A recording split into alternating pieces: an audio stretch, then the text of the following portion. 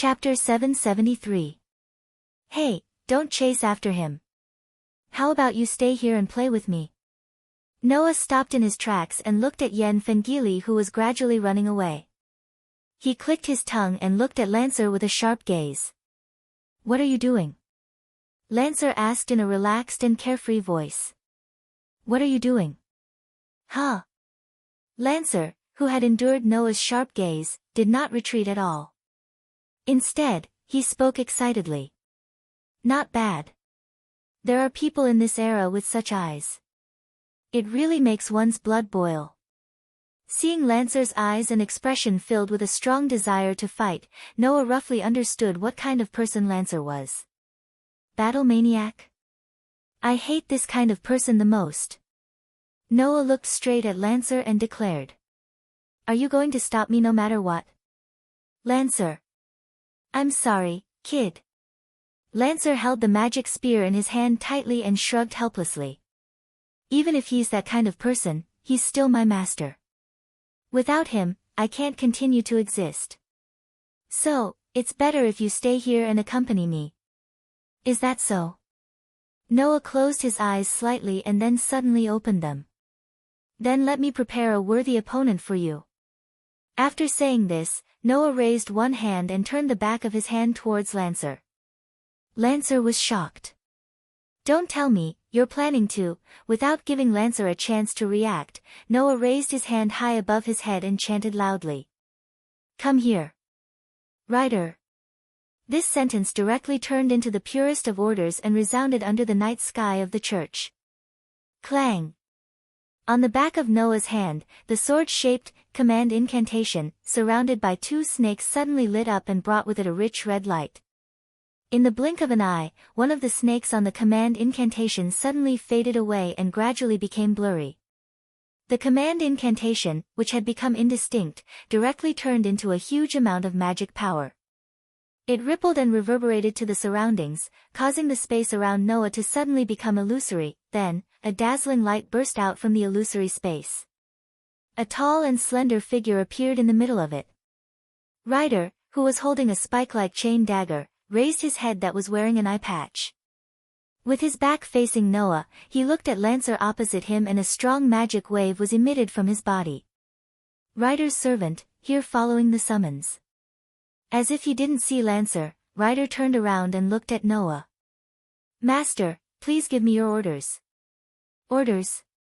Noah smiled faintly. No orders, Ryder. This time, do as you like it. Make as much trouble as you want. Hearing this, Ryder tightened his grip on the chain dagger and a bright smile that was usually expressionless. Understood, Master. Noah crouched down like a cheetah and chased after Yen Feng and Chi Li as soon as he received Ryder's reply. Stop right there. Kid.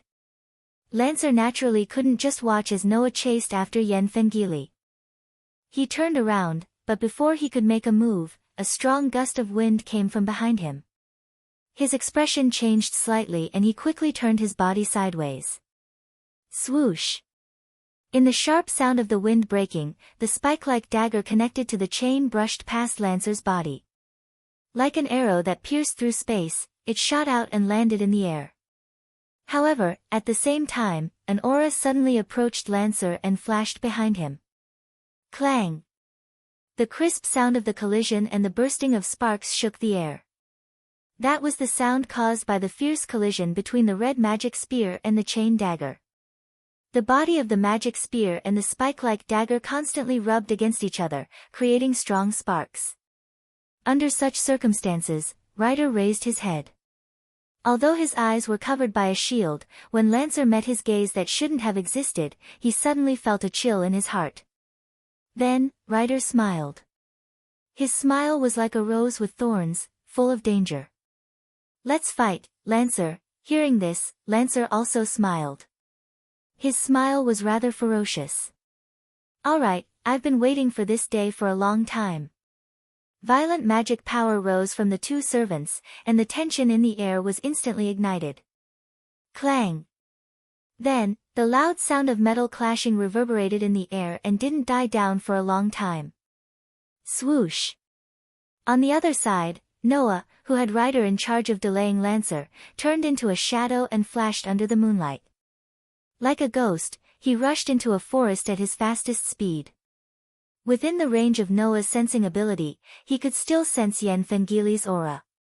Perhaps because he was injured, Yen Fengili couldn't escape from the range of Noah's sensing ability in time. This was also the most unlucky thing about Yen Fengili. It was destined that tonight would be the most unforgettable and unbearable night for him. Following the remnant aura within the range of his sensing ability, Noah constantly shuttled through the lush forest. His body was extremely nimble as he leaped over the trees. At a speed that could only be seen as a shadow, he sprinted in a certain direction. Swoosh! Just as Noah was about to catch up with the aura in front of him, a weapon that was as sharp as a dagger or a short sword suddenly shot out from the front. It cut through the air, and with a sharp sound, it accurately pierced towards Noah's body. It was a weapon that Yen Fengili had used once in his battle with Noah. It could eject a blade from the dagger-like hilt. It was said that under normal circumstances, only members of the Church of Holy Light would use this weapon. It was a weapon called the Black Key. In terms of swords, this weapon wasn't refined enough, and its sharpness couldn't be compared to ordinary swords. However, in terms of length, it was a weapon that was very suitable for throwing. Moreover, this weapon had a miraculous effect on spiritual bodies. The blade of the sword was weaved with magic. As long as there was a hilt, it could be carried on one's body at any time. When it was time to use it, it could be taken out. The blade of the sword weaved with magic could be used in battle. It was a very convenient and miraculous weapon.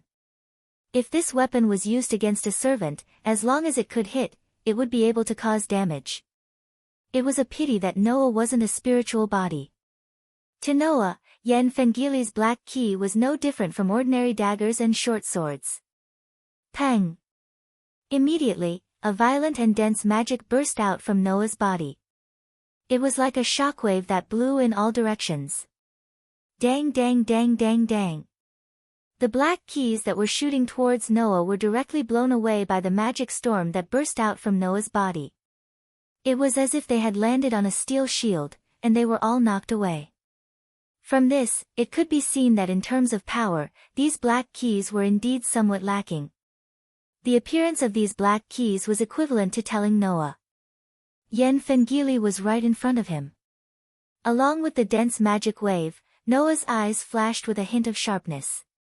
He turned around and stomped on the trunk of a tree.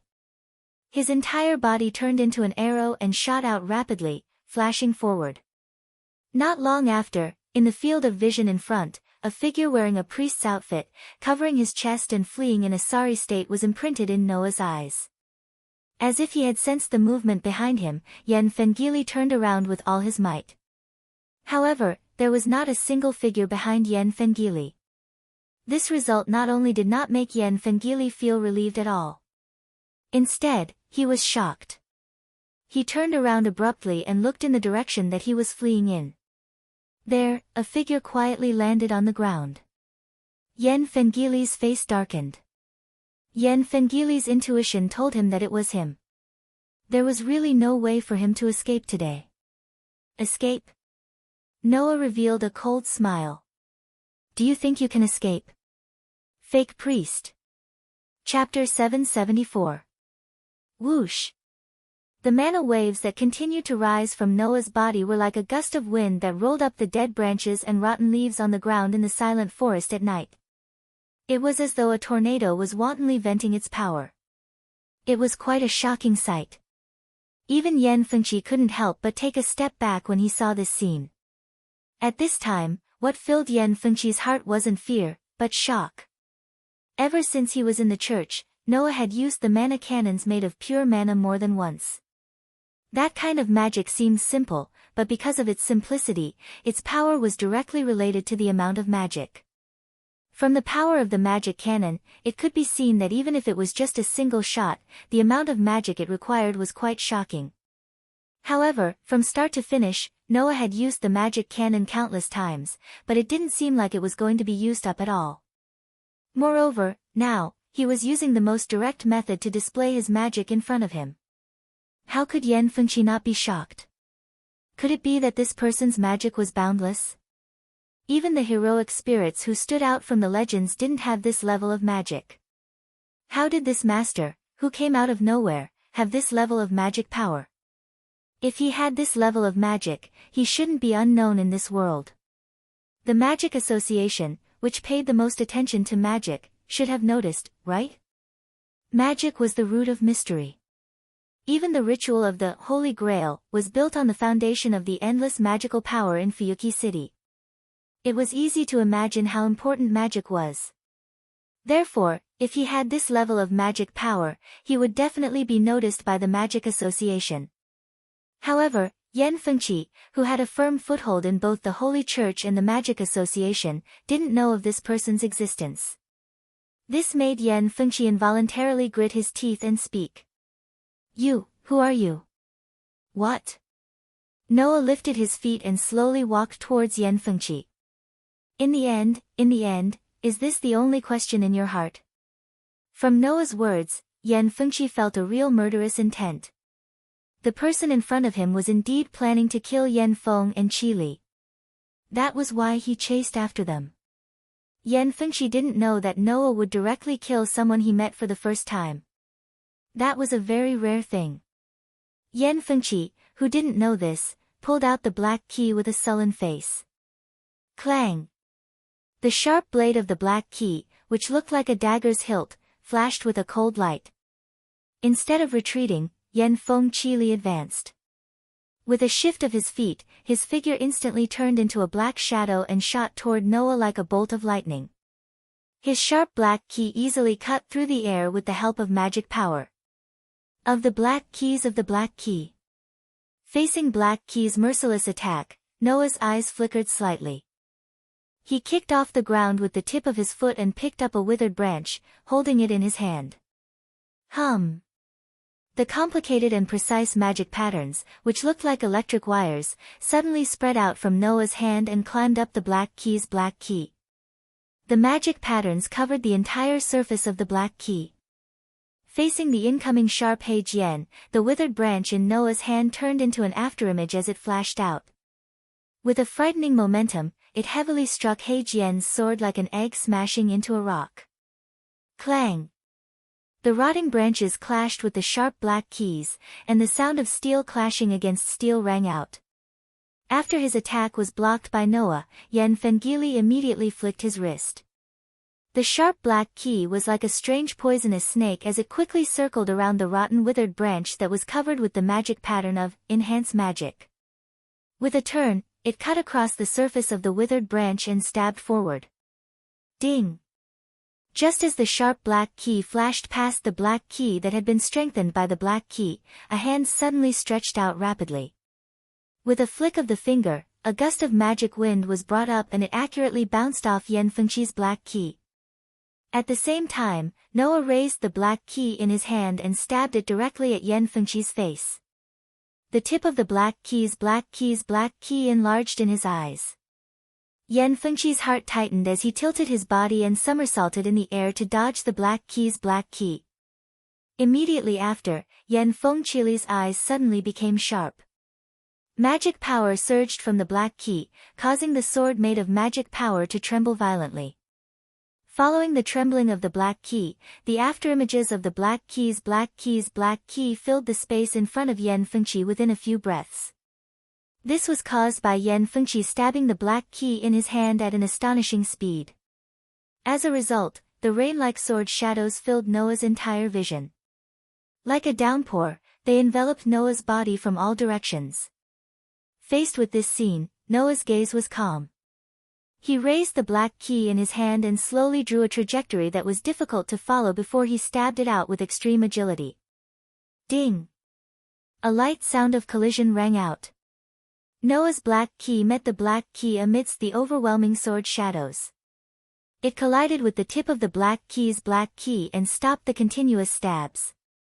Yan Fengqi's expression changed slightly, but he could only grit his teeth and shake his other arm. The other black key immediately landed in Yan Fengqi's hand. The black key flicked out and turned into a sword shadow. With a trail of silver light, it directly stabbed towards Noah's throat. However, this time, before the sharp black key could pierce Noah's body, Noah's hand that was holding the rotten black key suddenly twisted strangely. Like a python that had wrapped around its prey, it tightly sucked onto Yan Fengqi's black key. With a forceful tug, Yan Fengqi lost his balance and fell forward. Whoosh!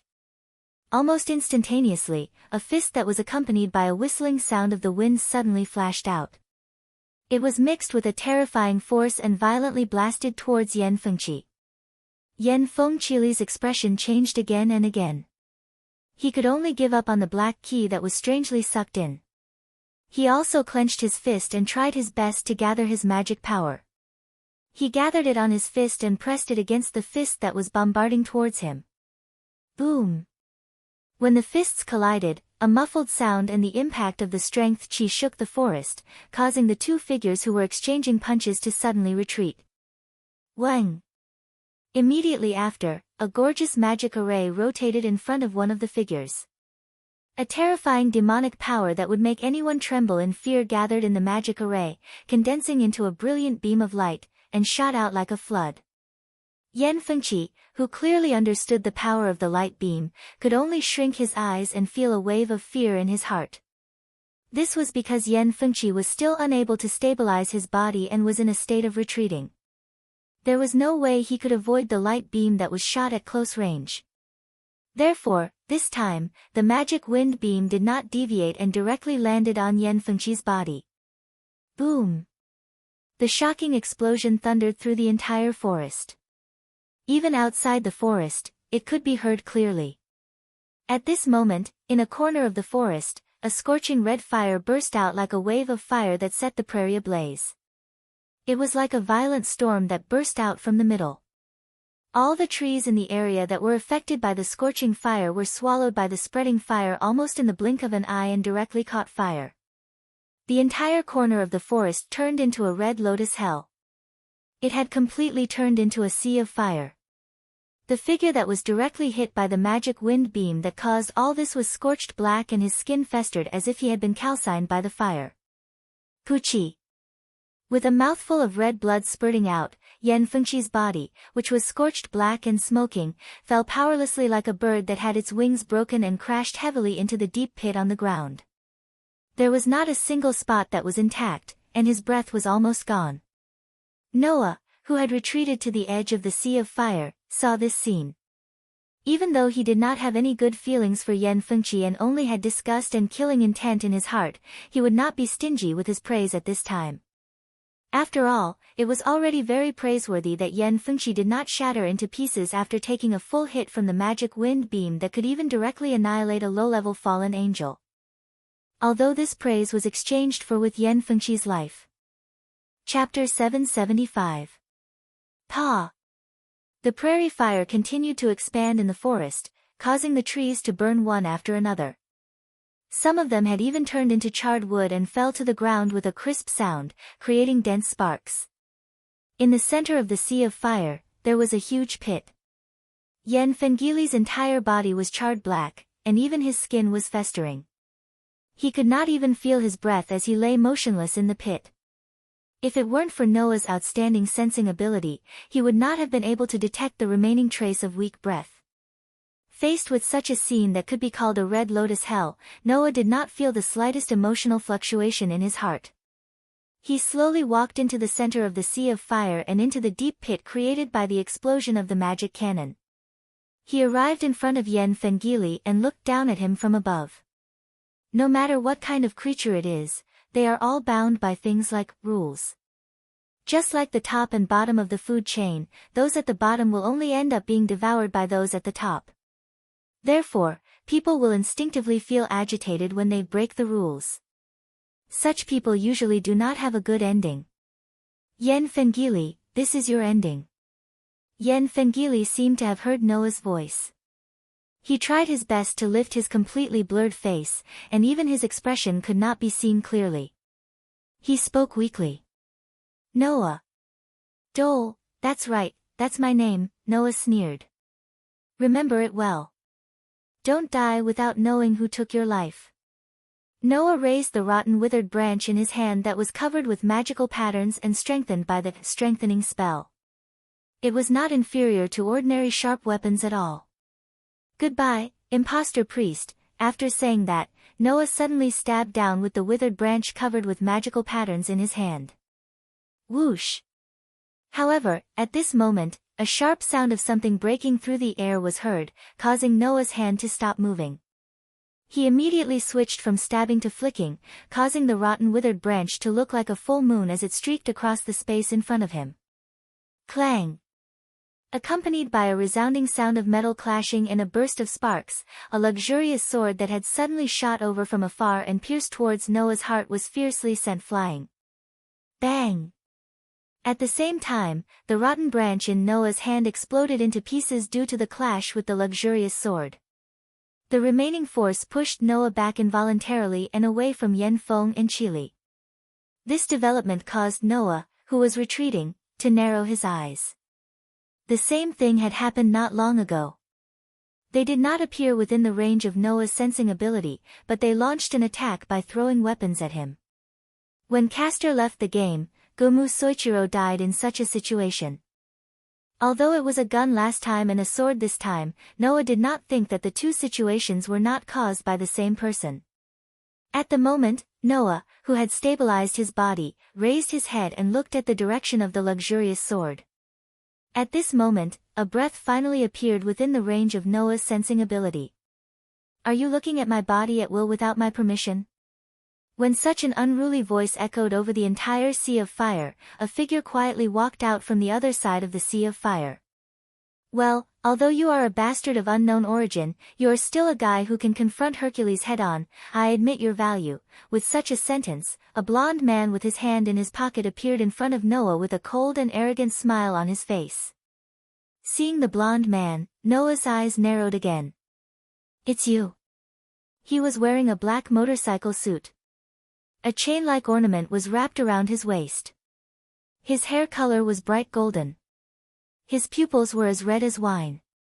This guy was clearly the mysterious blonde man who suddenly appeared in front of Noah at night last time and mentioned Tonging in front of Noah. Yen Feng Qili also turned his head with difficulty and looked in the direction of the blonde man. After a while, he squeezed out such a name. Gilgamesh, Qili. The man called Gilgamesh by Yen Feng Qili glanced at the blackened man who was lying on the ground and had almost no breath. The expression on his face became ridiculing. I just left for a while, and you actually became like this, Qili. This time, you lost your mind. Yen Feng Qili seemed to want to say something, but because his movements were too big, dark red blood seeped out of the corner of his mouth, causing him to be unable to even cough. He could only continuously bleed like a corpse that was about to die. It seems that you can't do it anymore. Gilgamesh smiled as if he was helpless and indifferent at the same time. Forget it, anyway, I have found something more interesting to do here. Thank you very much for accompanying me for so long, I had a great time, Qili. After saying that, Gilgamesh turned his gaze to Noah, who was opposite him, as though he was looking at something interesting. Then, he suddenly laughed out loud. This is the first time we have met like this, right? Writer's master. Hearing this, Noah still looked straight at Gilgamesh, and after a while, he spoke. Who are you? Who am I? Gilgamesh slightly widened his eyes, then covered his forehead, as if he was amused, and laughed out loud. I have already allowed you to admire my figure, but you still didn't recognize who I am? And you even questioned me? Ha ha ha ha. Gilgamesh's laughter suddenly stopped, and a cruel emotion appeared in his wine-like eyes. A guy who can't even recognize the king doesn't need my mercy. As soon as he finished his words. Clank. Wave-like golden ripples suddenly reverberated in the space around Gilgamesh. At this moment, a message suddenly appeared in Noah's mind. Profession rank, Archermaster, Yen Feng Qili real name, Gilgamesh attribute, Chaos, Good, Ability value, Strength, B durability, C agility, C magic power, B. Luck, A. Noble Phantasm, X. Profession Skill, Magic Power. EA is one of the 3 knights in the Holy Grail War. Because of the profession rank of archer, he had obtained this skill, but in fact, he did not have the ability to deal with magic power, so he could only stay at the lowest level, level E. Although the level was low, because he had a variety of magic armors, he could actually nullify most magic. Solo action, A+. As an archer's servant, they would usually be given the ability to act alone. However, in the archer job class, it was very rare for them to have this level of ability to act alone. They had already surpassed the highest level of A rank. Even without the help of a master, they would still be able to act. Even when using large-scale magic, the support of a master would become unnecessary. They would be able to completely ignore their master and act at will. Furthermore, as a servant who had obtained a physical body, even after the end of the Holy Grail War, they would still be able to continue to maintain the Earth realm. Preservation Skill, Golden Rule, A. With the fate of being entangled with wealth in his life, he would not be confused by the problem of money in his life. From the beginning to the end, he would live a rich life, because there was a legend that all the treasures in the world in the era of survival were his own. He even had a treasure house to keep all the noble phantasms. This skill seemed to have nothing to do with combat, but in the aspect of equipment, this skill actually played a great role. Leadership ability, A+. With excellent command and leadership ability, he had the ability to be praised as the best king. This was a very rare skill. Generally speaking, if you want to rule a kingdom, as long as you have level B, it was enough. Reaching level A+ was already beyond popularity or technology. It could be said to be the level of magic or curse, so even just leading would greatly improve the morale. Divinity, B, A+, even among the heroic spirits, he had the highest level of divine fitness. His divinity even surpassed that of the son of the Greek main god. After his death, he even became a true god, Hercules. Unfortunately, although he had such a high level of divine fitness, he still hated the gods, resulting in his level being reduced to B. Chapter 776. The sudden feedback in his mind made Noah completely fall into a state of shock. It seems that Gilgamesh's sudden attack stimulated Noah's ability as a master, allowing Noah to spy on Gilgamesh's ability value. But what's going on? Archer. Isn't the archer of this Holy Grail War Rin Enosaka's servant? What's going on with this archer in front of me? Moreover, up until now, the 7 servants of this year's Holy Grail War have all appeared, haven't they? The second archer. The 8th servant. Master or Yen Fengili? Yen Fengili has 2 servants. What the hell is going on? Oh. You have an interesting expression. Gilgamesh, who was surrounded by golden space ripples, seemed to have seen through the bewilderment in Noah's heart. He spoke in amusement. Are you wondering why there is an 8th servant? Writer's master. With such a sneer, Gilgamesh said proudly. Unfortunately, that's something that only those who can survive are qualified to know. You can try to survive in my hands. In that case, I can still be merciful and tell you. After that, Gilgamesh gently raised his hand. Buzz dash. Suddenly, from the golden ripples that fluctuated from the space around Gilgamesh, weapons slowly emerged as if they were floating from the water. They were weapons that looked extremely luxurious at first glance. There were swords. There were knives. There were guns. There were halberds. It was as if every type of weapon in the world was included in it. In the golden space ripples, at least dozens of weapons emerged, as if they were put on a bow that was fully drawn, and the tip was pointed in the direction of Noah in front of him. Seeing this scene, Noah's face finally showed a touch of surprise. Noble phantasm? Yes. There were at least dozens of luxurious knives, swords, spears, and halberds. All of them represented the hero phantasm itself as the strongest trump card. That was why Noah was shocked.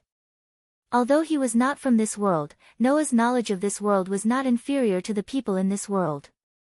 Therefore, Noah knew that there were people who had more than one hero phantasm as the strongest trump card. Generally, hero phantasm could only have one hero phantasm.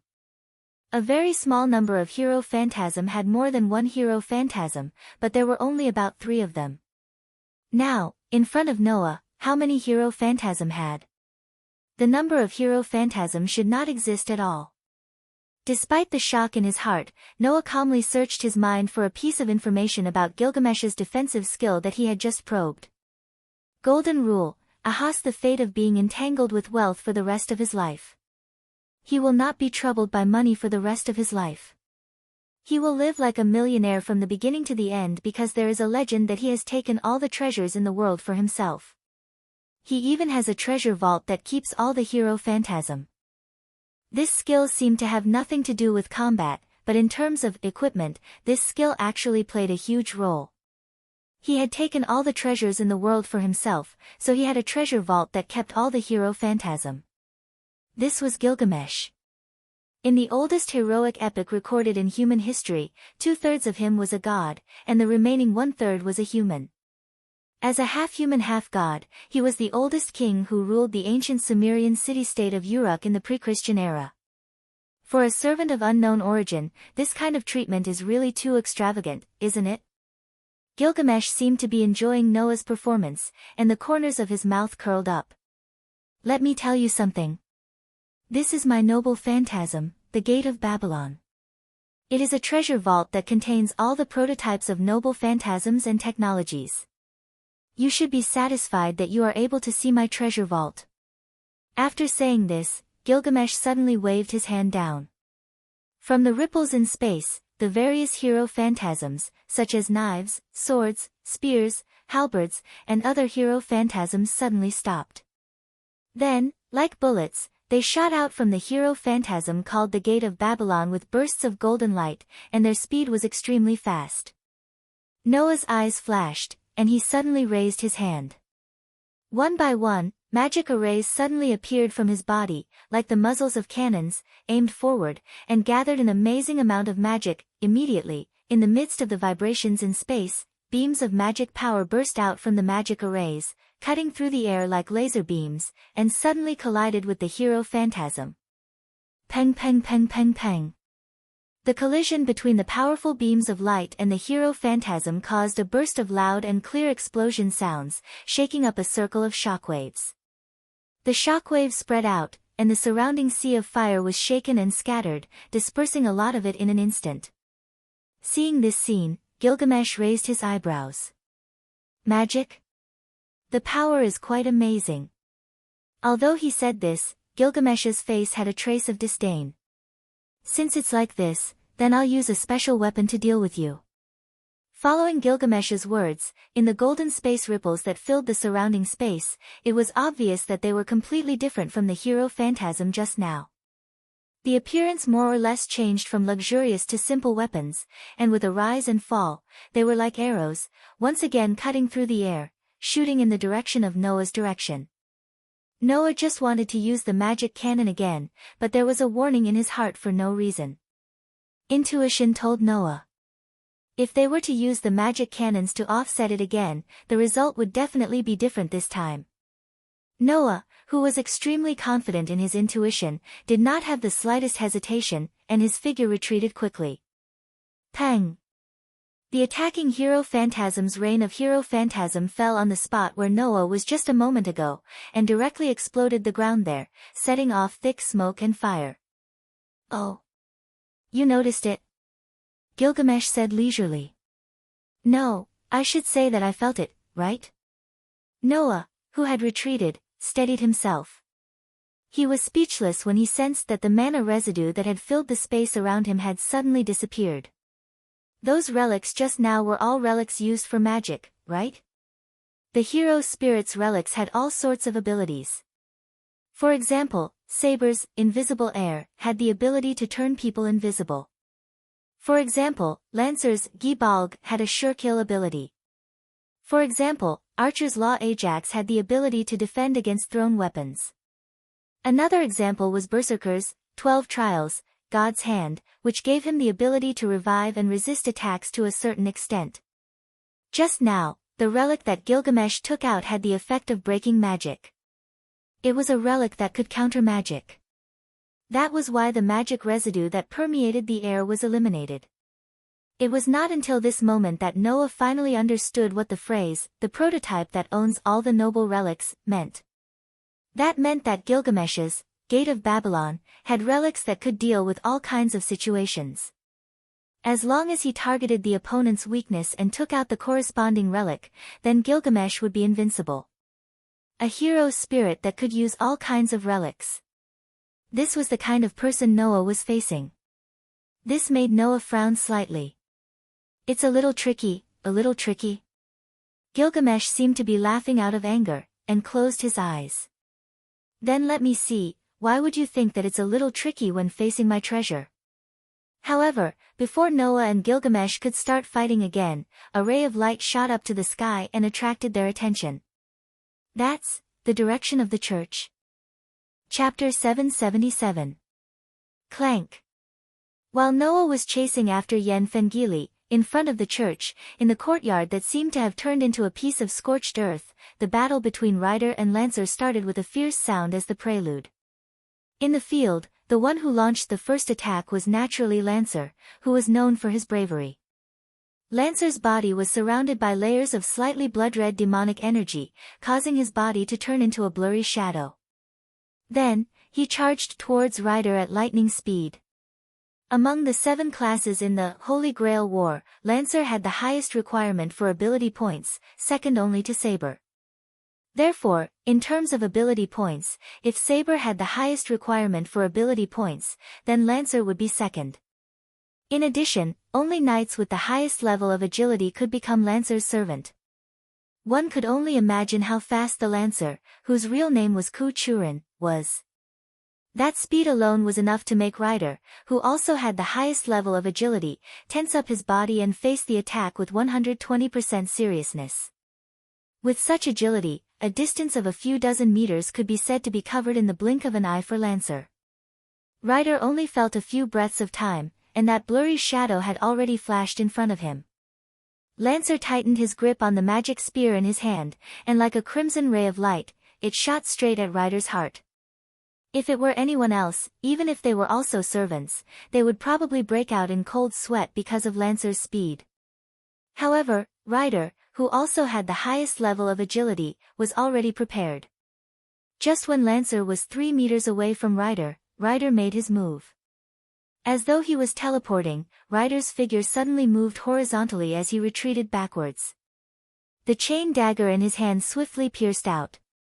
The powerful force directly caused a faint arc of light to appear in the air where the chain dagger passed, bringing with it a sharp whistling sound as it shot forward. Lancer was obviously surprised to see that Rider was actually able to open up the distance between them at such a close distance. Although they were both servants with the highest level of agility, Lancer and Rider specialized in different areas. Lancer was good at instantaneous explosive speed. What Rider excelled at was average movement speed. Therefore, in terms of instantaneous burst of speed, Rider shouldn't be that high. But now, Rider's instantaneous burst of speed was almost catching up to Lancer. Of course, now was not the time to think about this. Sensing the sharp wind coming towards him, Lancer calmed himself down and let out a sinister laugh. He tapped the ground with the tip of his foot and his body suddenly floated up. The magic spear in his hand was like a bolt of lightning as it ruthlessly pierced towards Rider who was right below him. Ding! The crimson magic spear heavily pierced the chain dagger that was directly under Lancer's body. As sparks sputtered, a strong force burst out and easily suppressed the chain dagger. The moment the magic spear touched the chain dagger, Lancer's arm that was holding the spear bent and bent. The magic spear that had pierced Rider's chain dagger immediately used the force of the dagger to propel Lancer's body, causing Lancer to do a somersault in midair. Like an eagle descending from the sky, the sharp magic spear shot towards Rider's head with a chilling wind that made one's scalp numb. Facing Lancer's sudden and fierce attack, Rider's face was solemn. His feet moved, and his body instantly retreated a few steps. The chain dagger in his hand rose from bottom to top, and he fiercely raised it. Clang! The short sword and long spear collided heavily. The force from the collision caused Lancer's body, who was descending from the sky like an eagle, to be lifted into the air. As a result, Ryder, who was standing below, should have withstood the greater force, but his body didn't even tremble. With the chain dagger in his hand, he continued to retreat. Monstrous strength again. Lancer, who was floating in mid-air, instantly saw the reason why he was at a disadvantage in the previous confrontation. What a troublesome skill. Although it can only be maintained for a very short period of time, it can be used at any time. And it doesn't look like there's any interval between uses. I can't compete with strength, but I also can't compete with speed. My opponent's speed is not below mine, so it's really troublesome. Saying so, the smile on Lancer's face became wider and wider. However, in hand-to-hand combat, Ryder is obviously not good at it. I'll use high-intensity close combat to suppress her. As soon as this thought came to his mind, Lancer's body trembled slightly. A blood-red magic flame suddenly burst out from his body, lingering around him, and then converged on the magic spear in Lancer's hand, causing the already extremely bright red spear to become even redder. Ha! At that moment, Lancer roared. His body spun, and like a whirlwind, he suddenly flew out. With a whoosh sound, his body madly shot toward Ryder's direction, and in an instant, he was in front of Ryder. As soon as he entered the attack range, Lancer didn't hesitate. His arm shook rapidly, and the magic spear was like a crimson-red viper, drawing a series of afterimages in the air, fiercely piercing toward Ryder's body. In an instant, Ryder, whose speed was not as fast as Lancer, could only raise the chain dagger in her hand. While maintaining her movement, she waved the chain dagger in her hand like a whip, pulling up the chain that was connected to the dagger in her hand. She waved it repeatedly, and the silver chains formed a steel net, protecting her entire body behind it. Ding ding ding ding ding ding ding. The spear shadows of the devil's spear pierced through the protective net of chains at an astonishing speed, causing a series of crisp sounds to ring out. It was as though a strange melody was being played, producing a series of pleasing notes. Ding ding ding ding ding ding. Under the continuous attacks, Ryder could only wave the chain in his hand to block them, but his body was constantly retreating. It felt as if he needed to use a chain to block every raindrop in the pouring rain, not letting a single drop fall on his body. One could imagine how difficult it was. Lancer's idea was indeed correct. Although in terms of ability value, Ryder was not inferior to Lancer, in terms of close combat, Ryder was obviously inferior to the Grand Knight, who was known as Fierce Dog. Over time, in the face of such a dense rain of attacks, even Ryder's defensive stance began to crumble. His movements began to feel awkward. Ha ha ha ha. Take this, take this, take this, take this. Perhaps it was because he was too excited, Lancer couldn't help but laugh wildly. While madly thrusting his spear like a storm, he taunted Ryder. What's wrong? Ryder. Where's your imposing manner from just now?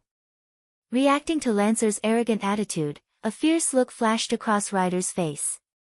Without hesitation, he lashed out the chain that he had been using to form a defensive net like a whip.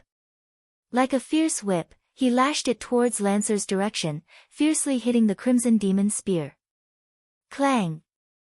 In the loud sound of the collision, the two figures were sent flying backward in the strong wind. After rubbing against the ground for a distance of more than 10 meters, they finally stopped. However, Lancer was still the same as before, not showing any signs of being in a difficult position. As for Ryder, because he had just dealt with Lancer's continuous attacks, his breathing began to become disordered. It was clear who had the upper hand and who had the lower hand. No matter what, a cavalryman competing in close combat with me, a spearman, is simply asking for trouble. The sneer on Lancer's face faded slightly, and he raised his magic spear. You should also show your true ability. Chapter 778. It's time for you to show your true strength, right? Lancer's words froze the entire atmosphere. Ryder was silent. There was no doubt that Ryder had not shown his true strength yet. After all, in the Holy Grail War, every job class had its own requirements. The requirement for the saber job class was that the heroic spirit must be able to reach the highest level in all aspects, except for magic power, and wield sword-type weapons. The requirement for the lancer job class was that the heroic spirit must have the highest level of agility and wield a gun-type weapon. The requirement for the archer job class was that the heroic spirit must specialize in long-range attacks, wield a powerful shooting weapon, or have a special ability related to shooting weapons. Only the heroic spirit that met the job class requirement could use this job class as a vessel and descend into this world as a servant. Obviously, the servant that met the job class requirement also meant that the servant was good at fighting. Rider, on the other hand, required a heroic spirit to have a deep relationship with a mount. As a result, the ability of the rider job class was generally lower than that of the 3 knights. However, they were able to make up for it by using the abilities of their mounts, which they had a deep relationship with, to display high-level riding skills and fight against their enemies. Therefore, the rider was not good at close combat at all. The reason why their ability points were not lower than the 3 knights, and their ability points requirements were second only to sabers, lancers, was because of the vast amount of magic provided by Master Noah. However, even so, the rider's strength was not in close combat. The rider's strength and durability were only B-level, which proved this point. Otherwise, with Noah's magic power, the rider's strength and durability would definitely be more than B-level. Because Rider wasn't a heroic spirit that specialized in close combat, Rider's stamina and durability didn't continue to increase. The true strength of a servant, Rider, was in the aspect of mounts. Lancer, who was very clear about this, stared at the rider in front of him with a very serious expression. "You're not planning to hide your strength at this level, are you? Show me what you've got." Hearing this, Rider slowly raised his head and looked at Lancer. "Indeed. It's rare for Master to allow me to cause a ruckus. If I don't show my true strength, it would be too disappointing." As she said this, a burst of suppressed magic gradually rose from Rider's tall and slender body like a strong wave of fire. "Then I won't hold back. Don't regret it, Lancer." The magic power rising from Rider's body suddenly stagnated. Clang! Suddenly, a strong light erupted from Rider's body. It was an extremely pure white light. In such a burst of strong light, Rider turned into a ray of white light and suddenly rushed into the sky. After rising to a certain height, it suddenly became like a white sun and suddenly turned into a shocking source of light. Lancer subconsciously raised a hand to block in front of him, but his eyes never closed. He stared intently at the white sun-like light source in the air. At a certain moment, his pupils shrank. This was because Lancer saw it clearly. In the center of the strong light, a shadow slowly emerged. It was the body of the shadow that made Lancer's expression become more and more serious. In the end, he even cursed out loud. "I see. That's why you're Rider. Damn it, with such a thing as a mount, what are you if not Rider?" It was normal for Lancer to have such a reaction. Because he saw a fantasy. Whoosh! In the whistling sound of wings, in the center of the white sun-like light source, a horse appeared under the night sky. It was a white horse that was surging with blue mist. It had a pair of wings and was incomparably white. It gave off an extremely noble and holy feeling. At this moment, Rider was riding on such a white horse with wings, looking down at Lancer below. Her figure was like that of a goddess. In fact, before she became a monster of Gorgon, Medusa was a goddess. Legend had it that when Medusa fell as a goddess and became a monster of Gorgon, and was beheaded by Perseus, a Pegasus named Pegasus flew out of her body.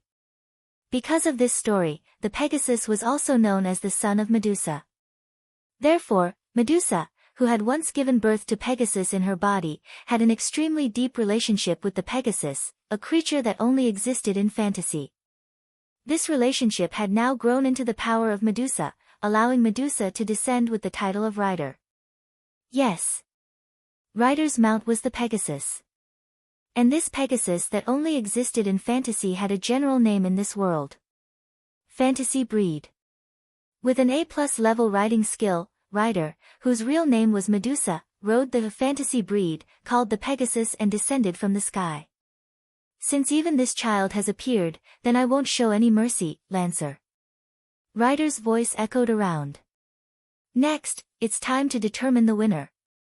After saying that, the chain dagger in Ryder's hand gradually turned into a ray of light, forming a rope of light that wrapped around the neck of the Pegasus under him. Ryder held it tightly. At this moment, the aura of the Pegasus under Ryder suddenly rose, and even the magic around it skyrocketed. Neigh! The holy white horse immediately flapped its wings and let out a long neigh, and even its pair of eyes became blood-red. Bellerophon. This was Ryder's noble artifact. It could greatly increase the ability of the summoned fantasy breed, and it was a noble artifact that combined attack and defense. With the help of the relic, Ryder's riding ability had reached a whole new level. It caused the space around the Pegasus to ripple and set off layers of air waves. It was a shocking sight to behold. Ha ha ha ha. Facing the amazing pressure from the sky, Lancer was not the least bit timid, but instead laughed out loud in joy. This is it. This is it. I participated in this boring ceremony just to have a good fight with an opponent of this level. In the midst of this ecstatic laughter, Lancer quickly performed a spear dance, and the magic spear in his hand was like a javelin, holding it up. In that case, I will also use my strongest attack, just like what you said, Ryder, let's have a showdown. Suddenly, a burst of blood-red magic suddenly rose from the magic spear that Lancer was holding on his shoulder, ready to throw, like a red stream of air, suddenly skyrocketing. Immediately, the tip of the magic spear gathered a whirlpool-like red light wave. This is another use of my noble artifact. It gives up the concept of being dirty, but strengthens the power and range of effect because if it is casually used, it will cause too much damage, so under normal circumstances, I don't like to use it. Lancer's ecstatic voice also echoed under the moonlight. I will use this spear to meet your full blow. While speaking, the magic spear in Lancer's hand turned into a whirlpool-like light wave, and the magic gathered at the tip of the spear became denser and denser. In the end, it had expanded to cover all the space within 3 to 4 meters of Lancer. Feeling the amazing magic rising from Lancer's body at this moment, Ryder smiled fearlessly. In the next moment, a white comet and a red meteor burst out from the sky and the earth, respectively. Bellerophon. Balg. The real name of the noble artifact was released. The comet and the meteor collided fiercely in midair. Dong! A violent loud sound resounded through the sky. Chapter 779. Bellerophon. When Ryder released the true name of his precious artifact, beneath him, the pure and holy Pegasus let out a long neigh. The surrounding spiritual energy like mist curled around its body like flames, burning fiercely and expanding in an instant. In the blink of an eye, the holy Pegasus was completely covered by the flame-like magic mist. With a long neigh, it flapped its wings and swooped down toward Lancer under Ryder's control. Whoosh! It was as if it had transformed into a white comet. The sacred heavenly horse descended from the sky and streaked across the space. Wherever it passed, the atmosphere fluctuated violently. It was like ripples of water that continuously spread out. Looking at the white comet falling from the sky, Lancer raised his crimson magic spear. His whole body looked bright red under the light of the red magic flame on the magic spear. Then, he poured all the magic power in his body into his beloved spear at once. Balg. The moment he released the other real name of his spear, the blue veins on Lancer's strong arms bulged so obviously that they could be seen clearly even under the tight clothes. Immediately, Lancer's arm shook, and he threw out his magic spear fiercely. Wang! The tip of the demonic spear, which had a crimson whirlpool of light rippling around it, instantly transformed into a crimson meteor. It cut through the atmosphere and set off a series of turbulent flows like a violent storm. It was like a rocket that soared into the sky, shooting towards the horizon. A white comet falling from the sky. A red comet soaring into the sky. 2 streaks of starlight, one white and one red, shook the space. Under the situation where the whole space was illuminated, they heavily collided in midair. At that moment, the whole sky suddenly became quiet. Then, an extremely terrifying energy suddenly exploded from the point of contact where the two streaks of starlight collided in midair. Dong! An earth-shattering roar resounded through the sky, turning into a sound wave. Like a circle of shock waves, it vibrated out. In midair, the white comet and the red meteor collided with each other, setting off a terrifying shockwave and intense flames.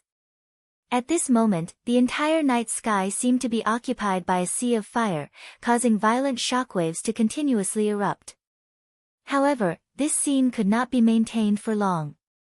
In just a few breaths of time, in the sea of fire in midair, the white comet that collided with the red meteor suddenly trembled, and an extremely terrifying magic power burst out of its body, causing the white comet to expand several times in size. Under such circumstances, the crimson meteor formed by the crimson demonic spear trembled. The crimson demonic chi flames on it were gradually extinguished by the terrifying demonic chi flames rising from the white comet at a speed visible to the naked eye. Pang! In the next moment, the red meteor was directly scattered by the white comet, turning into a burst of red sparks that scattered in all directions. The white comet, which did not lose its momentum, rushed out from it, turning into a gorgeous ray of light that shot to the ground. Wadash! Lancer only had time to show a shocked expression on his face. Then, the comet from the sky filled his entire field of vision, bringing with it a terrifying gust of wind as it fell. Pang! In the courtyard in front of the church, a pure white spark exploded on the ground, causing a deafening explosion. With a terrifying impact wind, it swept out and spread in all directions.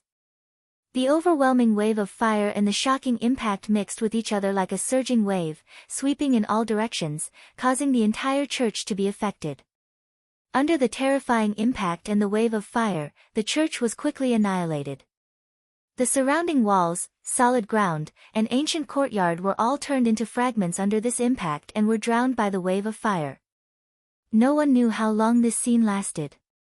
It was not until a long time later that the terrifying wind and the intense fire gradually weakened and faded in the air. Whoosh! In the whistling sound of wings flapping, Ryder, who was riding on a Pegasus, floated in mid-air, looking down from above.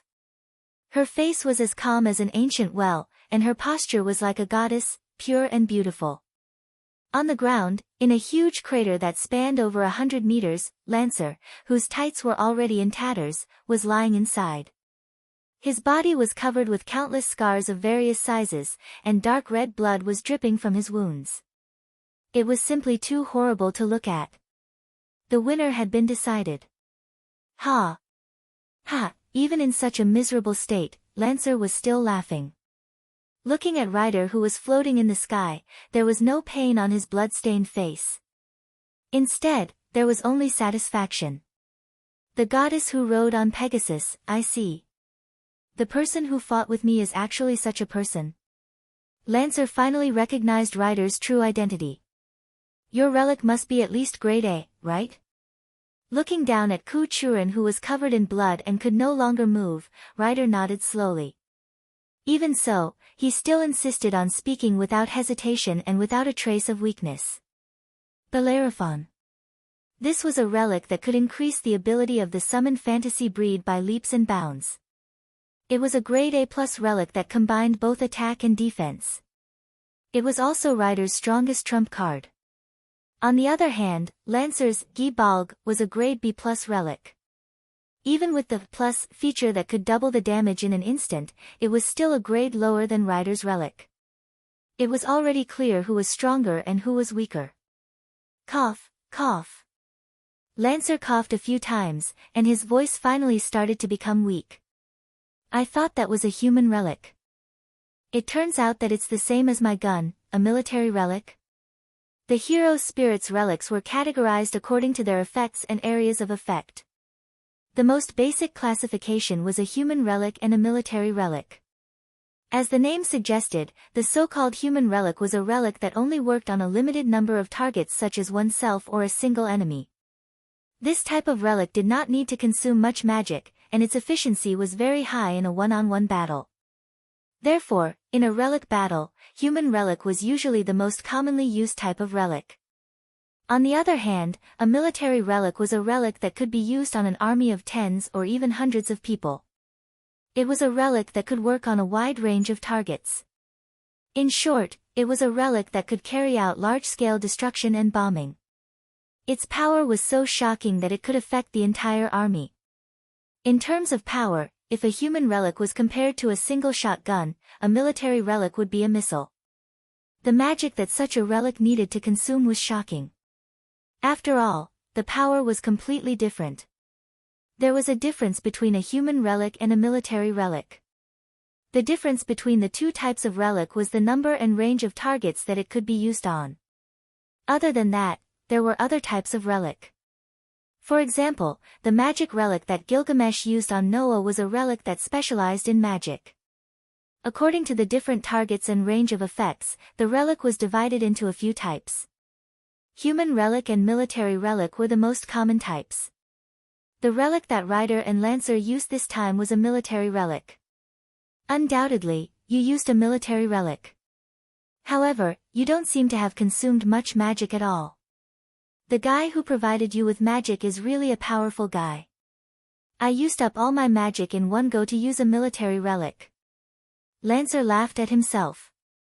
Really, losing to a woman like this is not cool at all. After saying this, Lancer's figure slowly turned into a cloud of mist and disappeared into the deep pit. Lancer left the arena. Seeing Lancer leave, Rider, who was riding on the Pegasus, remained silent for a while as if she was offering her last respect and condolences to Lancer.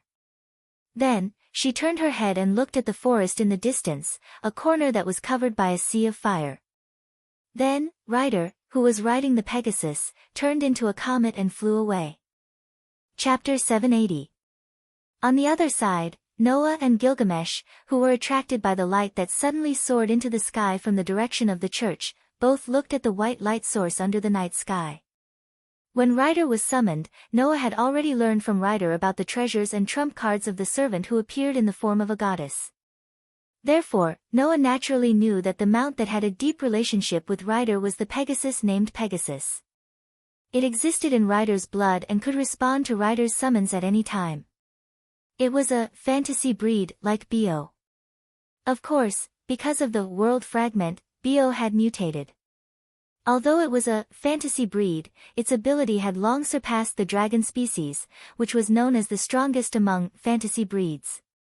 It even surpassed the category of fantasy beast and reached the level of mythical beast. Although Rider's Pegasus was not a mutant like Bio, its ability was one of the best in the category of fantasy breeds. In addition, Rider had an A+ level military treasure that could enhance the ability of the summoned fantasy breed. After using this noble artifact, the Heavenly Horse's ability would not lose to the strongest dragon species. Under such circumstances, once this trump card was used, Noah believed that Rider would definitely not lose to Lancer. Sure enough, in the next moment, the white comet that fell from the sky collided with the red meteor that soared into the sky. The white comet's victory was the result. Looking at the church that was annihilated under the violent impact, Noah chuckled. It seems that Rider has already solved the problem. Has that dog been killed? Gilgamesh seemed to have the same thoughts as Noah and curled his lips. Well, forget it. As an entertainment program, that dog has done its duty. Although a dog is still a dog, it can only be used when guarding the door. With that said, Gilgamesh raised his hand, and the golden space ripples that fluctuated in the space around him disappeared like a door that was suddenly closed. Noah raised his eyebrows. Not fighting anymore. Hero King. There's already too much entertainment tonight. Gilgamesh glanced at Noah and laughed mockingly. We've already dealt with a lot of useless bastards. If we continue, it will be boring. You've saved your life, kid. Although Gilgamesh's tone was still as arrogant and conceited, his words were indeed correct in their meaning. Tonight, quite a number of people had left the venue. Archer. Lancer. Caster. Assassin. In just one night, 4 of the 7 servants who appeared because of the Holy Grail War had already left. This should be the fastest exit rate for servant in history, right? There were only 3 servants left. No.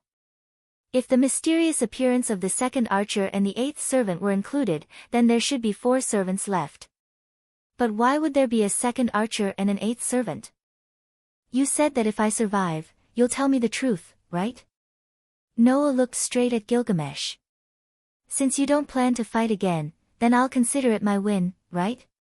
The oldest king in human history was not only arrogant, but also capricious. If he were to directly announce his victory like this, it was very likely that the other party would fly into a rage out of humiliation and launch an attack on Noah. However, that was not enough to make Noah retreat. With all the prototypes of the noble phantoms, Gilgamesh's power was obviously above any servant.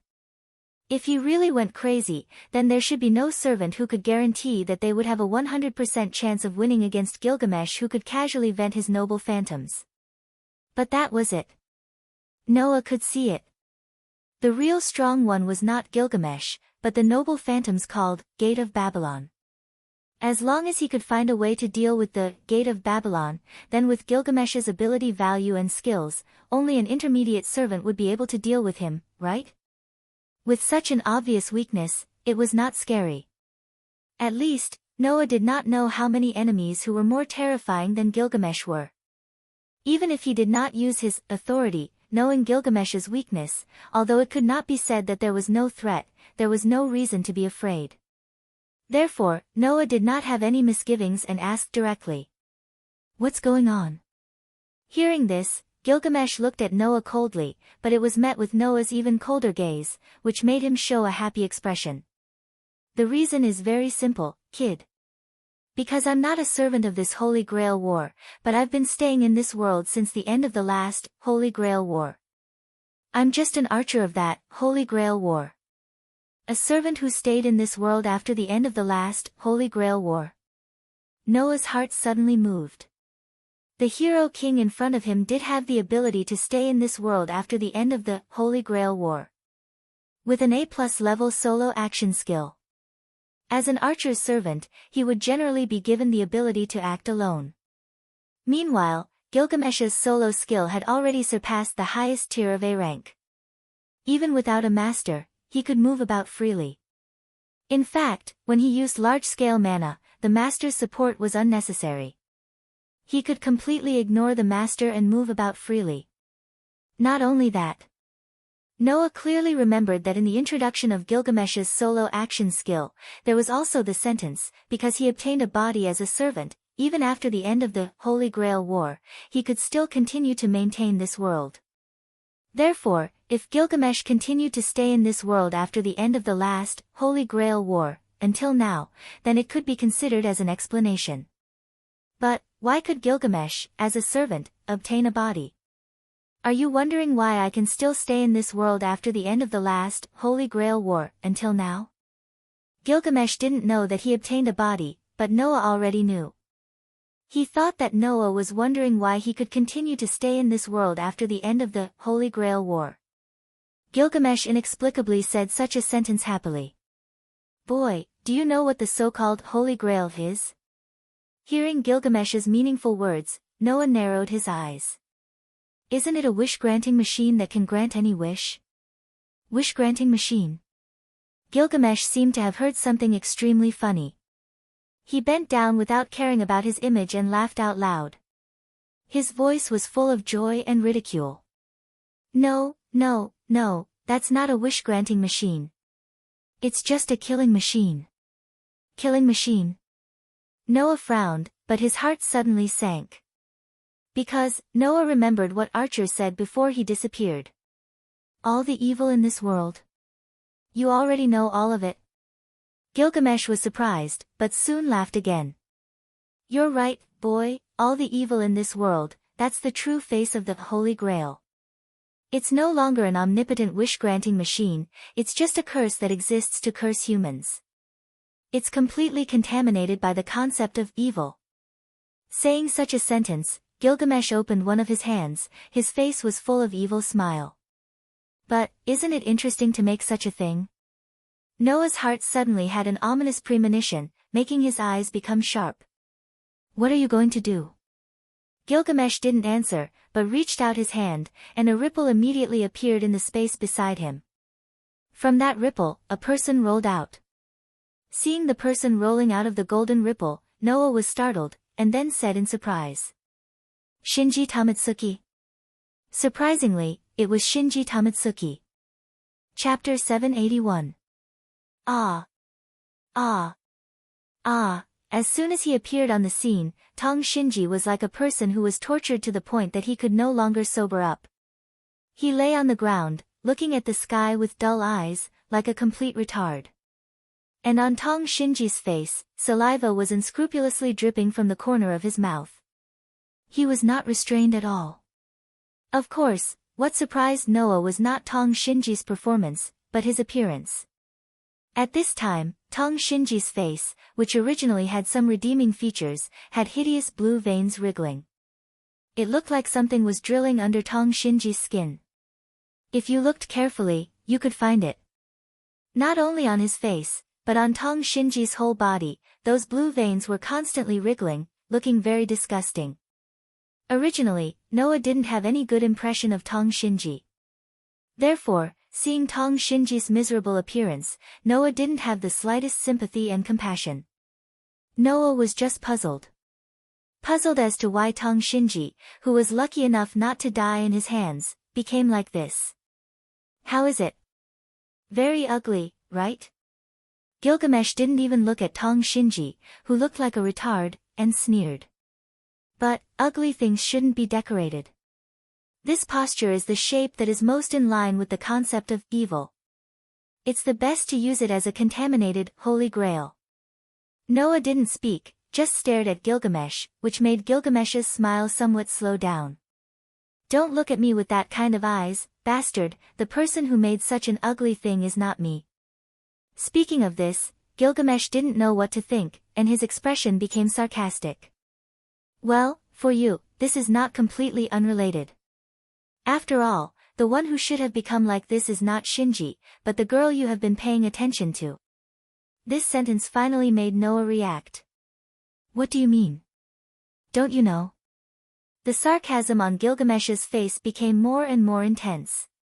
Do you really think that Mamatsuki Masanori almost transformed the little girl adopted from the Yuansaka family just to let her adapt to the Mamatsuki family's magic? Gilgamesh stretched out a foot, stepped on the face of Tong Shinji, who was lying on the ground like a retard, and grinned. Originally, Jian Tong planned to transform that little girl in order to make Jian Tonging into the Holy Grail. Hearing this sentence, Noah's face sank heavily. Before this year's Holy Grail War, this boring ceremony had already been held 4 times. Regardless of Noah's expression, or rather, enjoying Noah's expression, Gilgamesh not only did not have the tendency to stop, but the more he spoke, the more energetic he became. The first 4 Holy Grail Wars were declared failures due to various problems. Sometimes it was because the magicians of the 3 families had internal strife and killed each other. Sometimes it was because the servants lost control, which led to the complete collapse of the whole ceremony. In the last Holy Grail War, it can be said that it was the only example of the Holy Grail being formed, but at that time, the boring existence called Holy Grail had been contaminated and became the cursed door to hell. So, that Holy Grail was destroyed as soon as it was formed. I was the only one who survived to the end. When I was about to touch the Holy Grail, the thing inside flowed out because of the destruction and poured on my body. Gilgamesh covered his head, showing an insolent expression. That curse will only curse and kill humans. As a servant, if I were to come into contact with that curse, as a spirit that should have been placed into the Holy Grail after losing the battle, I would also be contaminated together with the Holy Grail. Even my soul would become filthy. It's a pity that a curse of that level isn't enough to drive me crazy. That's why I got a body from that curse, and I don't need to consume my mana in this world anymore, Gilgamesh said with a sinister smile as he looked straight at Noah. Of course, it's not only me who got benefits. A certain insect who dreamed of eternal life all day long also got a fragment of the destroyed Holy Grail. Originally, he planned to implant it into the little girl who was adopted by the Anaka family and transform the little girl into the little Holy Grail. Then, in this Holy Grail war, he let the little girl collect the souls of the defeated servants, so as to get the real, Holy Grail. Unfortunately, this plan failed from the beginning. The Holy Grail War that existed in Fuyuki City was caused by the Great Holy Grail that collected magic power from the ley line. The Little Holy Grail was responsible for collecting the souls of the defeated servants and storing them. After collecting the souls of the 6 servants, the Little Holy Grail could use this power to open the hole leading to the origin. Then, the Great Holy Grail would use a huge amount of magic power to fix this hole, so as to achieve the final goal of going to the origin. In other words, the Little Holy Grail was the trophy of the Holy Grail War, a wish-granting machine that could fulfill all wishes. Of course, only after collecting the souls of the 6 servants, the Little Holy Grail would become the real Holy Grail. If someone made another Little Holy Grail, and used this Little Holy Grail to collect the souls of the servants, when the souls of the 6 servants were collected, the person who held this Little Holy Grail would naturally be able to get the Holy Grail. For a long time, the Little Holy Grail was prepared by Einstein Balin. However, this time, someone else planned to make another Little Holy Grail. This person was Masanori Nakamura. And the Little Holy Grail that Masanori Nakamura wanted to make was Masanori Sakura. Unfortunately, Masanori Nakamura failed. I don't know where the power came from, but the whole plan was hindered. That insect almost went crazy. Otherwise, it wouldn't have used this guy as the Holy Grail. Gilgamesh kicked Shinji Mitsuki under his feet. Implanting a contaminated, Holy Grail fragment was like stuffing cotton into a doll, and randomly transforming it. The personality called Shinji Nakamura should have already been tortured and transformed, and completely disappeared because of the purgatory pain, right? Noah finally understood why Shinji Nakamura became like this. Shinji Nakamura had already been transformed into a hasty, Little Holy Grail by Masanori Nakamura. And the reason why Gilgamesh brought Shinji Nakamura with him had already floated to the surface. Over at Ludong Temple, the guy who killed Kugi Muniakairo was you, right? Noah took a deep breath and said in a deep voice. You went there to let Shinji Nakamura, the Little Holy Grail, collect the servant's soul, right? After all, Einstein Balin also prepared the Little Holy Grail. Gilgamesh smiled happily. In a situation where there are 2, isn't it natural for the closer one to get what it wants first? Why did you do that? Noah only had this question. You also want to get the Holy Grail. That thing you said was contaminated and boring? Although it's boring, it's still very useful in terms of its function. Gilgamesh sneered. There's nothing more suitable than it to kill people. The humans in this era are all a bunch of boring bastards, and it makes people want to vomit. I've already decided to use it to get rid of the boring humans in this era. Because it's boring, so it has to be eliminated. Gilgamesh, who didn't know how ridiculous his words were, waved his hand, and a golden ripple covered Shinji Nakamura and put him away. Let's end the chat here, boy. Even if it's a hasty Holy Grail, it should be able to barely take shape with another servant's soul. You have to pay attention to the safety of the 2 servants around you. Don't let them lose their lives if you're not careful. Leaving this sentence, Gilgamesh just wanted to leave, but a huge beam of light burst out and attacked his back. Bang! A shockwave that seemed to have materialized erupted and spread out in all directions.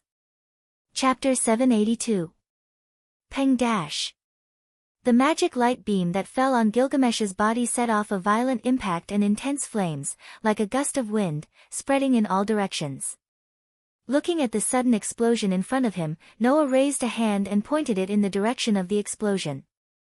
An intricate magical array was spinning in his hand, and there was no emotion in his deep, dark eyes. There was only complete coldness in them. Not long after, the impact of the explosion and the intense flames began to dissipate. Among them, a huge shield appeared there without anyone knowing. Along with the gradually dissipating impact and the intense flames, it disappeared in the air, exposing Gilgamesh's figure. Lifting his head, looking at Noah in front of him, Gilgamesh's expression completely disappeared.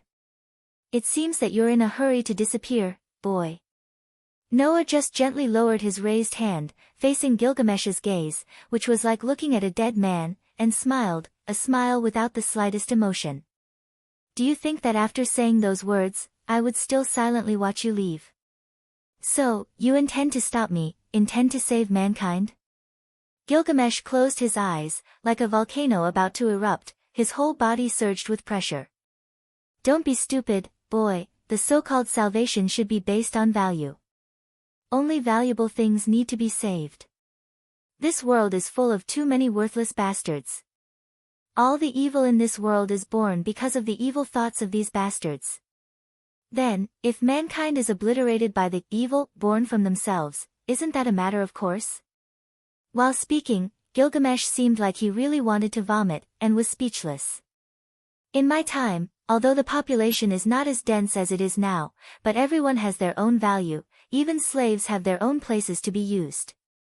Losing one is a waste, but in this era, there are too many boring people, just like insects, mosquitoes, and flies. Once there are too many of them, it will only make people feel disgusted. Too many, in itself is a sin. Can saving these bastards reflect your greatness? Boy! Gilgamesh suddenly opened his eyes, and the pressure that pervaded his body began to erupt. I thought that you were a smart person who could fight against the great hero as a human. At least you have some value in your existence. That's why I left you a chance to submit to me and be under my control. However, I don't need a bastard who dares to attack the king. Along with this sentence, an amazing sense of oppression spread from Gilgamesh's body. However, in the face of this sense of oppression, Noah's performance was abnormally calm. Are you done? If you're done, then it should be my turn, right? Noah raised his eyes and looked straight at Gilgamesh. Since the little Holy Grail, transformed by Tomonori Kenzai, has already fallen into your hands, and you are still collecting the souls of the servants, then either you snatched this result from Tomonori Kenzai, or Tomonori Kenzai gave it to you himself. Am I right? Indeed, Shinji was given to me by that insect. The corner of Gilgamesh's mouth rose. I have also prepared the Holy Grail here. Do you want to open the gates of hell together? Because that insect told me so, it piqued my interest, so I asked for Shinji from him. That is to say, you are indeed in cahoots, right? Noah suddenly laughed. Then, this reason is enough.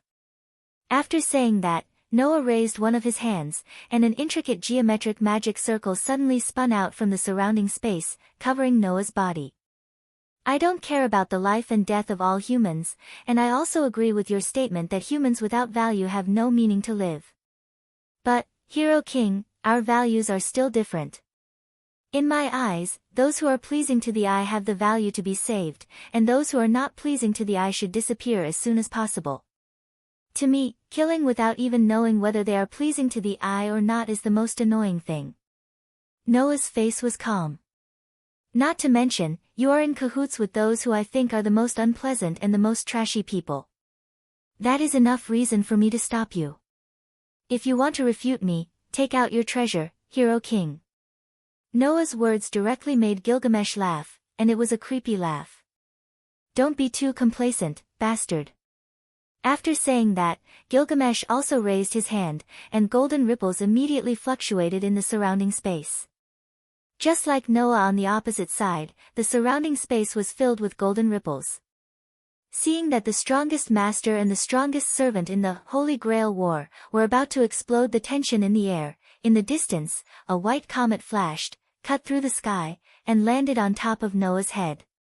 Noah and Gilgamesh raised their heads almost at the same time and looked at the sky. Immediately afterward, riding a holy Pegasus, with the Pegasus flapping its wings, riders slowly descended from the sky and entered the eyes of Noah and Gilgamesh. Humph! Gilgamesh coldly snorted and turned his gaze back to Noah. Then, Gilgamesh said such a sentence. Boy, you want to stop me, right? Noah did not answer, but met Gilgamesh's gaze and silently expressed his thoughts. In that case, let's play a game. Gilgamesh suddenly smiled. Listen, boy, I'm going to meet the rare great hero who is also a demigod, and collect his soul into the body of the Holy Grail, Shanair. Then, I'll use the souls of the 5 servants to open the hole of the Holy Grail and release all the evil inside. If you want to stop me, then give it a try. But, you have to remember, boy. Gilgamesh looked in the direction of Noah, as if he wanted to show something, and stretched out a hand. Once the game starts, you can't stop halfway. I'll leave Saber and Ryder on your side to you. You can please me as much as you want. As soon as this sentence was finished, a huge magic light beam suddenly shot out from Noah's direction and fell on Gilgamesh's body. Boom! An intense shockwave exploded out. Looking at the impact and flames in front of him, Noah slowly lowered his hand. At the same time, Ryder rode on the Pegasus and landed on the ground. He softly called out to Noah. Master, should we chase after him? Ryder's question was clear to everyone. Gilgamesh had already escaped. Ryder did not ask who the other party was, nor did he ask about the current situation. He only asked a question that required instructions, and did not ask anything else. But, how to chase after him? Gilgamesh's aura had already disappeared, and it was impossible to catch up. Noah stared at the place where Gilgamesh was a second ago, ignoring the impact and flames. He turned his head and looked in another direction. There, the dying Yen Feng Chili began to move his body, intending to crawl in the other direction of the forest. In response, Noah raised his hand again and pointed it in the direction of Yen Feng Chili. In the next moment, the familiar precise geometric pattern rotated in front of Noah's palm again. It emitted a strong light and condensed all the flowing mana. Then, the mana that turned into a light beam passed through the space, brushed past the atmosphere, and fell on the dying Yen Feng Chili. Ah! Yen Feng Chili let out his last scream, and his body was directly annihilated in the huge magic light beam, vanishing into thin air. Boom! The ground was directly blasted apart by the undiminished power of the magic light beam, and violent wind and fire waves shook the ground, causing pieces of gravel to scatter in all directions. At this moment, the ground that had been directly hit by Noah's magic light beam several times was no longer whole. Together with the surrounding forest that was still burning, it was as though it had been hit by a meteorite, and turned into an incomplete purgatory. Noah raised his head and looked at the deep night sky, and his voice echoed. There are more and more people that need to be dealt with. Chapter 783. After such a magnificent night, when Noah returned to Enosaka's home, the sky was almost bright. Rin Enosaka and Saber had probably gone to rest, leaving the Enosaka family's living room in silence. Noah did not turn on the lights and sat directly on the sofa, sinking his body deep into the soft sofa. He looked at the ceiling and did not respond for a long time. Master. Ryder, who had entered the state of spiritualization, spoke softly beside Noah. Do you need me to search for the dirty inkstone again? Hearing this, Noah came back to his senses and shook his head. No need, the dirty inkstone is with Gilgamesh. It's very likely that it's next to Gilgamesh. Even if you find it, I don't think you can do anything to him, right? Gilgamesh. The oldest king in human history. This guy was indeed a little tricky. In Noah's opinion, if Ryder were to go all out and use all his noble artifacts and skills, he would have no problem fighting Artoria, the Night King, and Hercules, the great hero. In this batch of servants, Ryder's strength would definitely not lose to any of the hero spirits. However, Gilgamesh was an opponent of another level. In terms of strength alone, Gilgamesh was no match for Ryder.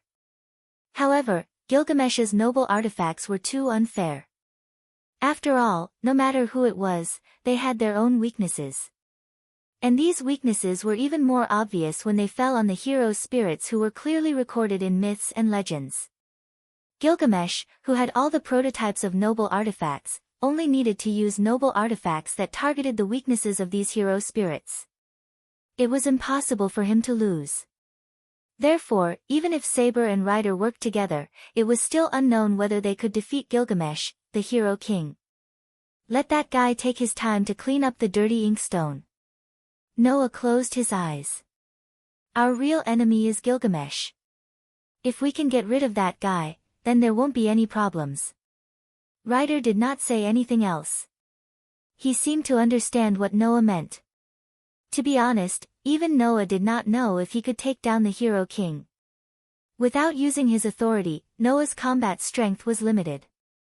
Furthermore, magic would be completely countered by Gilgamesh's magic treasures because of their compatibility. If Noah were to fight Gilgamesh, he would definitely not be able to win against Gilgamesh, who could casually unleash his noble phantasm, which was equivalent to a trump card for heroic spirits. Generally speaking, if a hero spirit had 3 relics, it would be considered to be outstanding among all the other hero spirits. It would be a powerful existence. Under such circumstances, the number of noble artifacts Gilgamesh possessed was something that would make anyone feel despair just by thinking about it. Therefore, against such a figure, Noah's chances of winning were not high at all if he did not use his authority. No, there was no possibility of winning at all. Of course, if he had used his authority, it would have taken less than a minute to get rid of Gilgamesh. However, the 1-month time limit was not up yet. Noah did not want to use his authority yet. After all, it would be too much of a compliment to Gilgamesh if he used the entire world to defeat a Chinibu. This way, Noah would have no way to deal with Gilgamesh. No. Noah opened his eyes, turned his head, and looked in one direction. There's still a way. After muttering to himself, Noah stood up and walked in the direction he was looking at. Kacha! With the soft sound of a door opening, Noah opened the door to a room. Almost at the moment when Noah opened the door, a voice came into Noah's ears from inside the room. Are you back? Hearing this voice, Noah raised his head and met a pair of emerald green eyes that were like gemstones. He saw that in the room, a girl wearing a white shirt and a blue dress was sitting cross-legged on the ground with a blue ribbon as decoration. Her conspicuous golden hair was coiled up. She looked very gentle and elegant, dignified and beautiful, like a noble lady. On a bed opposite the young girl, another young girl was lying there, deep in sleep. It was Saber and Tong Ying. Saber seemed to have noticed Noah's arrival long ago. She stared at Noah and asked very seriously.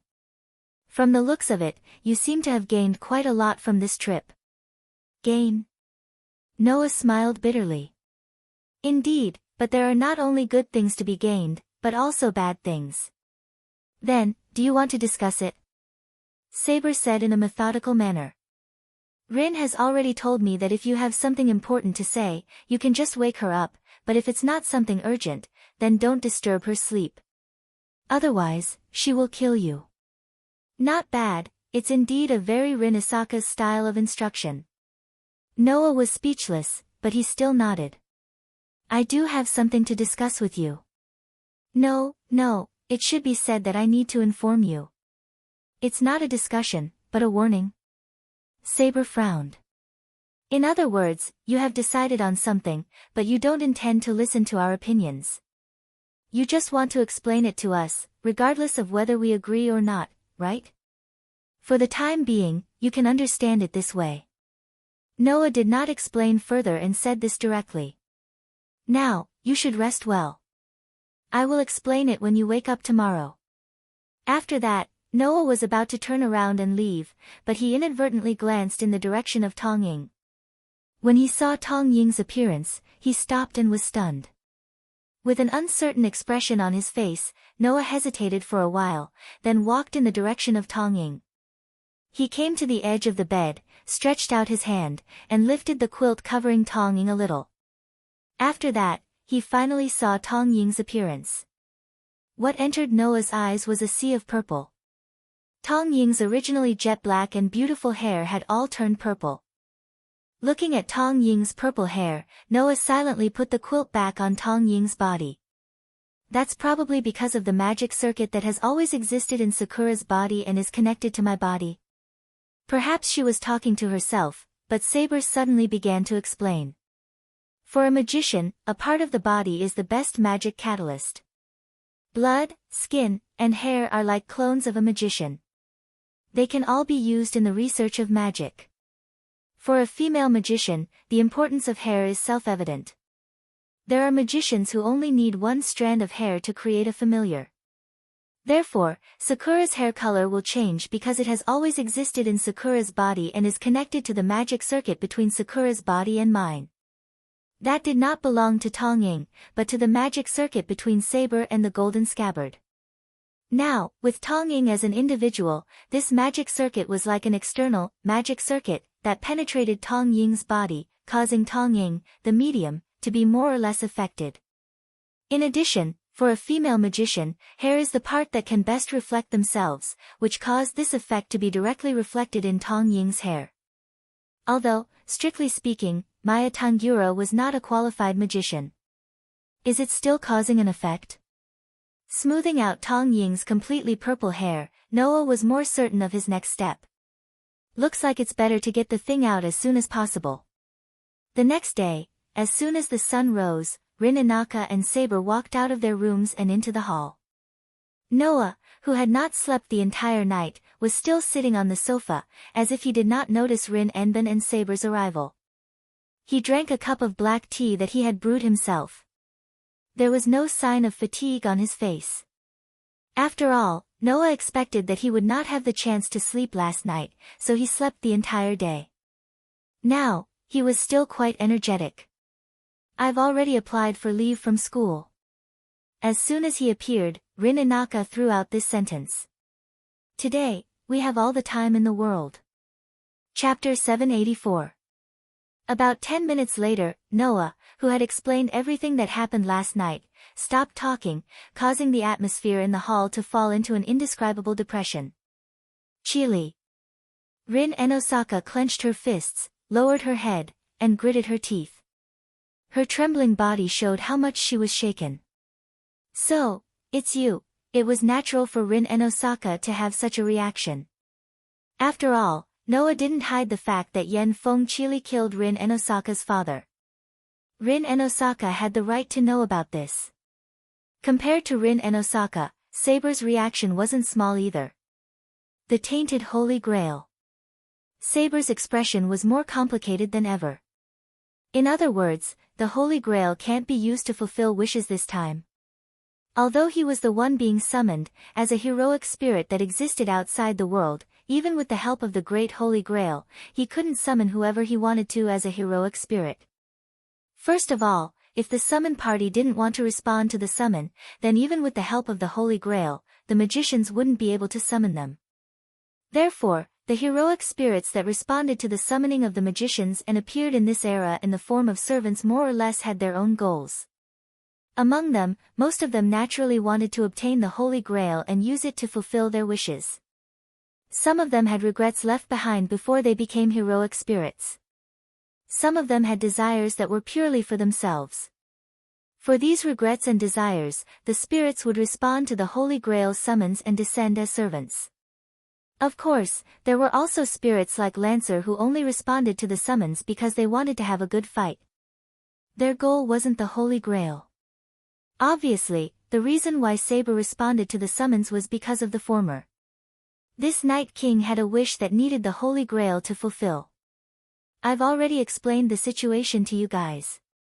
Noah was considerate enough to not be bothered by Rin and Saber's reactions. Instead, he changed the topic and continued. Now, you have to understand two things. First, the Holy Grail, that exists in Fuyuki City, is no longer a wish-granting machine, but a pure cursed door, a killing machine. Second, the hero king named Gilgamesh is planning on using this corrupted, Holy Grail, to clean up the humans of this era. As for what you should do next, I hope you will consider it carefully. Noah's words brought Rin Inaka and Saber back to their senses. Suppressing their emotions, they turned their attention back to the matter at hand. Noah is right, Rin. Saber calmly said to Rin Inaka after she calmed herself down. Since it's no longer the Holy Grail, then our Holy Grail war is meaningless. What should we do next? What's your plan, Saber? Enosaka didn't answer. I'd like to hear your opinion first. You're right. Saber closed her eyes, and when she opened them again, she had returned to her previous awe-inspiring and righteous self. Since it's no longer the Holy Grail, then what we can do is to defeat the evil in front of us. Should I say, as expected of the righteous Night King? Even though the contamination of the Holy Grail had greatly affected Saber, the Night King still made the decision to give up on the treasure that she had always wanted. She even proposed to get rid of the source of evil. Indeed, she was quite chivalrous. Since Saber was like this, Rin and Osaka naturally didn't have any hesitation. I don't have any opinions, Rin and Osaka said indifferently. Originally, my goal wasn't the Holy Grail itself, but to win the Holy Grail war. Even if the Holy Grail has been contaminated, my thoughts still haven't changed. To win in the end, this is what I want to do. Rin and Osaka had already learned from Archer that the Holy Grail might be tainted. Therefore, Rin and Osaka had already made this decision when he first learned about it. There was no reason for him to hesitate now. The only problem left is you, Noah. At this time, Rin and Osaka narrowed his eyes and looked straight at Noah. Speaking of which, I've never asked you before. Why did you participate in the Holy Grail War? If we decide to destroy the Holy Grail, what do you plan to do? I didn't participate in the Holy Grail War for the Holy Grail. I just want to find something that can only be found in this Holy Grail War. Even if the Holy Grail is destroyed, I won't have any thoughts about it. Noah avoided the topic without leaving a trace. Compared to me, Ryder, do you also think it's okay to destroy the Holy Grail? As soon as Noah's voice fell, Ryder's figure appeared behind Noah. I don't have any attachment to the Holy Grail either. Ryder's unique voice, which was both gorgeous and steady at the same time, echoed in the surroundings. It would be a lie to say that I don't have any wish to fulfill, but even if it can't be fulfilled, I won't have any regrets. Is that so? Rin and Osaka looked around at everyone and then smiled helplessly. In the end, other than Saber, no one here wants the Holy Grail. There was no doubt that the masters and servants who participated in the Holy Grail War were all here for the Holy Grail. However, there were 2 masters and 1 servant here who didn't have any attachment to the Holy Grail. In addition to Rin and Osaka's servant, the disappeared archer also didn't have any attachment to the Holy Grail. This time, the Holy Grail War really gathered all kinds of strange people. Since no one has any objections, then there is no doubt about the next course of action. Noah concluded with this sentence. Defeat Gilgamesh and destroy the contaminated Holy Grail, no one has any objections, right? Both Saber and Ryder nodded their heads heavily. Only Rin and Osaka looked at Noah with a puzzled expression. Speaking of which, even if the Holy Grail is contaminated, you don't have any reason to continue this ritual since you don't have any attachment to the Holy Grail, right? Why would you take the initiative to destroy the Holy Grail? Speaking up to here, Rin and Osaka showed an expression that was both joking and serious. Don't tell me you really want to save all of humanity. Saber and Ryder also turned their attention to Noah. Although they only knew each other for a few days, everyone here knew that although Noah wasn't an evil person, he wasn't a kind person either. If one were to describe it, it would be that Noah was quite casual. That's right. He was very casual. Sometimes, Noah would help his enemies without hesitation. Sometimes, even if it was someone he had never met before, Noah would kill them. He was very cruel. Sometimes, Noah would act alone. Once he made a decision, no matter how much the people around him said, he wouldn't change his mind. Sometimes, Noah would respect the thoughts of the people around him. He would actively listen to their opinions and act together. Sometimes, he was very gentle. Sometimes, he was very domineering. Sometimes, he was very mysterious. Sometimes, he was very naive. Therefore, no one knew when Noah would overturn the understanding of others and make decisions that others couldn't understand. Rin and Osaka had this question, but he didn't understand. This time, Noah decided to save humanity for some reason. Hearing Rin and Osaka's words, Noah couldn't help but recall. He recalled that in the world of the Black Bullet, when he decided not to save humanity, some of the people showed hope in the world fragment that appeared because of this hope. Noah immediately smiled. His smile caused all the girls to become absent-minded. Then, Noah gave this answer. If there is no good person in the world, then I don't mind letting everyone die. But if there is a good person in the world, then I also don't mind saving him. Chapter 785. Noah's words made Rin Enbin, Saber, and Ryder look at each other, but they couldn't find any words to refute him. They could only fall into a state of speechlessness.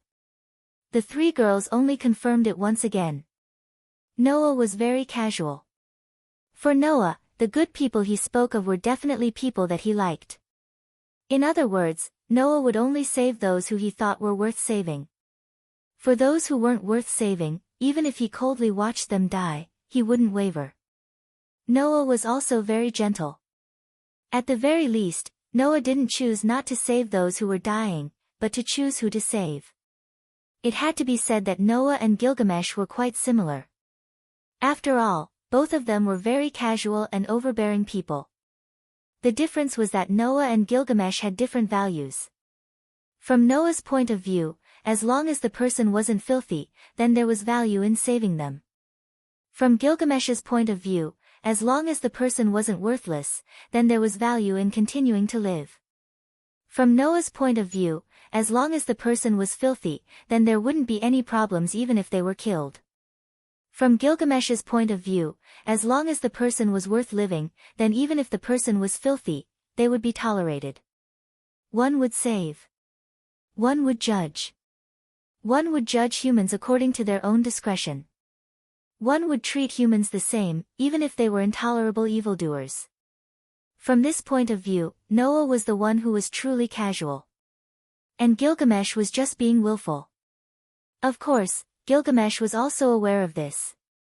However, from the perspective of the most ancient hero in history, a king had the right to be willful.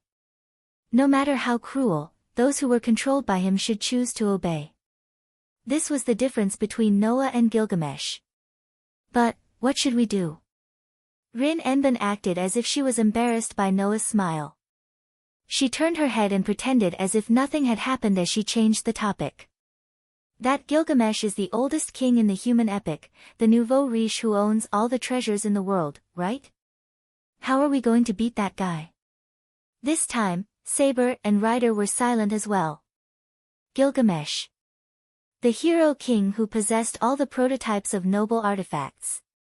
Facing such a servant, even Saber and Ryder, who were the Night King and Medusa respectively, were at a loss for words. Obviously, these two people did not dare to be sure that they could defeat Gilgamesh. Looks like we have to think of a way to deal with that upstart, Rin Anaka said with a troubled expression. If there's no way to deal with him, then it's impossible to destroy the Holy Grail. Saber and Ryder nodded at the same time, agreeing with Rin Anaka. Right at this moment, Noah suddenly spoke. I can deal with the hero king. The three girls present were completely stunned. Of course, don't celebrate too early. Noah threw out such a sentence before the three girls could react. If I want to defeat that Chinibyu king, I have to retrieve something that belongs to me. However, that might affect Saber. The three girls finally reacted. It will affect me. Saber furrowed her beautiful brows as she recalled what Noah said last night. You said earlier that you needed to tell us about it and not discuss it with me. Is this the matter? Noah nodded silently as he stood up from the sofa and walked out of the living room. Seeing this, Rin Enbin, Saber, and Ryder looked at each other, and then followed him one by one. Noah opened the door to Mamatsuko Sakura's room and walked in as if the sun had not risen yet. Rin Enbin, Saber, and Ryder followed closely behind Noah. They saw Noah walk to Mamatsuko Sakura, who was lying on the bed and sat on the edge of the bed. They were all confused. Could it be? Rin Enbin asked with uncertainty. The thing that you said belongs to you is with Xiaoying? Saber also stared at Noah, her eyes blinking with an unprecedented seriousness. Since it was related to Mamatsuko Sakura and her, Saber did not think that it was something insignificant. Saber's sharp intuition told her that she had to be a witness to what happened next. Otherwise, she would definitely regret it. Under the gaze of Rin Enben, Saber, and Ryder, Noah stroked Tachibana's hair, which had turned purple, and said, "Don't worry, I'll be fine." "All of you know what a relic is, right?" He asked a question that he already knew the answer to, which made the three girls even more confused. "What is a relic?" Rin Enben asked. "Isn't a relic the weapon that the hero spirits used when they were alive, or the proof of their great deeds that were mentioned in myths and legends?" "That's right.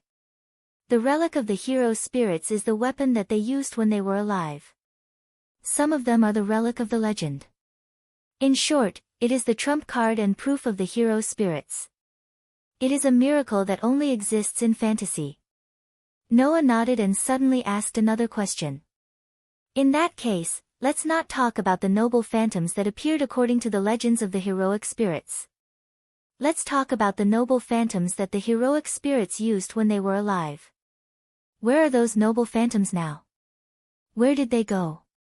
Rin Enben looked at Saber and Ryder in confusion.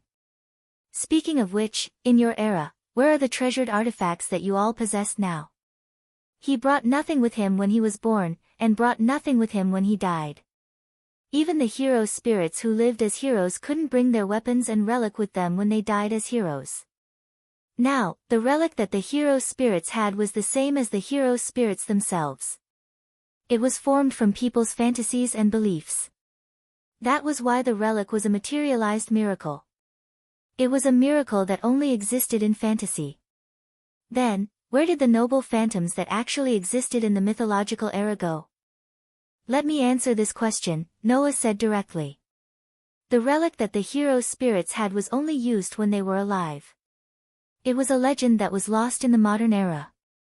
Due to various reasons, their relic was destined to be destroyed in the long river of history. For example, the Night King of Great Britain." Noah turned around and looked at Saber.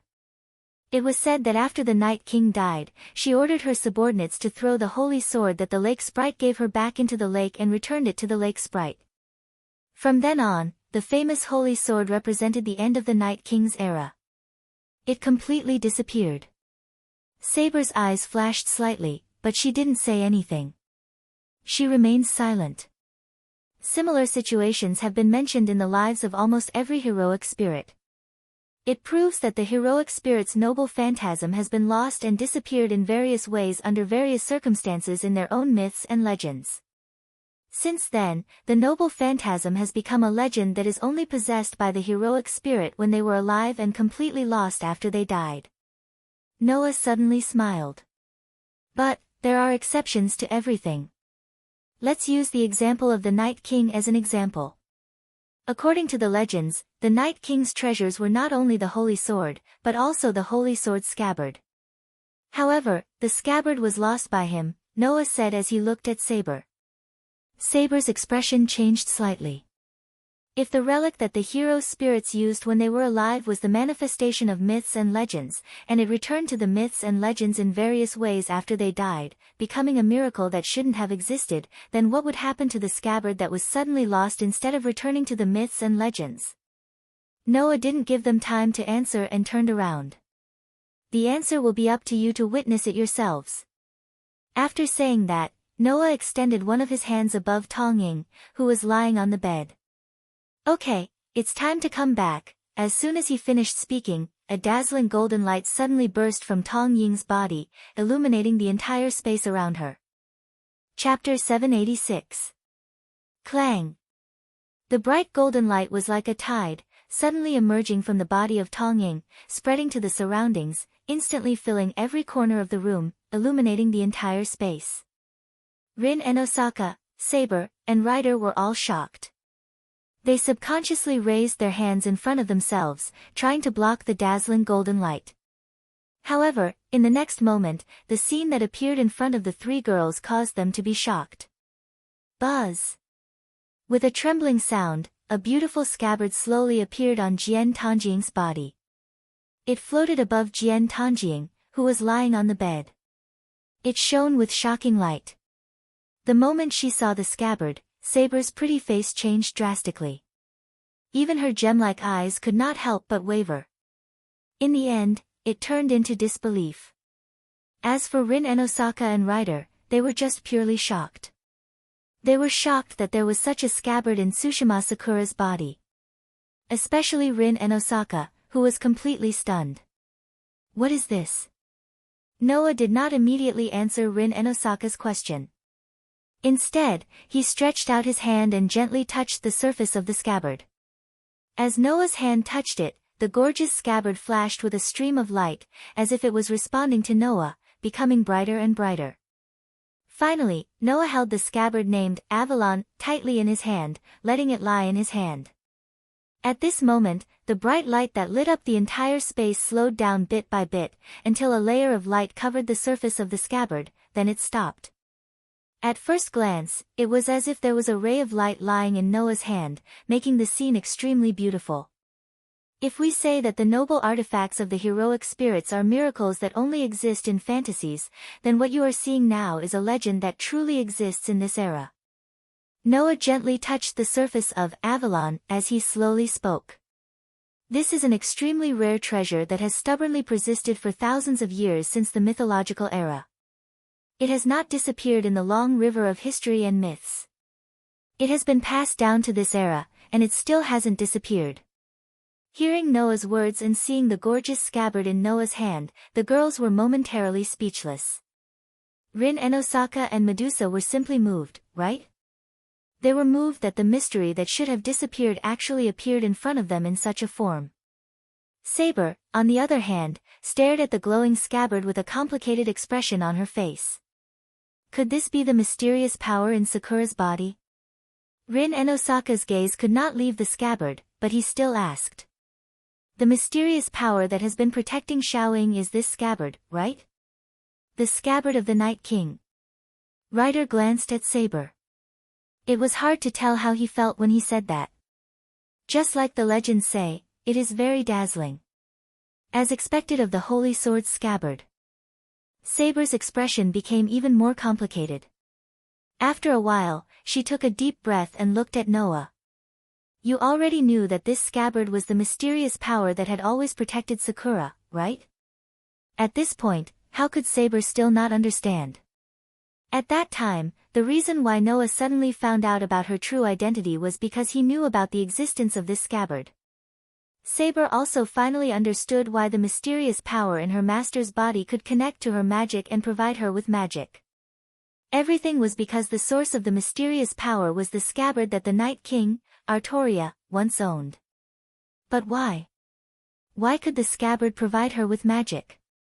The only person who could use this scabbard should be Saber, the owner of the scabbard. After thousands of years, it was impossible for Saber's magic to remain in the scabbard and return it to Saber to maintain her existence. Saber was sure. At this moment, the magic power flowing in Avalon did not belong to him. Although it was just Saber's intuition, Saber still felt it. The scabbard in front of her did not seem to belong to her anymore. Saber's intuition was right. The noble phantasm named Avalon no longer belonged to the Night King. Don't look at me like that. Even I didn't expect this at first. Noah smiled bitterly. My scabbard actually appeared on Sakura and protected her for so long. This is something I didn't expect. Your scabbard? Saber asked almost reflexively. You said that this is your scabbard? That can't be right. Rin Enbin also spoke. This should be Saber's scabbard, right? Rin Enbin already knew about Saber's true form. After all, last night in the battle against Castor, in order to defeat Sasaki Kojiro, Saber released her noble phantasm and released her real name. At that time, Rin Enbin was present. How could he not see it? In this regard, Noah just faintly replied. This is a relic that truly exists in this era, not a fantasy that is only limited to the heroic spirits when they were alive. Since Avalon chose Saber as its master back then, it shouldn't be strange for it to choose me as its master now, right? Master? Rin Enbin was stunned. You mean, this noble phantasm, now, has recognized you as its master? It's a coincidence, Noah said perfunctorily and raised the scabbard in his hand. In short, with the help of Avalon, I am confident that I can deal with the hero king. There is only one problem left. Noah cast his gaze on Saber. Your magic was provided by Avalon before. Now, Avalon has been taken out of Sakura's body. So, with Sakura as the medium, the magic channel between you and Avalon should be broken, right? After Noah mentioned this, Rin, Enbin and Ryder also looked at Saber. Saber looked at Noah in a daze. After her eyes wandered back and forth between Noah and the scabbard in his hands several times, she nodded with a complicated expression. The magic channel between me and Avalon is indeed broken. The magic channel between me and Sakura has not been established. Only the karma line, which is the basis of the master, is still connected to Sakura's body. So, it did not disappear because of the loss of the supply of magic, but now it can't absorb any magic. Hearing Saber's words, Noah and Rin Enbin looked at each other and looked at Saber's ability value.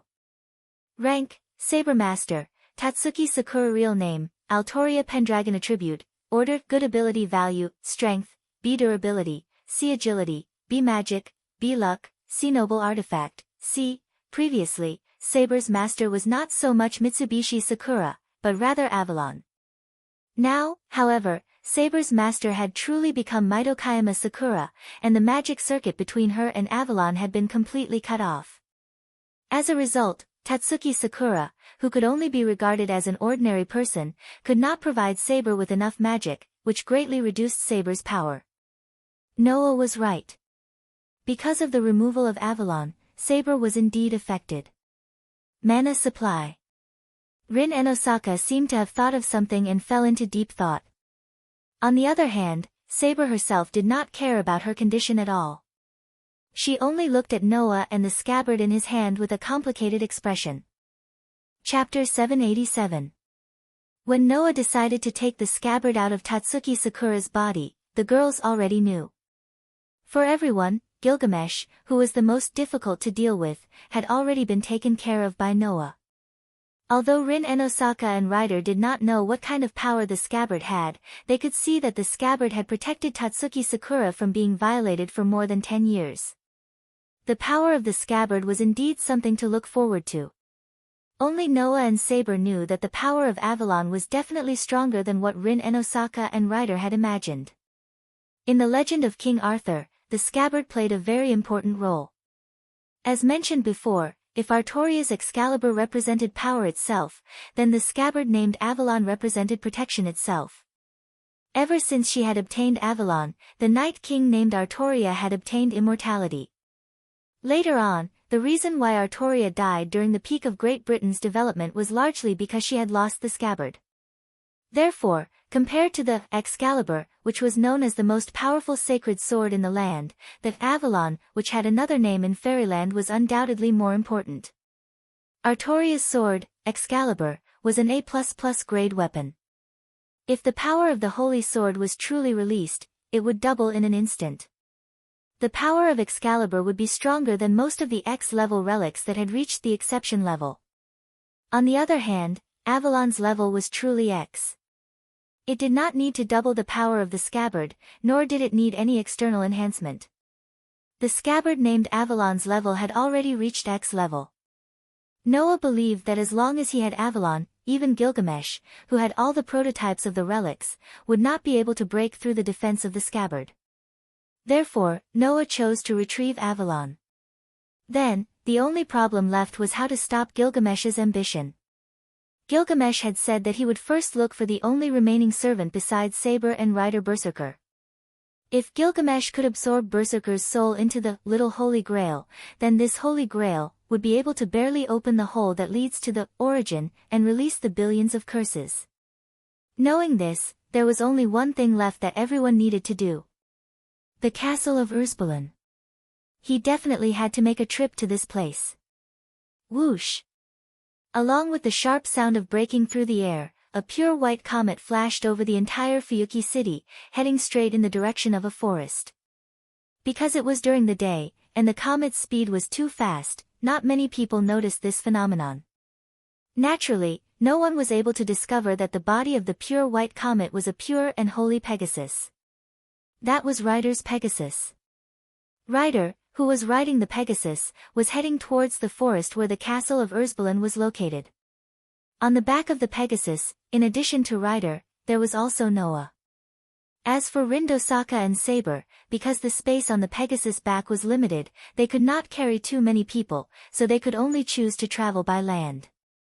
They would be slower than Noah and Ryder, but they were still on the way to the castle of Ursbulin. Now, everyone only hoped that Gilgamesh did not have time to kill Berserker. No one doubted that Gilgamesh could not kill Berserker. For everyone, Berserker, who was extremely difficult to deal with, fell into Gilgamesh's hands. He was not an existence that could not be defeated. The 12 trials, God's hand, had 3 functions. 1. Nullify any attack below B level. 2. Increase the resistance of attacks that have been received once until it was nullified. 3. Provide Hercules with 11 resurrection chances in the form of inventory, allowing Hercules to have 12 lives. To others, this relic was simply a nightmare.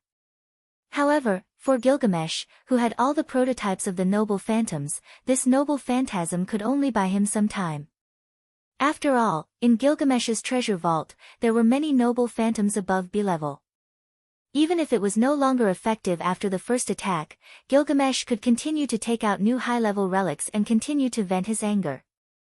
It was not difficult for him to wear out Hercules' 11 resurrection chances. In the end, Hercules' fate was to die under the reign of noble phantoms. Therefore, the compatibility between the 2 demigods was too bad. If they did not hurry, things would go in a troublesome direction. However, in the end, Noah was still one step slower. Bang! When Noah and Ryder rode on the Pegasus and arrived at the forest where they fought with Berserker some time ago, a loud and heavy sound came from the depths of the forest. It was clear and loud, causing the ground to tremble a few times. Countless birds were startled and fled in all directions. Master! Ryder's dignified voice came into Noah's ears. Tisk! Noah's face had already sunk, and he could not help but smack his lips. Let's go. Ryder silently carried out the order and rode on the Pegasus, rushing towards the direction of the loud sound that came from the depths of the forest. Not long after, a magnificent castle finally appeared in front of Noah and Ryder. Bang! However, in the magnificent castle, a loud sound came again, causing a corner of the castle to directly explode. The walls were cleanly destroyed, and thick smoke surged out from it, filling the surroundings with a sense of tension. This time, Ryder did not ask for Noah's instructions. He squeezed the Pegasus back, and in the long neigh of the Pegasus, he suddenly swooped down, like a meteorite falling from the sky, and hit the castle directly. Dong! Accompanied by a roar, the Pegasus turned into a white meteorite and directly hit the castle, directly bursting the wall, causing more dense smoke and gravel to scatter in all directions like bullets. Along with Noah and Ryder, it rushed into the interior of the castle. Then, whether it was Noah or Ryder, they both saw it. In the center of the castle, in a very luxurious hall, Gilgamesh leisurely put his hands in his pockets, and the space around him was full of golden ripples. From the ripples, all kinds of weapons shot out, piercing through the air, and covering the scene in front of him.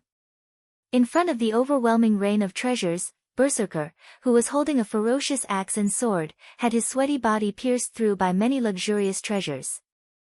This great hero was riddled with holes, and blood was everywhere. As for Ilya, at this moment, this little girl was being protected by Berserker. Her beautiful face, which usually had the innocence of an angel and the cruelty of a demon, was filled with nervousness and timidity.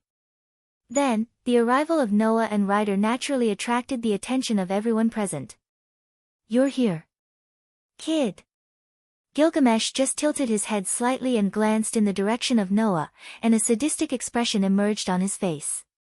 Unfortunately, you're too late. After saying that, Gilgamesh raised his hand, and a spear directly shot out from a golden ripple in the space around him, landing directly on Berserker's chest. Pucci!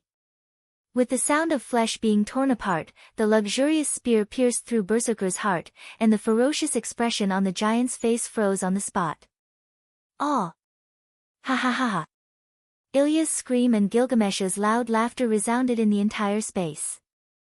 Chapter 788. Bang! Berserker's body was like an iron tower. His body was pierced through by various noble artifacts. With a loud bang, he knelt on the ground with his head lowered. Chi! On Berserker's body, his muscles that were as red as burning iron slowly extinguished, and the crimson color gradually dimmed. Seeing this scene, how could Noah not know what happened? The 11 lives stored in Berserker's noble artifact had all been exhausted. No. Coupled with the attack of the luxurious spear that pierced through Berserker's heart, Berserker's last life was coming to an end. In the beginning, Noah, Rin and Osaka, rider, and archer spent a lot of effort to defeat a difficult opponent. At this time, in the hands of the hero king named Gilgamesh, he couldn't even cause a trace of damage to the opponent and ushered in the fate of being eliminated. Just as Noah expected at the beginning, Hercules couldn't win against Gilgamesh who had all his noble artifacts. Gilgamesh was right. Although Noah desperately rushed over, he was still one step too late. No. No, Ilya, who had been protected by Berserker, looked at Berserker kneeling in front of her like a helpless child and shook her head in disbelief. No, it shouldn't be like this. Berserker is the strongest, he definitely won't lose to such a guy. While speaking, Ilya, as if to prove that everything in front of her was fake, couldn't help but walk towards Berserker. She also stretched out a hand, intending to touch Berserker.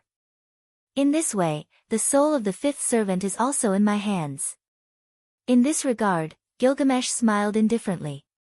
Soon, as if he remembered something, he narrowed his wine-red eyes and looked at Ilya next to Berserker. I almost forgot. When there are two, little holy grail, the soul of the servant that disappears will be absorbed by the one that is closer to the servant. The puppet on the other side won't allow you to touch the item that I obtained with great difficulty.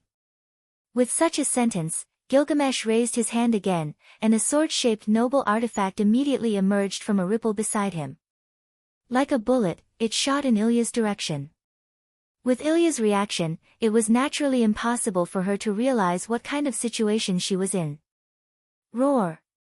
Just as Ilya was about to lose her life under Gilgamesh's noble artifact, Berserker seemed to have gained terminal lucidity.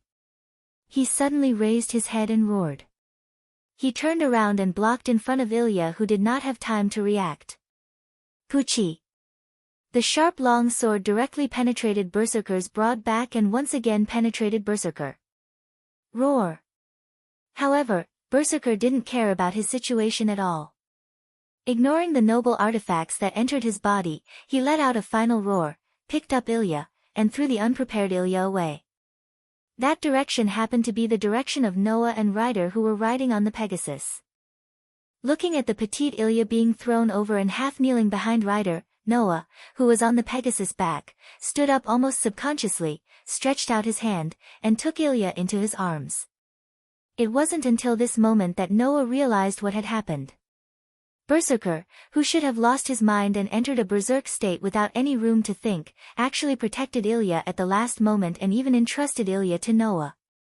Noah couldn't help but cast his gaze on Berserker on the ground and met Berserker's eyes. In those eyes, there was no longer the ruthlessness and madness from when they first met. Instead, there was only the vicissitudes of life that had been tempered through numerous tests. Although Berserker didn't speak, Noah read a message from those vicissitudes of life in his eyes. I'll leave this child to you. Roar! In the next moment, Berserker's roar once again resounded throughout the entire space. His battered body was like a chariot as he charged madly in Gilgamesh's direction. Gilgamesh's expression suddenly changed as he collided with Berserker. Unfortunately, Berserker's final struggle didn't succeed in the end. Wang! Golden ripples suddenly appeared around Berserker's body. Then, with a sudden tremor, a chain that was flowing with gold and silver light extended from the ripples. The chain had a wedge at the front. It wandered in the air for a while before quickly wrapping around Berserker's body. Immediately after, the chain tightened and firmly bound the giant who was charging over. Roar! Berserker kept struggling, but the more he struggled, the tighter the chains around his body became. In the end, Berserker, who had an A+ strength value, was completely unable to break free from the chains on his body. The higher the divinity of the target, the harder the noble phantasm will be. This is one of the rare noble phantasms, Heavenlock Enkidu. For someone like you who has high divinity, this noble phantasm is your natural enemy. So, don't waste your energy, great hero. Less than a meter away from Berserker, who was constantly struggling, Gilgamesh raised his head slightly and looked at Berserker's resolute face. He seemed to be admiring and mocking him. In order to protect your master, you even managed to overcome the madness that was bestowed upon you because of your rank? No wonder you're a hero who could overcome 12 impossible tasks. After saying that, Gilgamesh turned around. Unfortunately, it's over. Hercules, although the time was short, you really made me happy. When this sentence fell from Gilgamesh's mouth, a ripple flashed in front of Berserker's face. Like a spring, a huge spear suddenly popped out and landed on Berserker's face. Bang! Without any suspense, Berserker's head exploded, splashing blood and minced meat. Berserker's struggling body suddenly stopped, and his huge arms slowly drooped down. Immediately after, Berserker's body slowly dissipated into the air, disappearing from the spot. Berserker, exit. Berserker. Ilya, who was lying in Noah's arms, just happened to see this scene and let out a sorrowful cry. Apart from Ilya's sorrowful cry, the entire place was silent, and no other sound could be heard. Only Gilgamesh, as if he had done something insignificant, turned his head and looked at Noah, who was riding on the Pegasus and hugging the sorrowful Ilya, and revealed an evil smile. The last chess piece has been gathered, and the game has finally entered the final stage. Boy, what do you think? Hearing that, Noah tightly hugged the crying Ilya in his arms and closed his eyes. After a long while, he slowly opened his eyes and looked at Gilgamesh with a calm gaze. Then, Noah's voice echoed in the surroundings. If this is just a game to you, then it's time for us to enter the final stage. It's better to end this boring game as soon as possible. Under Noah's strangely calm gaze and words, Gilgamesh's body stiffened, and a feeling of palpitations suddenly emerged in his heart. This made the smile on Gilgamesh's face disappear bit by bit. Then try to stop me and see what happens. Boy. Leaving this sentence, Gilgamesh turned around, jumped up to the big hole at the top, and disappeared into the castle. Watching Gilgamesh leave, Noah didn't chase after him. Because there was no need to chase after him. The curtain of the end would be pulled down tonight. Noah had this premonition. Chapter 789. An indescribable silence filled the living room of Inaka's house. Rin Inaka and Ilya sat in two different seats and glared at each other as if they were going to start a fight at any moment. The atmosphere was indescribable and somewhat comical. Noah, who was leaning against the wall, couldn't help but sigh at this scene. Say, you've been like this for 10 minutes. You should stop now, right? As soon as he said that, Rin Enosaka glared at Noah fiercely. I haven't settled the score with you yet, and you're blaming me. Settle the score. Noah looked around and shrugged. What do I owe you? What do you owe me? You're asking me what I owe you. I want to ask you the same thing. Rin Inaka pointed at Ilya and shouted at Noah. Why did you bring Ilya to my house? It wasn't strange for Rin Inaka to have such a reaction. First of all, the Inaka family was Rin Inaka's workshop to begin with. It wasn't a joking matter to be invaded by a magician who viewed him as an enemy. Secondly, Ilya was also Rin Inaka's enemy. That was why she encouraged Noah to cooperate with Rin Inaka. Now that Noah suddenly brought Ilya to the Inaka family, Rin Inaka didn't lose his temper on the spot and endured until now. This was already very impressive. Facing such an aggressive Rin Enosaka, Ilya was in a very bad mood and counterattacked. Don't make such a big fuss over such a trivial matter. You're not a child, Rin. Whether you're a qualified magician or a well-mannered lady, your current performance will only make me look at the house of Inaka in a new light. Rin Enosaka glared at Ilya furiously. Ilya glared back at him, unwilling to be outdone. The scene returned to how it was at the start.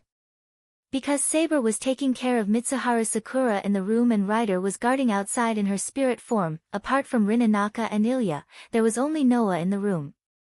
Noah's patience was reaching its limit as he endured the confrontation between the two little devils who didn't like each other. If you want to continue the game of staring and dying, then I'm leaving.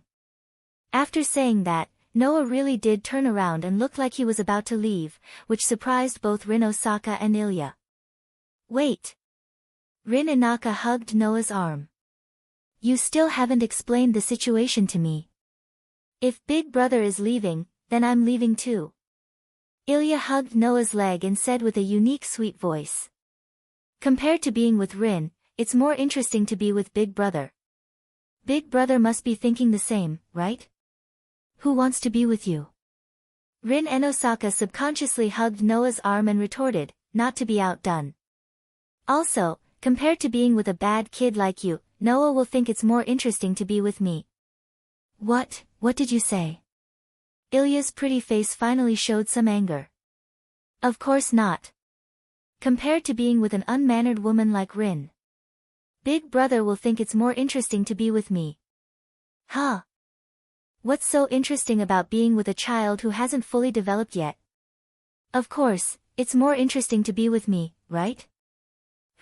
If you want to teach Ilya a lesson like this, you might as well wait a few more years before coming back. Undoubtedly, your development isn't any better. What did you say? It's coming, the unmannered baboon is shouting again. Look, Big Brother, it's better to abandon this kind of woman, right? You damn kid. You fake woman. Damn kid. Fake woman. Separated by Noah, Rin Inaka, and Ilya suddenly entered a state of quarrel. Noah, whose arm was tightly hugged by Rin Inaka, and whose leg was tightly hugged by Ilya, had a headache. On the other hand, she was like an elegant young lady in front of outsiders, but was like a little devil at home. On the other side was a pure angel in the eyes of others, but a cruel devil in the eyes of insiders. They were both heirs of one of the 3 U houses. Was the compatibility between Rin Inaka and Ilya so bad? No, these 2 young ladies were just trying to show off their strength, right?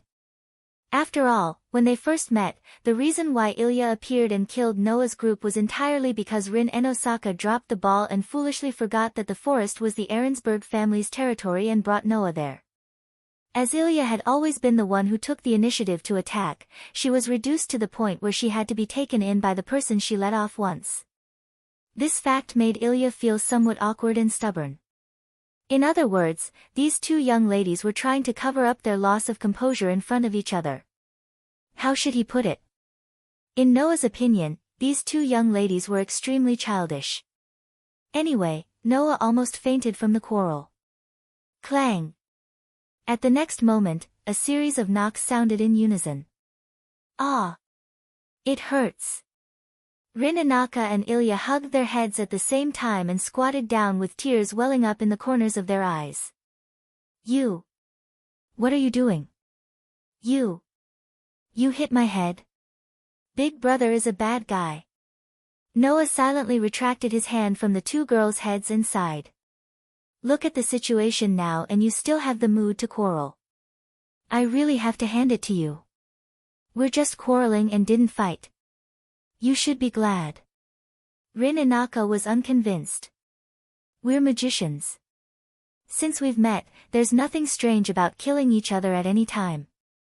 What's the big deal about quarreling? I don't want to quarrel with Rin. Ilya threw a tantrum. It's Rin who kept yelling. I couldn't stand it.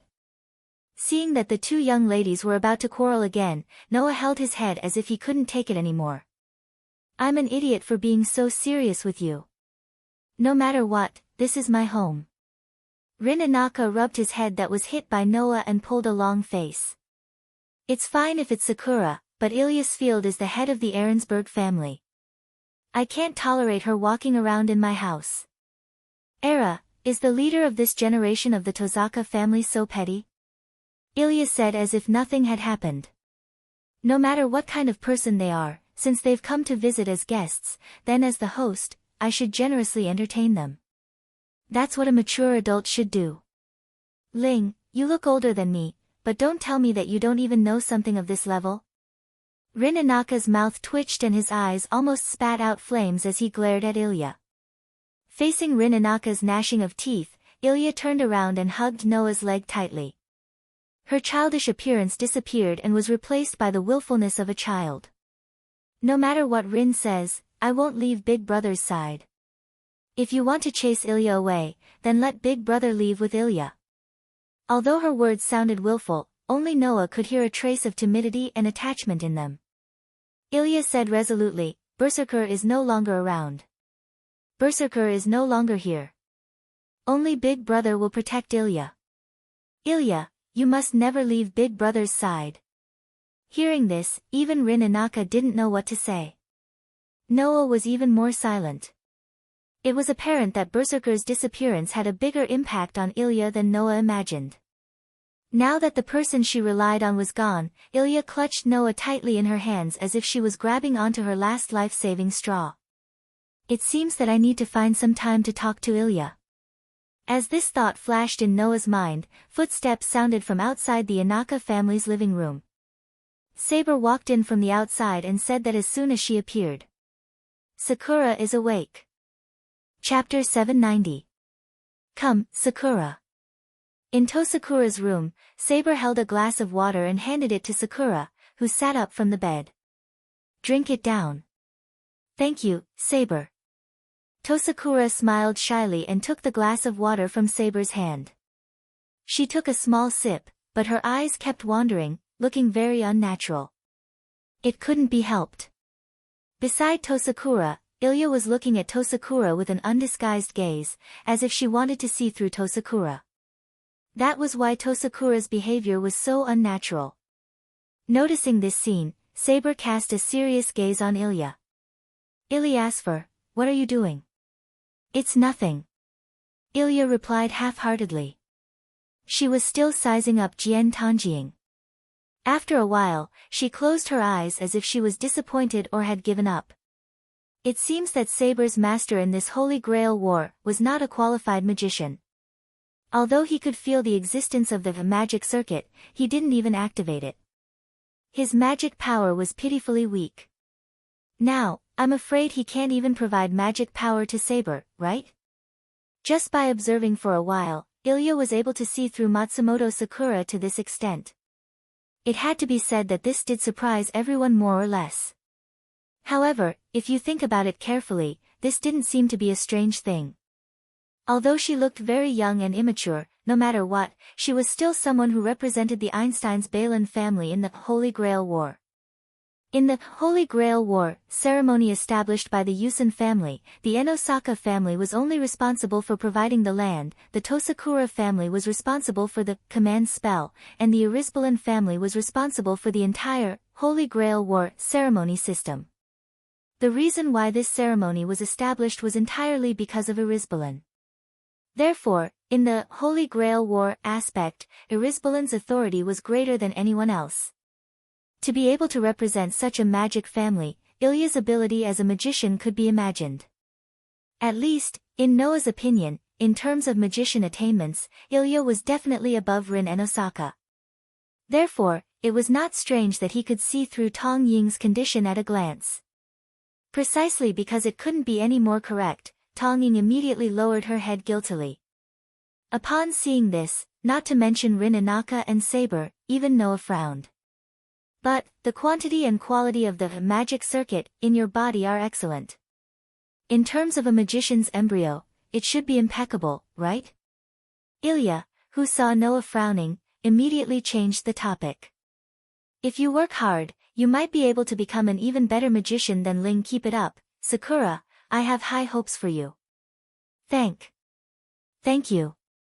Tanjing, who was stunned by Ilya's sudden change in topic, could only subconsciously thank her.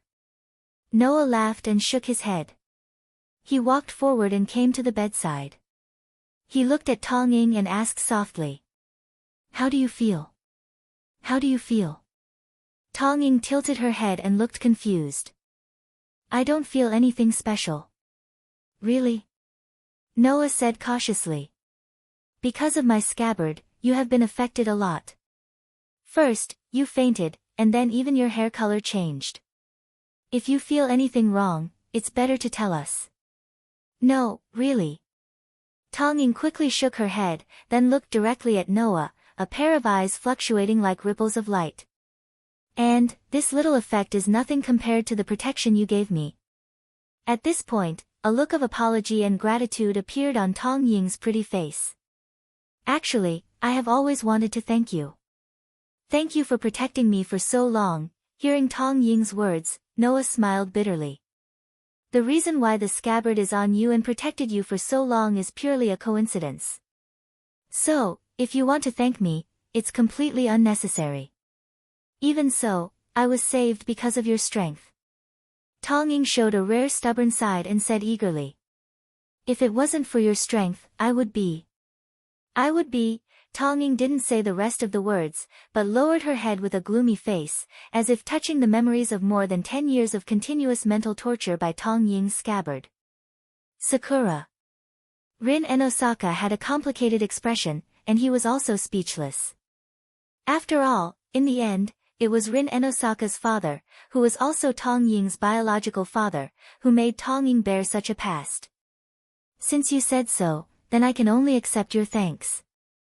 Noah smiled helplessly, reached out, and touched Tong Ying's head. What do you plan to do next? Me? Tong Ying was a little confused. Tong Ying's behavior made even Ilya and Saber pity her. In the past 10 years, she had been persecuted by Tong Ying's scabbard. Now that she had finally escaped from the tiger's mouth, she was homeless and her future was bleak. In any case, Tong Ying's experience made people feel angry. Well, Rin and Osaka pretended to be indifferent. Anyway, as long as there's a suitable rent, I don't mind letting Sakura continue to live here. Huh? Tong Ying was startled, and then she became uneasy. Won't this cause trouble for Tenisaka-senpai? I don't think so. Rin and Osaka turned his head away. If Sakura doesn't think it's good to live here, then it's another matter. No, that won't happen. Tong Ying shook her head like a rattle drum. It's good to live here, really. Then it's decided. Rin Inaka seemed to want to settle this matter and not give Tosaka a chance to change her mind, so she changed the topic. Then, the only problem left is to end that upstart's prank and this abnormal ritual. As soon as the topic was brought up, the atmosphere changed. Then, I'll tell you one thing first. At this moment, Ilya suddenly spoke. The little holy grail, prepared by the Einsteins is me. That one sentence made everyone present stand up in shock. You? Noah couldn't help but look at Ilya. You're the little holy grail. To be precise, it should be the cyborg used to contain the little holy grail. Ilya said as if she wasn't talking about her own business. Einstein Baron is best at alchemy magic. Didn't that Tong Zongyan also make his grandson into a fake little holy grail? It's not strange that Einstein's, who has always been responsible for preparing the little holy grail, used alchemy to create the same little holy grail, right? Hearing this, Noah couldn't help but remember what Ilya said when they met on the street last time. At that time, Ilya said that for Einstein's, she was just a work and a holy grail. So, the meaning of that sentence is this truth? It can be imagined that for those magicians, a life created by magic is just like a familiar, not worth mentioning, right? In addition, Ilya's identity as the little holy grail strengthened the impression of a tool in the hearts of others. That's why Ilya cared so much about her servants. Because only Hercules would protect Ilya from the bottom of his heart. The others only gave her special treatment because of her special status. No. It's very likely that Ilya's special identity brought her a lot of nightmarish pasts. In this way, Ilya's dependence on Hercules could be explained clearly, and her dependence on Noah was the same. Of course, I don't have any servant's soul in my body right now. The function of the little Holy Grail has been completely taken away by that impostor. Ilya sighed, not knowing whether she was happy or sad. That fake has already taken in the souls of 5 servants. It's barely enough to open the Holy Grail and open the whole of the Holy Grail. If you want to stop it, you'd better hurry. After saying this, Ilya did not say anything else. Noah, Rin and Osaka, Sakura Nakamura, and Saber glanced at each other and fell into silence. Time was running out. Chapter 791. It had to be said that Gilgamesh was indeed like a heavy mountain, pressing down on everyone's heart, making everyone present fall into an indescribable silence, unable to speak. Only Noah did not have the slightest confusion in his heart. He looked in the direction of Ilya and asked. Hey, Ilya, if Gilgamesh wants to open the Holy Grail, where will he make the Holy Grail descend? If you want the Holy Grail to descend, in addition to having enough servant souls, it also needs to be in a relatively special spiritual land. Ilya answered without any hesitation. In Fuyuki City, there are only 3 spiritual lands that can satisfy the Holy Grail's descent. As the Fuyuki City's ley line manager, Enbun family's church, and Yuzang Mountain's Ludong Temple. Rin Enbun continued Ilya's words. And now, we are in Enbun family's church, and Ryder destroyed the church that Kiri was in charge of. The only thing left is Ludong Temple. In other words, Gilgamesh is probably at Ludong Temple now, right? Noah closed his eyes and nodded. I understand, let's end it tonight. Noah's words, without a trace of confusion, seemed to have dispelled the gloominess in the hearts of the group of girls, causing them to more or less pull themselves together. Have you thought about it? The opponent is the Hero King. Saber solemnly said to Noah. Even if you have Avalon, Avalon can at most protect your safety. That scabbard has no offensive capabilities and can't help you defeat Gilgamesh directly. Indeed. Even if Noah had Avalon, no one present felt that Noah could easily defeat Gilgamesh. The opponent was an existence that even the highest level of heroic spirit felt inferior to. Even if he had Avalon to protect himself, it was only for self-protection.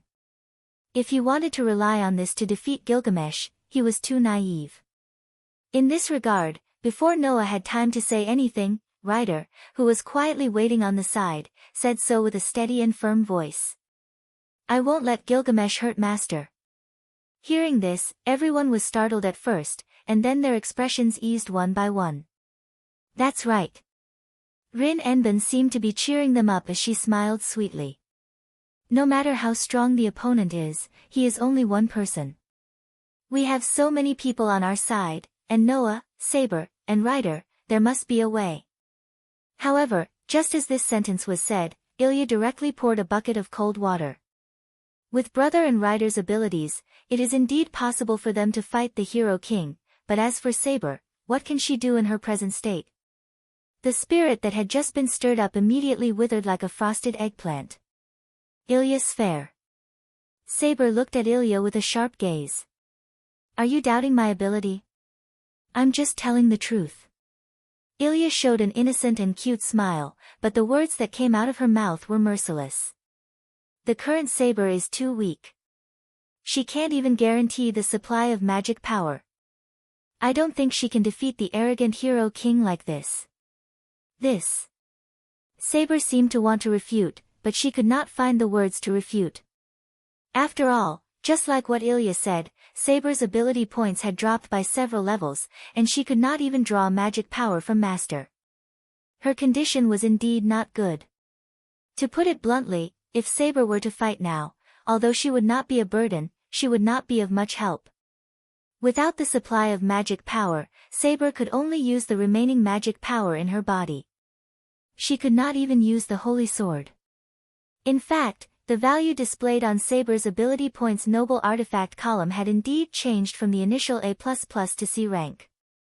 Therefore, with Saber's current state, it might not be a problem to use wind barrier, invisible air, but if she were to use Excalibur, it was estimated that after using it, Saber would immediately disappear due to lack of magic power, right? Tong Ying was also aware of this and could not help but ask Ilya. Is there no other way? Way? Ilya blinked her eyes. It's not that there's no other way. As long as you use the last command spell, cut off the contract with Saber, and let Saber contract with Ling, then with Ling's ability, Saber's strength will definitely increase to match her strength. Hearing this, Tong Ying tightened her hand that was engraved with the last command spell. When she gave the right to use Saber to Shinji Tong, Tong Ying had already used a command spell to let Shinji Tong obtain the Book of False Vassal to use Saber. And when she was in danger, the scabbard in Tong Ying's body activated the command spell and used one of the command spells to summon Saber to Tong Ying's side. As a result, only the command incantation was left for Jian Tong Ying. If she used this command spell, Tong Ying could cut off the contract with Saber and let Saber, who had no master, contract with Rin Enbin and become Rin Enbin's servant. It was just as Ilya had said.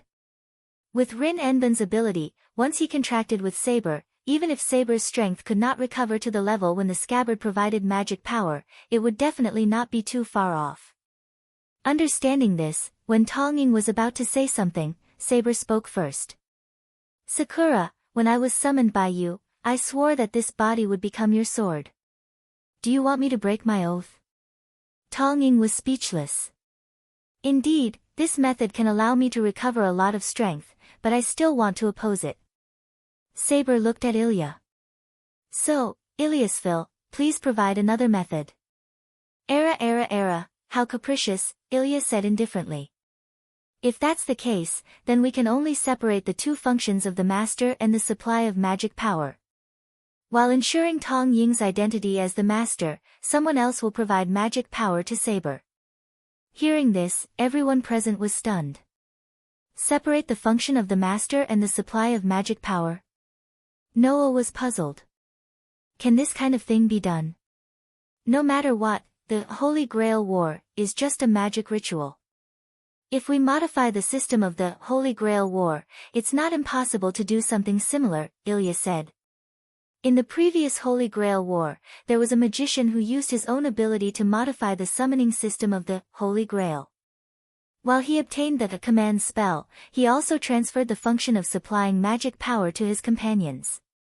This way, he could retain enough magic power to deal with other participants.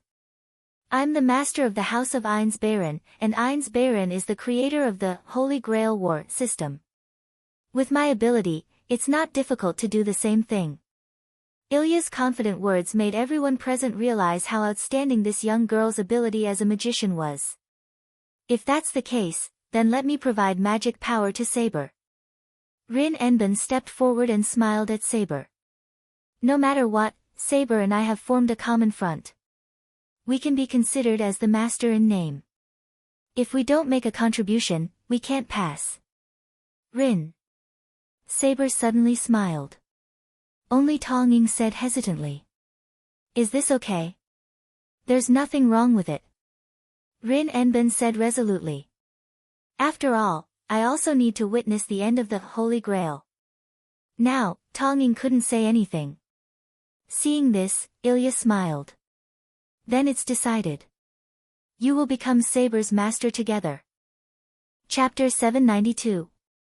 Since Ilya had already decided on the plan and planned to let Rin Asaka and Tame Sakura contract with Saber, then there was nothing else for Noah to do. In order not to disturb the four girls, Noah brought Ryder out of the room obediently. After gently closing the door, he didn't know whether to laugh or cry. Undoubtedly, when they first met, they almost got into a fight. Now, she's so eager to help.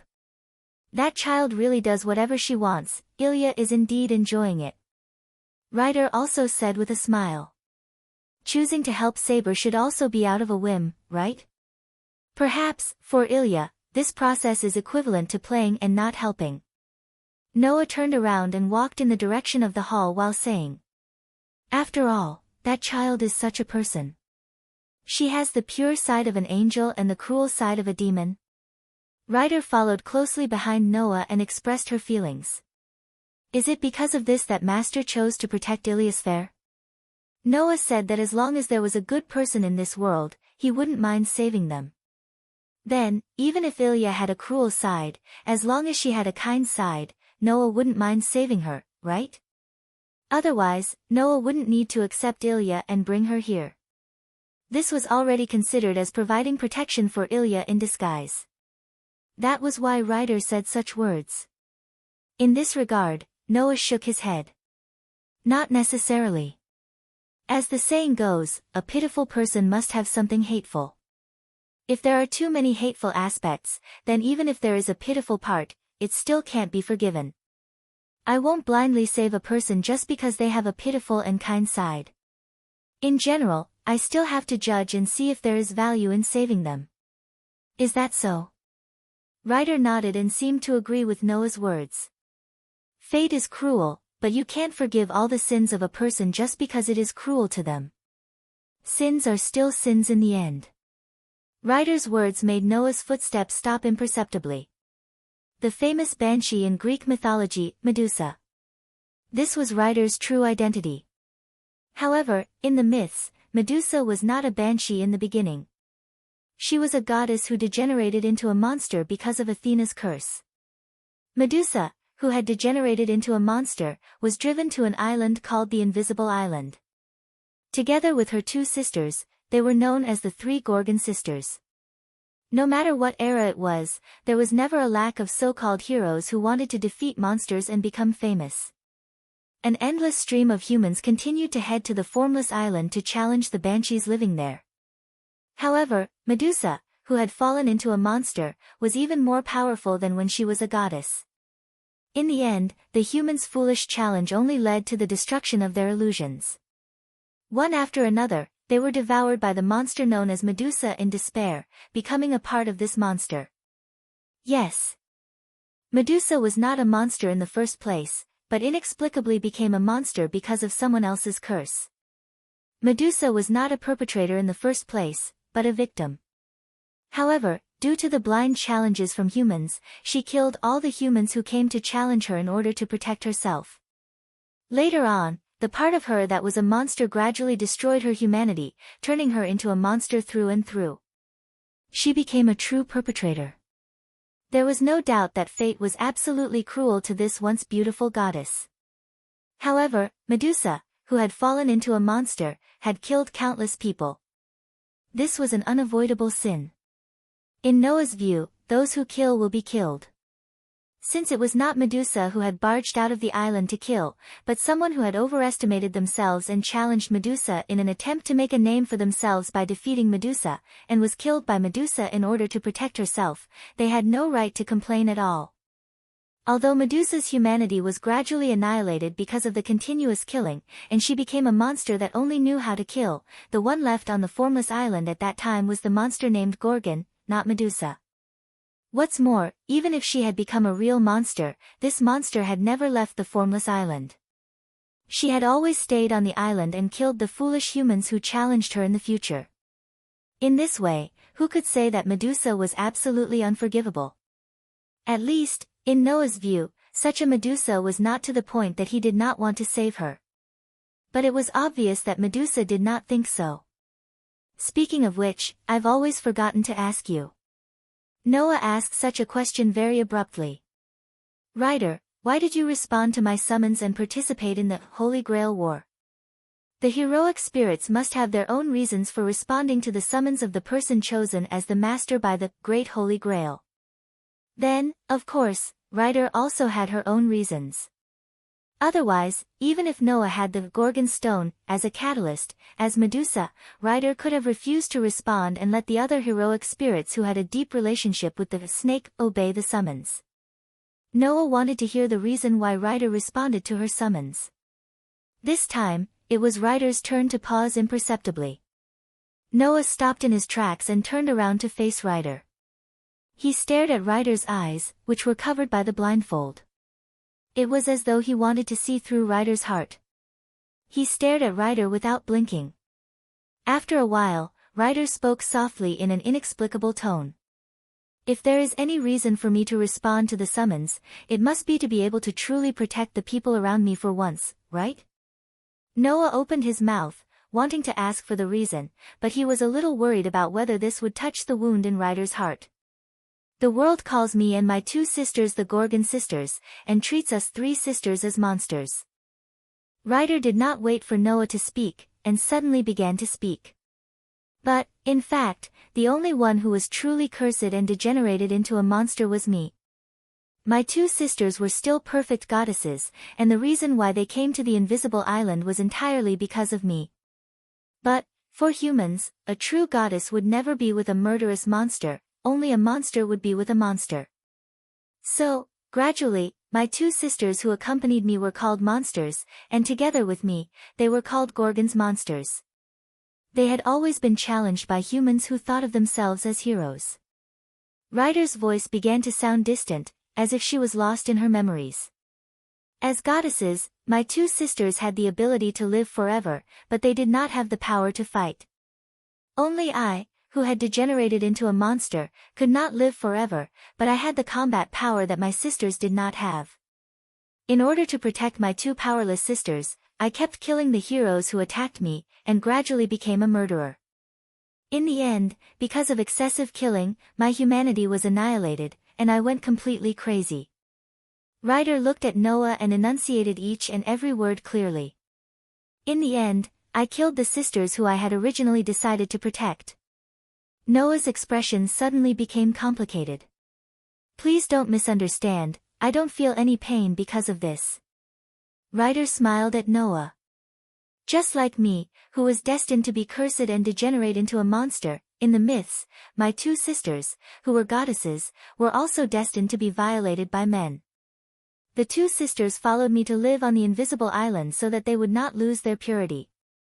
Rather than suffer the pain of losing their purity in the future as goddesses, the two sisters would rather choose to destroy themselves. So, in the end, the two sisters chose to die in my hands to protect their purity. Ryder said in a voice without confusion.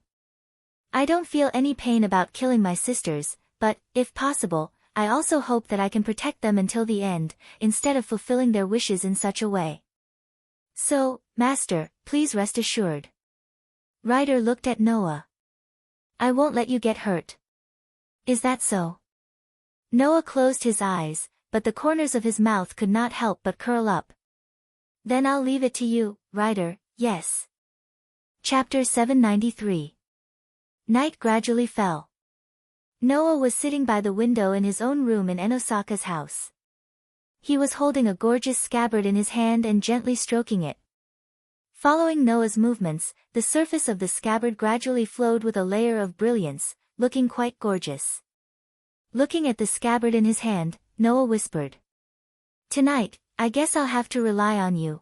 It was an X-level relic, Avalon. Facing Gilgamesh, this was the only way Noah could rely on to obtain a chance of victory. At least, without using authority, magic would be broken by Gilgamesh's magic relic. Noah, who could only use close combat to deal with Gilgamesh, could only rely on Avalon to have a chance to win. That's right.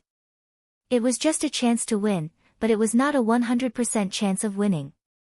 Just like what Saber said, Noah's Avalon could only guarantee his own safety, but it could not guarantee that he could defeat Gilgamesh. Therefore, Noah was quite troubled. Undoubtedly, this is the God Slayer, but I can't even deal with a demigod clone. I must have lost all the God Slayer's face, right? Noah sighed. If only I could use authority, then there was no need to worry at all. If he could use his authority, Noah was confident that he would be able to deal with Gilgamesh's original body as a heroic spirit, let alone a mere doppelganger of Gilgamesh. This was the difference between having authority and not having authority. The reason why the existence of the God Slayer could be feared by the people and was regarded as a thorn in the side of the gods was because they could use the authority of the gods. Tony's swordsmanship was amazing, right? But even with such amazing swordsmanship, Tony was still unable to defeat Noah with just one sword, and was even forced into a disadvantageous position. However, when Tony used authority, it was just one move, and Noah almost died under that sword. One could imagine how terrifying the power of the gods called authority was. As long as one could use authority, even if one was just an ordinary person before obtaining authority, one could become an enemy of the gods. The ancient grand knights and great magicians who had painstakingly trained themselves for more than 100 years would be treated as ants. The difference was that big. What's more, after Noah obtained the authority, because of his physique, he absorbed the power of the two highest-level gods into his own. He also carried out a fusion, allowing his own magic and magic to be integrated into it. It was much more powerful than the ordinary authority, and it reflected the strength of this power. But because of this, Noah, who had merged crush magic and rune magic into authority, was reduced to the point where he could only use magic cannon and rune magic to avoid confusion. When he did not use authority, his strength was much weaker than before he became a godslayer. If before he became a godslayer, Noah could easily defeat Joseph, Laxus, and Jalal, then now, it was estimated that he would not be able to win so easily. Just when Noah was worried about this, suddenly, Noah felt that his surroundings became illusory, and even his consciousness began to drift away. As if his soul was being pulled out from his body by some unknown existence, Noah only felt a wave of dizziness, and his vision gradually blurred. When his vision returned to normal, Noah realized that he was in a trance. He did not know when, but he had arrived in a white space. In this pure white space, in the distance, there was a white object that looked like a nebula, but also like a whirlpool, twisting and turning back and forth. Although Noah had only been to this place 2 or 3 times, he was already familiar with it. Surprisingly, this was the space where Gaia and Aleya met Noah every time. "We are here, little Noah."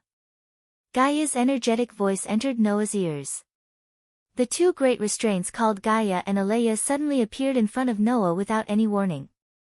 One was full of vitality, while the other was expressionless, forming a very clear contrast. "Gaia? Aleya?" Noah somewhat understood. "Were you the ones who pulled me here?" That's right, that's right." Gaia nodded. "How was it? Did I make you wait for a long time?" "Wait for a long time?" Noah was suddenly puzzled. "What made you wait for a long time?" When this sentence was said, Gaia's energetic face collapsed, and she even puffed up her cheeks. "So, little Noah, you have already forgotten?" "Ugh." Seeing Gaia acting like a child throwing a tantrum, Noah could not help but scratch his cheeks. "Could it be that I have forgotten something very important?" "Important? Of course it is important." Gaia grumbled in dissatisfaction. "As your mother, we are preparing a present for you." "You actually forgot." With Gaia's reminder, Noah immediately remembered. There was indeed such a thing. After the mysterious disaster in the world between worlds, and after the worlds were destroyed, Gaia and Aleya did indeed say that because the world was in chaos, it was best that Noah did not use his authority for a month. However, because the world was in chaos, Gaia and Aleya could take the opportunity to provide some help to Noah. As for what kind of help, Noah did not know. However, Gaia did say that she would prepare a present for him. This was a fact. Without thinking, this so-called present would definitely be helpful to Noah. Immediately, Noah turned his gaze to Aleya. Could it be that the present has already, meeting Noah's gaze, Aleya nodded. It has already been prepared. Noah immediately became excited. Then what is it? Will it help me increase my strength? If that so-called present could make up for Noah's strength when he did not use his authority, then it really came at the right time. Don't worry, little Noah, don't you see who is protecting you? Gaia proudly patted her chest that did not even move up and down. This present will definitely make you satisfied. In the first place, we prepared this gift to make up for your strength when you can't use your authority, Aleya said. It was rare for her to be so talkative. Let's hope it can help you. After that, Gaia and Aleya looked at each other, then raised a hand at the same time and pointed forward. Wang! Suddenly, a dazzling light exploded in front of Noah, who was facing Gaia and Aleya. It was a very luxurious golden light that did not fit in with the space. Within this burst of golden light, an item slowly appeared. It was the most dazzling golden color. Its appearance was like a key, but also like a sword. A golden sword that was only the length of a child's arm appeared in the dazzling golden light and imprinted itself into Noah's eyes. This is... Noah was confused. Undoubtedly, he had never seen such a golden sword in the shape of a key before, but Noah had a feeling that he had seen it somewhere before. This feeling was really inexplicable. Of course, inexplicable was inexplicable, but Noah was sure of one thing. The golden sword in front of him was definitely a noble artifact. It was the same noble artifact as Avalon. How is it? Do you find it familiar? Gaia laughed evilly and reminded him. It's not inexplicable that you find it familiar. Little Noah, although you have never seen this form before, you have indeed met the treasury that this golden sword is connected to. Treasury? Noah was stunned. He had met the treasury that this sword was connected to. Since this sword was a noble artifact, it was something from this world and could not belong to another world. In this world, if Noah had met any treasury, there was only one. Have you guessed it? Gaia laughed. That's right, the mischievous hero king has a similar one. You already know, right? Alea continued Gaia's words. It is the Gate of Babylon. Chapter 794. Gate of Babylon. This was the noble artifact that the hero king, Gilgamesh, used to dominate the entire seat of heroes. It was a sword that could be connected to the treasure vault in the City of Gold, allowing one to freely take out items from within. The reason why this noble artifact existed was because of the legend that Gilgamesh had collected all the treasures of his era. This legend was used as a prototype to create this noble artifact. Thus, in the treasure vault that this noble artifact was connected to, all the prototypes of noble artifacts in the world were also there. This noble artifact's grade was EA++, and it would change according to the grade of the items placed in the treasure vault. That is to say, the grade EA++ here was the grade of the items placed in the treasure vault of the Gate of Babylon. If the treasure vault of the Gate of Babylon did not contain any decent treasures, then it would not be a useful noble artifact. It would just be a simple treasure vault. On the contrary, if the Gate of Babylon contained extremely high-grade items, then it would reach the highest grade of A++, making this noble artifact a weapon that many heroic spirits could only dream of. Gilgamesh used the noble phantasm that was connected to the Gate of Babylon in the form of a shooting weapon in battle. However, this treasure vault did not only contain noble artifacts, but also all sorts of items. Thus, rather than saying that it was a treasure vault that contained all the prototypes of noble artifacts, it would be more accurate to say that it was a collection of all the treasures, technology, and even legends of an era. This noble artifact that gave Noah a headache had now appeared in front of Noah in such a form. No, he could not come to a conclusion just like that. After all, the so-called Gate of Babylon was actually just a treasure trove. The value of the treasures inside was different depending on the level of the items and items inside. If it was like Gilgamesh's treasure vault that contained all the treasures of an era, then its value would undoubtedly be shocking. However, if there was nothing inside, then it would just be a treasure vault. However, Noah's thoughts were immediately crushed by Gaia's words. Little Noah, if you think there's nothing inside, then you're being too rude to me and Alea. Gaia narrowed her eyes and looked at Noah. Her tone became unfriendly. If there's nothing inside, then Alea and I don't have to specially prepare it. This is the only way we can help you, Alea said indifferently. You should know that we can't directly help you, give you power, or help you collect world fragments, right? Noah nodded, only to be greeted by Alea's words. Then do you know why this happened? This. Noah frowned. I really haven't thought about this problem, then let me ask you, little Noah, Gaia said excitedly. If a rich person is in need of money, then can a poor person solve his problem by directly giving him money? Of course not, Noah answered without hesitation. Since it's to the extent that even a rich person would feel that they are in need of money, then a poor person can't solve his problem by directly giving him money, right? The logic is the same. Alea immediately took over the sentence. In this world, there is a saying that mystery will lose its effect in front of higher mysteries. The meaning of the two is actually the same. Just like how a poor person can't directly help a rich person, the reverse is true, but there is no way to do it, Gaia said. The reason why the world can't do anything to other worlds is because they are equal. It can't be said that the world doesn't have the ability to do anything to other worlds, but the world doesn't have the right to do anything to other worlds. This caused such a troublesome situation. According to this world's explanation, lower mysteries were ineffective against higher mysteries, while higher mysteries were effective against lower mysteries. This was a kind of qualification. Because they were equal, they didn't have the right to do anything to other worlds. Noah understood the logic. However, Noah understood the logic that the world couldn't do anything to other worlds, but the logic that the world couldn't help Noah, was it the same? Was Noah's existence equal to the existence of the world? Impossible, right? While Noah was self-deprecatingly denying himself, Gaia and Aleya exchanged glances. Gaia suddenly smiled while Aleya's eyes flickered with some ripples. "Hey, little Noah." Gaia suddenly turned around and pointed at the nebula-like vortex in the distance. "Do you know what that is?" Noah looked up and looked at the nebula-like vortex.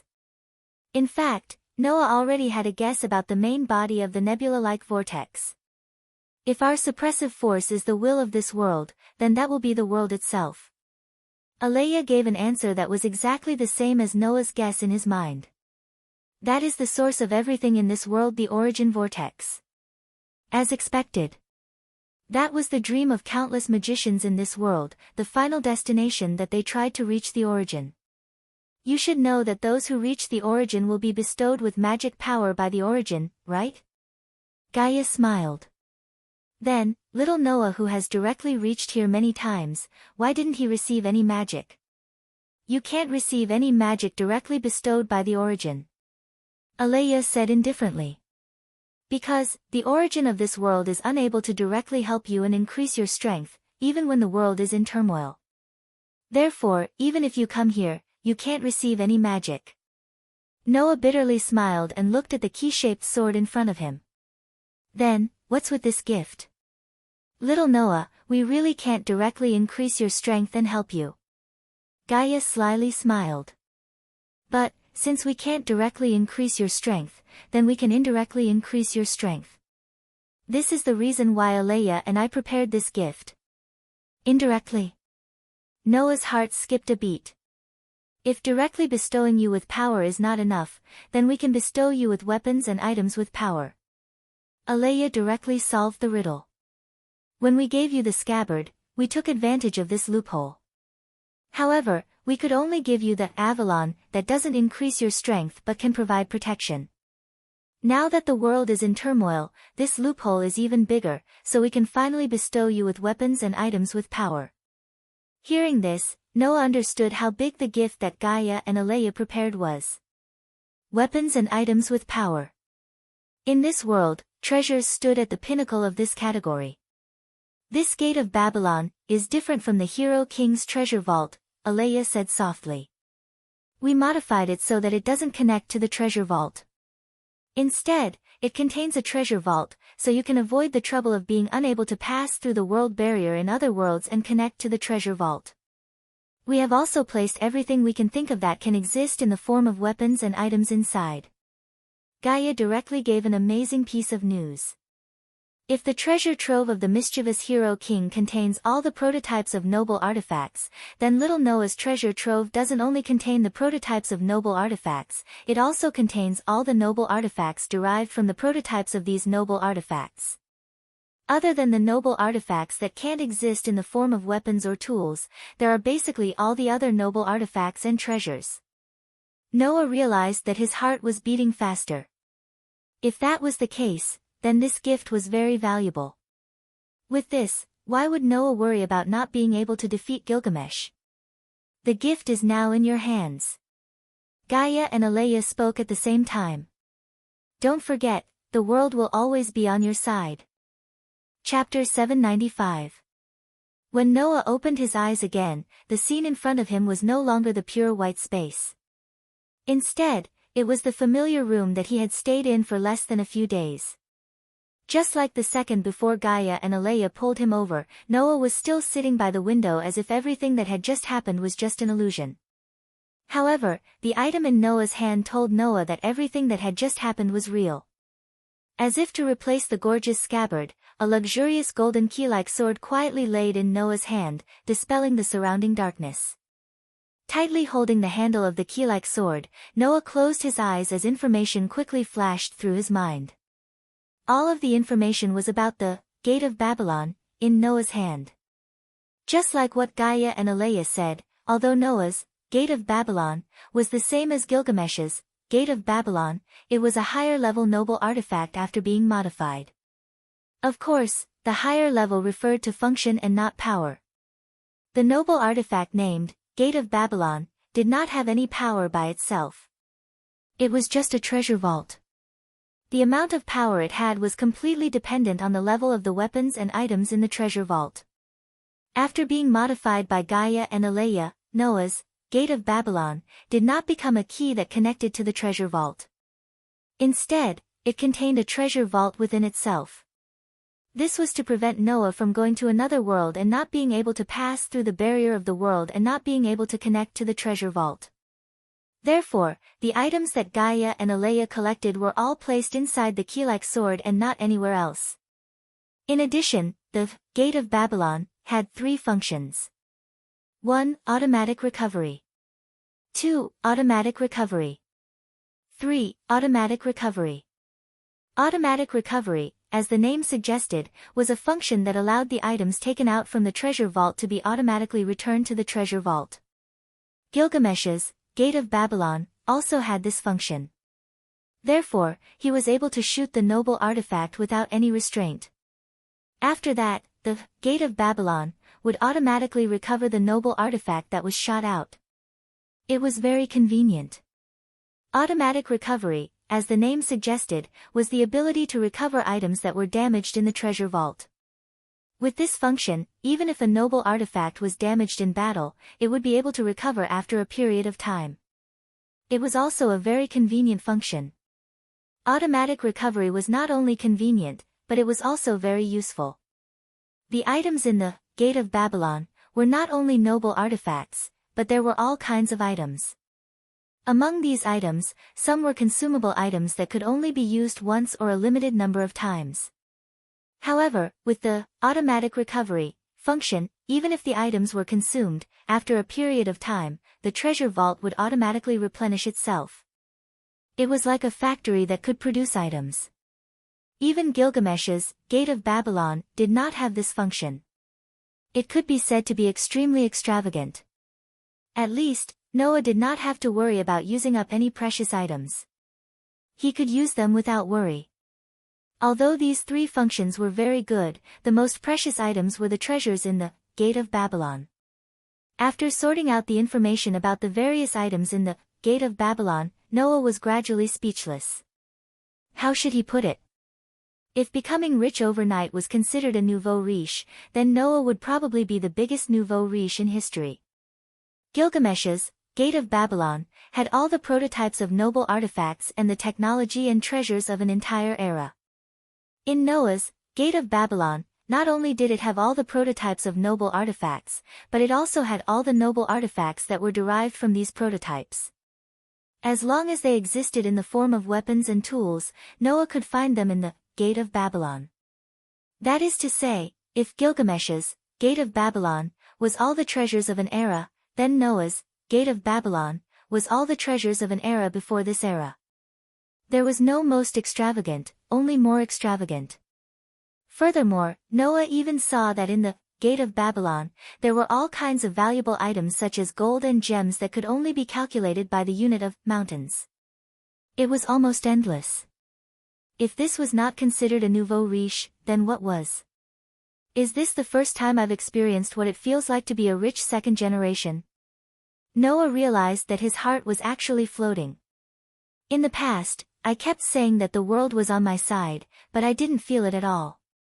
Today, I finally understand the weight of this sentence.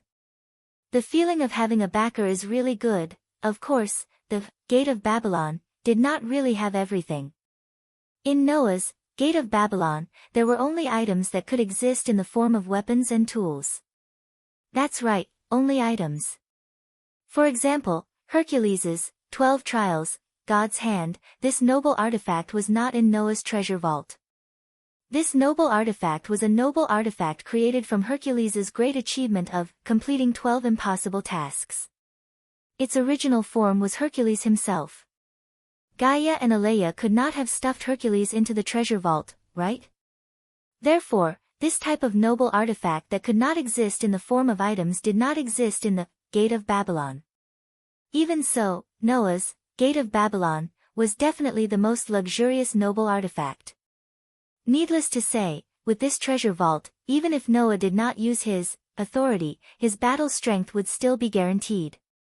After all, regardless of power, if a noble artifact like the Gibalg that could kill in one hit was used well, it would be more terrifying than any authority. Even in terms of power, in this treasure vault, there was a noble artifact that was not inferior to a normal authority. With this treasure vault, what was there to be dissatisfied with? At this moment, Noah tightened his grip on the key-shaped sword in his hand. The spatial sword that contained the treasure vault suddenly shook. In a burst of brilliance, it turned into starlight and merged into Noah's body. This was one of the functions of the Gate of Babylon. It could merge into the user's body in the form of a concept armor. Now, Noah could open the treasure vault in his body at any time. Just like Gilgamesh, he could open the door of the treasure vault from the outside and freely take out the items inside. Let's see who has more treasures. Gilgamesh. Noah could not help but look forward to it. At this moment, a voice sounded from outside Noah's room. Noah, are you there? Saber. Noah came back to his senses and looked in the direction of the door. I'm here, come in. After saying this, the door to Noah's room was opened. Saber, who was dressed in a white shirt and a blue dress, walked in through the door. Her gem-like eyes were fixed on Noah. Her doll-like delicate face was filled with seriousness as usual, causing one to be unable to help but feel a sense of solemnity in their hearts. What's wrong? Noah asked curiously. Looking for me at this time, it doesn't seem like something you would do. Because tonight is the last night, right? It was rare for Saber to smile at the beginning. So, I want to talk to you. Do you have time? Chapter 796. Saber's words surprised Noah. Talk. With me? Noah's relationship with Saber was not good enough for her to confide in him in private. The relationship between Noah and Saber was, at best, a common front with some cooperative nature. They couldn't be considered companions, let alone friends. It was only because of their relationship with Tonging that they came together and acted together. Under such circumstances, Noah was quite surprised that Saber would take the initiative to talk to him in private. Of course, although he was surprised, Noah had no reason to refuse. I'm fine with it, but is there no problem on your side? Through Ilya's hands, Saber began to sign a contract with Rin Enosaka and Tosakura during the day. Now, was it completed? Ilya's field's magic attainment is indeed quite amazing. Saber directly said this sentence. I have indeed received Ling's magic power. Hearing this, Noah did not ask any more questions. He directly activated the Master's privilege and checked Saber's ability value. Profession, Saber Master, Tosakura, Summoner, Rin Enosaka, Actual Magic Provider, Real Name, Altoria Pendragon Attribute, Order, Good Ability Value, Strength, A Durability, B Agility, A Magical Power, A Luck, A Noble Phantasm, A++. Suddenly, a considerable amount of ability value turned into data and flowed into Noah's mind, allowing Noah to clearly know Saber's current state. Although the current Saber was still not as powerful as the mana provided by Avalon after Noah's mana was replenished, the gap was still very small. In this state, Saber's combat power could be 100% unleashed. Under Noah's gaze, Saber slowly walked into the room and also came to the window, but she did not look at Noah. Instead, she looked at the night sky outside the window. Actually, since knowing that Avalon recognized you as its master, I have been very curious. How did you become the master of Avalon? From Saber's words, it could be seen that Saber was indeed quite concerned about this question. Noah did not answer immediately. Instead, like Saber, he also looked at the night sky outside, as if he recalled the day when he obtained Avalon. Same as you. Same. Saber repeated in a questioning tone. What do you mean? Didn't you get the sacred sword and scabbard from the lake spirit? Noah didn't hide it, nor did he say it directly. Instead, he gave such a profound response. Like you, I also got Avalon from someone else. Such an answer should be more or less perfunctory, right? But just like what Noah said, Saber also got the holy sword and Avalon from the lake spirit. Therefore, Saber knew better than anyone that this answer was actually enough. Is that so? Saber's eyes that were looking at the night sky became gentle. You also received someone else's blessing. It was indeed a blessing. This was because the relic named Avalon had an extreme protective power. If someone gave away such a relic, other than sincerely hoping that the other party would be protected, what other reason could there be? Therefore, Saber, who had also received the blessing of the lake spirit, could understand the weight of this sentence. It was a pity that just like Noah, Saber had also lost the scabbard that represented protection and blessings. The difference was that Noah, who lost the scabbard, coincidentally saved Tong Ying and found the scabbard again. But Saber, because of the loss of the scabbard, lost the power to protect and fell to a tragic death. Since you found it again, don't lose it again.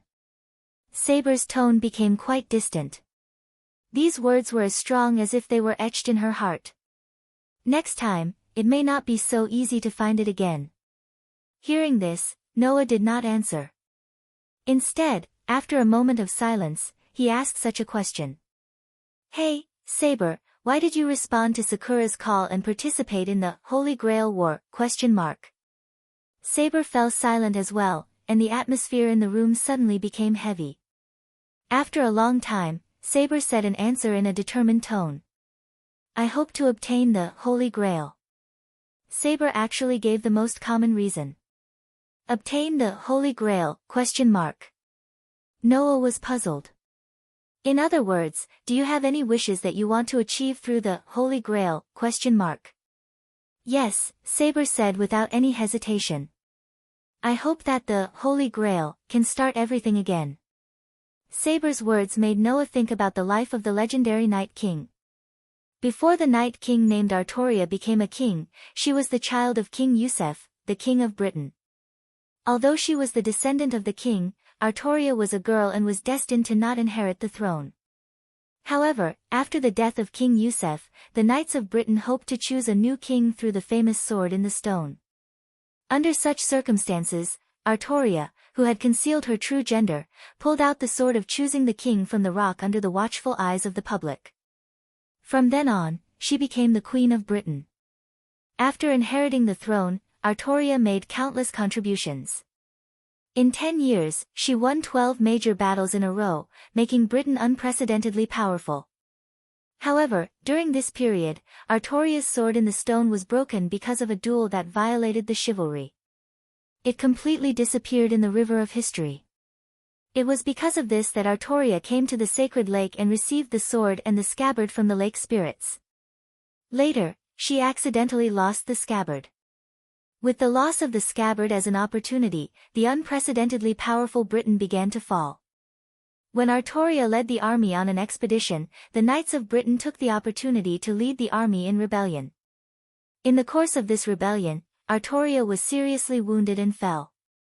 This was the battle that led to the fall of Britain, the Battle of the Sword Fence. The legend of the Night King came to an end here. I couldn't stop the fall of the kingdom. I was an incompetent king. It was as if the legend that had ended had been restarted.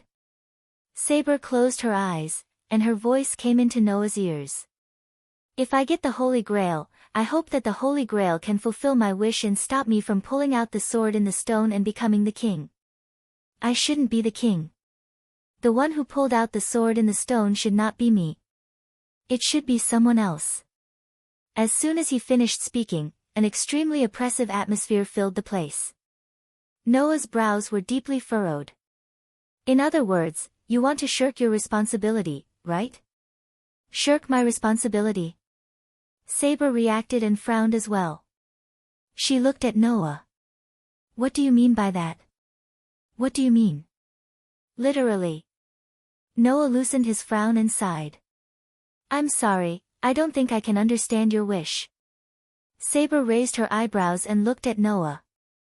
Let me hear your reason. Since ancient times, there hasn't been a country that could last forever, right? Noah looked into Saber's eyes. When one reaches the pinnacle of prosperity, one must decline. When one reaches the pinnacle of decline, one must be destroyed. This is the fundamental law of nature. As the king of a kingdom, while bearing the glory of building a kingdom, one must also bear the sin of destroying the kingdom. It is just like how one must bear responsibility in life. When you were alive, you had received enough glory to make the whole world tremble. Undoubtedly, you were proud of being a knight and a king. Yet, you chose glory over sin.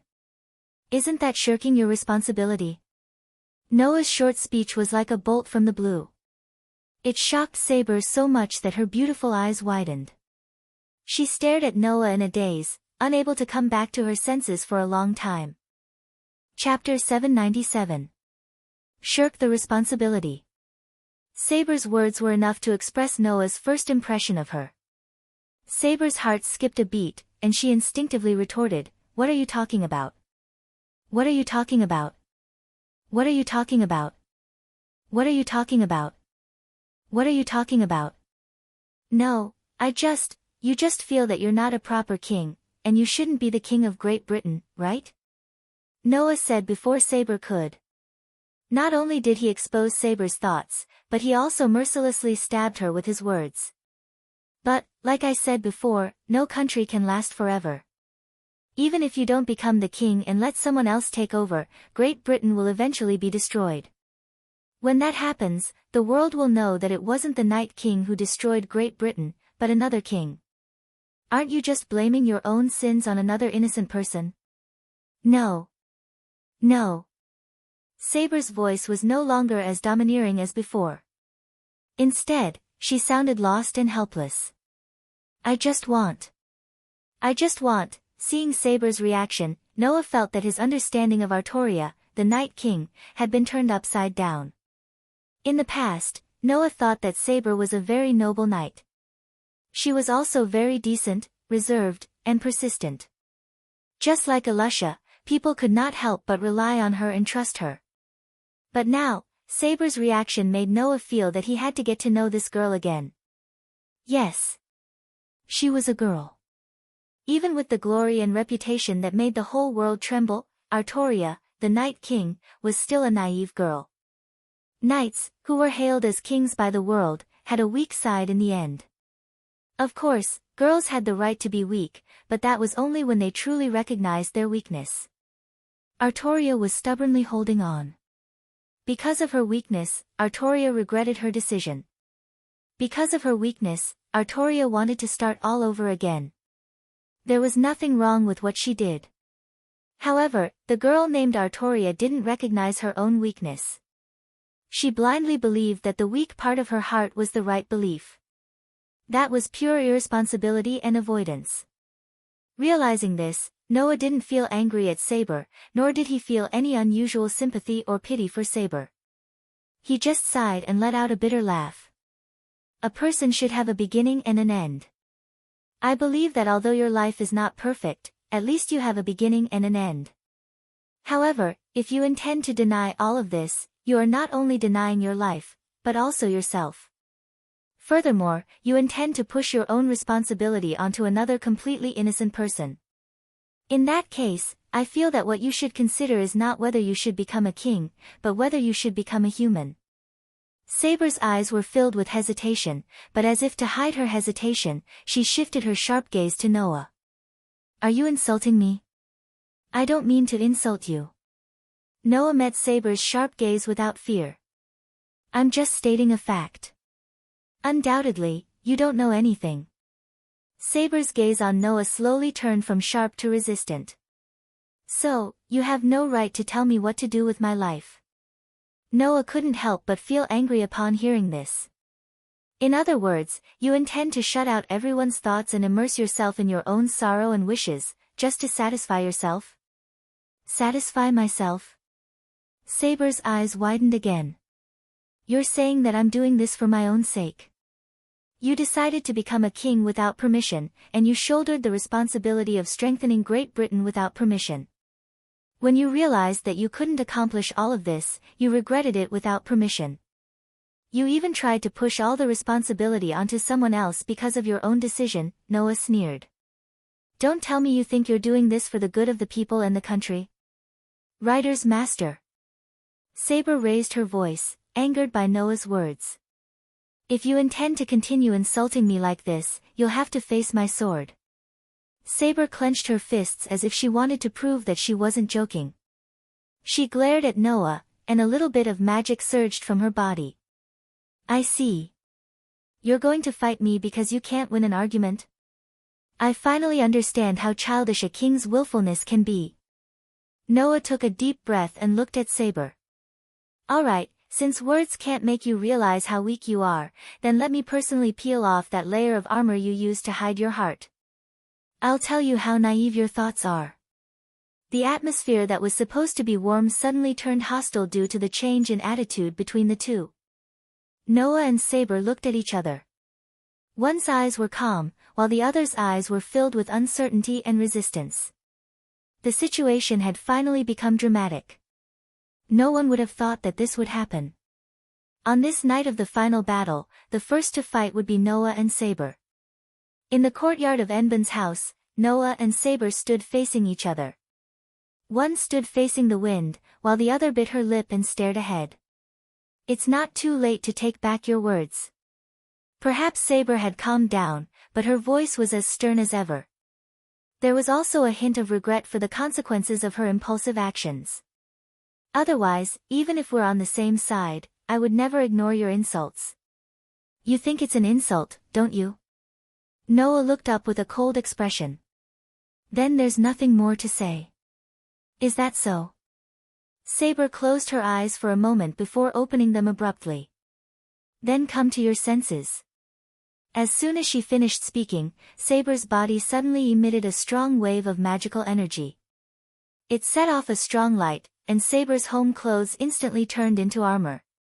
In her hand was an invisible sword that couldn't be seen by the naked eye, and she pointed it at Noah. Because of Saber's blatant use of magical energy, there was a commotion in Enban's house. Immediately, with Rin Enban as the leader, a group of 3 girls, including Tosakura and Ilya, all came out of the mansion. Although Ryder didn't show herself, Noah and Saber could both sense that she was in her spiritual state. She stood to the side and was very hostile towards Saber. It seemed like she could attack Saber at any time. Obviously, even if Ryder didn't know what was going on, as long as she was sure that Saber was going to attack Noah, it was enough. If Noah didn't use the contract to order Ryder not to interfere, Ryder would have already attacked Saber. As for the rest of the girls, they didn't understand what was going on. What the hell are you guys doing? Rin and Osaka was shocked. Noah. Saber. Tosakura was at a loss. She didn't know what to do at all. Are they going to kill each other? Brother and Saber? Ilya, on the other hand, was a little excited despite not knowing what was going on. She seemed to think that this was exciting enough. In this regard, before Saber could say anything, Noah spoke first. You guys watch from the side. Don't interfere. Perhaps they heard something wrong from Noah's calm voice, but whether it was Rin Enban, Tosakura, or Ilya, they all shut their mouths. However, Rin Enban's face was still a little anxious, and Tosakura was completely worried. Then, under such circumstances, Noah suddenly laughed. Saber frowned. What are you laughing at? Don't mind it. Noah shrugged. I'm just feeling a little lucky. Lucky? Saber was stunned. That's right. Rejoice. Noah raised one of his hands. Lucky that I was able to get my treasure before this. As soon as he finished speaking, Wang! A golden ripple that was like a ripple of water suddenly rippled out. Chapter 798. As if a ripple suddenly appeared from the space, a golden ripple suddenly flashed above Noah's raised palm, causing the space to tremble slightly. The light on it illuminated a small area of darkness. Then, a gorgeous knight's sword slowly emerged from it. Noah held it in his hand, pulled it out, and pointed it diagonally to the ground. It was a knight's sword that was very similar to Saber's Excalibur. However, compared to Excalibur, this knight's sword in Noah's hand was much more gorgeous and resplendent. Its shape was also much lighter. It didn't look like it was used for battle at all. Instead, it was used as an ornament. It was rather gorgeous. The moment she saw the sword, Saber's expression changed abruptly. That is, not only Saber, but in addition to Tosaka, who was still worried, Rin Enban and Ilya were also surprised. Noble phantasm. Ignoring the shock of the girls, Noah pointed the gorgeous sword in his hand at Saber, and his dark and deep eyes became serious. You should have an impression of this sword, right? The King of Knights. Saber stared at the knight's sword in Noah's hand, and murmured as if she was sleep-talking. Sword in the stone. In the legend of King Arthur in Celtic mythology, Artoria, who was known as the King of Knights, obtained a total of 2 very famous noble phantasms in her life. The first one was pulled out from the stone and became the King of Great Britain. It symbolized the king's sword, the sword in the stone. The second one was obtained from the hands of the lake elves, and became an extraordinary legend. It was the sword in the lake that everyone knew about. The former was broken after Artoria engaged in a duel that violated the knight's doctrine. The latter accompanied Artoria for her whole life until she finished the journey of her life, and then it was thrown back into the sacred lake. Now, the broken sword in the stone was in Noah's hand. The sword that Noah was holding at this time was the king's sword that Saber broke when she was alive, the sword in the stone. Its real name was Caliban, the golden sword of victory. The sword that Artoria had once lost appeared in front of Saber in this form. That's why I'm rejoicing, Noah said with a faint smile. After all, there is no weapon more suitable than this sword to use at this time. Why? Saber clenched the invisible sword in her hand and took a step back. Her beautiful face was shaken again. Why do you have this sword? Now is not the time to ask this, is it? Noah said faintly. All you need to know is that this sword in the stone is the real deal. That is enough. Oh, right. Noah looked straight at Saber. By the way, let me tell you, compared to fists, I'm better at using a sword. As soon as he finished speaking, Noah's figure was suddenly enveloped by a powerful mana. In an instant, he shot out like an arrow. His speed was so fast that Rin and Osaka, Tomoka Sakura, and Ilya could only see a blurry shadow pass by. In the end, in front of Saber, whose eyes were trembling, he met the attack head-on. Ding! As the blurry shadow passed by, the sharp sword in the stone pierced forward with lightning-like speed, striking the invisible sword that Saber had hurriedly raised, causing sparks to fly in all directions. Saber did not expect Noah to make a move just like that. She had no choice but to hold the invisible sword and anxiously speak. Wait! Are you still hesitating? Noah looked into Saber's gem-like eyes. Swinging your sword in confusion, even the name of the Night King is crying. After saying that, Noah swung the sword in the stone towards Saber, who was standing before him. The powerful wind created by the sword tore through the air, creating a sharp sound of breaking wind. It was so piercing that it hurt the eardrums of those who heard it. Ding ding ding ding. As the beautifully shaped sword in the stone was swung, in a very short period of time, it created a continuous stream of sword attacks. Every sword attack accurately struck the invisible sword body that could not be captured by the naked eye. The crisp sound seemed to have condensed into a melody, which was extremely pleasing to the ears. Coupled with the flashing golden light of the sword's shadow, it was extremely beautiful. Ding ding ding. In the face of the flurry of sword strikes, Saber could only continuously retreat. The invisible sword in her hand moved back and forth in front of her in a very small area. She desperately tried to block the incoming sword strikes. It looked like she was in a very sorry state. Noah's sword, on the other hand, was like layers upon layers of giant waves. There was a faint feeling of entanglement. As he swung and danced, the golden sword flashed repeatedly in the air, forming a dazzling sword curtain. He mercilessly attacked Saber. "You're hiding such a skill." The expression on Saber's face changed again and again. It showed how seriously her heart was shaken. It was not only because of the exquisite sword skills Noah had displayed. It was also because Saber realized how serious Noah was about this battle. Saber had more or less been a little too impulsive for the situation to develop to such an extent. Noah, on the other hand, was not acting on impulse. He really saw Saber as an enemy and continued to attack without mercy. How could Saber not be shaken? However, no matter how shaken Saber was, the continuous flurry of golden sword strikes did not seem to be stopping. It was still chasing after Saber. Saber was tired of defending herself, and her posture was getting more and more scattered. If this continued, the strongest sword spirit would be defeated by the sword skills of a human. In the end, it was just as Noah had said. There is no room for hesitation or confusion. Saber suddenly raised her head, a fierce look in her eyes. Her body crouched, as if she had rushed out from layers upon layers of giant waves. The invisible sword in her hand flashed, bringing with it a sharp sword light as it slashed toward Noah's neck. In the face of the sword attack, Noah narrowed his eyes and the hand that was holding the sword flicked. Immediately, the sword in the stone spun back, leaving behind a mysterious trajectory to meet the incoming sword beam. Clang! Amidst the intense clanging of the sword, Noah, who had not enhanced himself, was forced to take 2 steps back by Saber's A-class strength. However, Noah did not spend any effort to stabilize his body. Instead, he relaxed his lower body. A dazzling vortex of air appeared under his feet. It exploded, causing Noah's body to become a stream of light. In a flash, he disappeared. Swoosh! Just as Noah's body disappeared, Saber, who was wrapped in a whirlwind of magic, appeared like a ghost.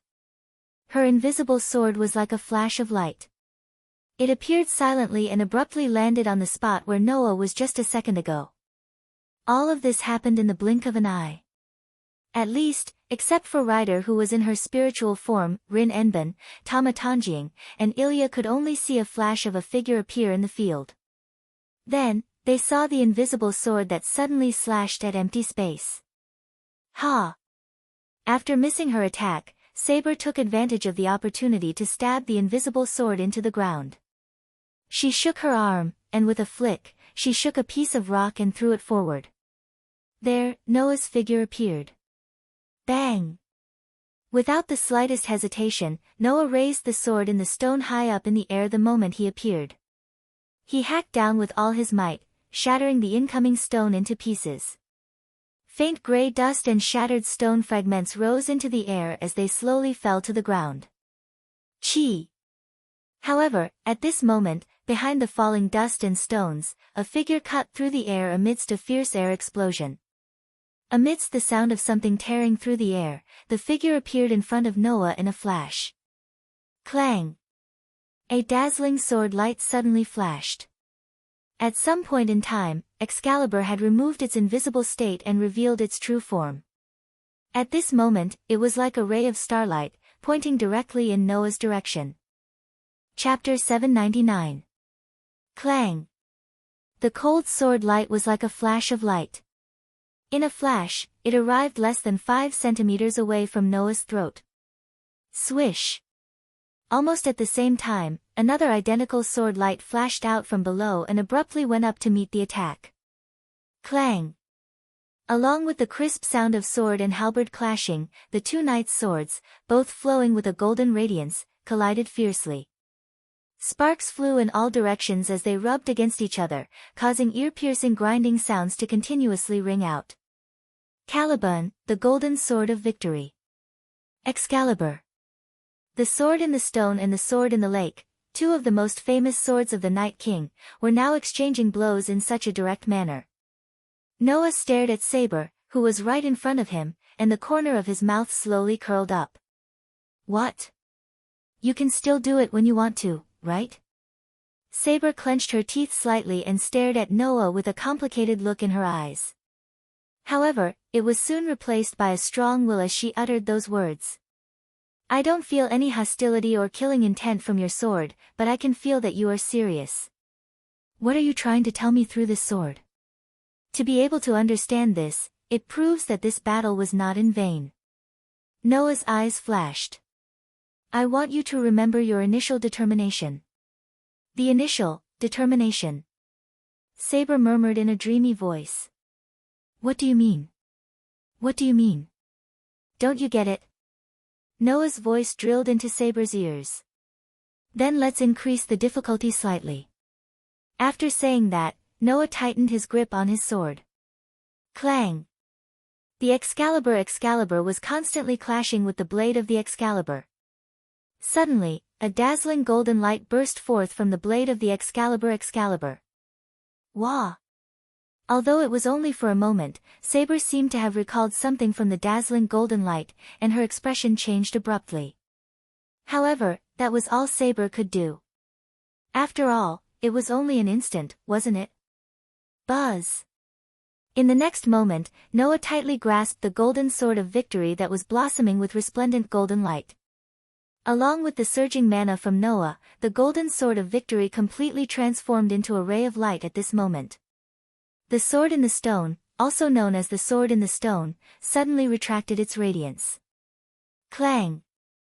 In the end, the golden sword of victory, Caliban, turned into a dazzling ray of light. Even the space around it was trembling, as if a whirlpool of light had exploded. With a whistling sound, the whirlpool swept across the air and enveloped Saber, whose expression had changed abruptly. The whirlpool of light surged forward like a tidal wave. Then, Noah's voice slowly sounded. Golden sword of victory, Caliban. As if awakening the miracle that had been sleeping in myths, Noah released the true name of the sword in the stone. At this moment, the power of the golden sword of victory, Caliban, finally reappeared in this era. Boom! The vortex of light surged up like a tidal wave and enveloped Saber's location. A thunderous explosion resounded in the space, sending countless pieces of rubble flying out of the dust and into the surroundings. Wah! Rin Enban, Tama Tanjing, and Ilya screamed at the same time and dodged in a somewhat sorry manner. Only then were they able to avoid being hit by the flying rocks. However, this also caused the scene to become chaotic. What the hell are those two doing? Rin and Osaka shouted angrily.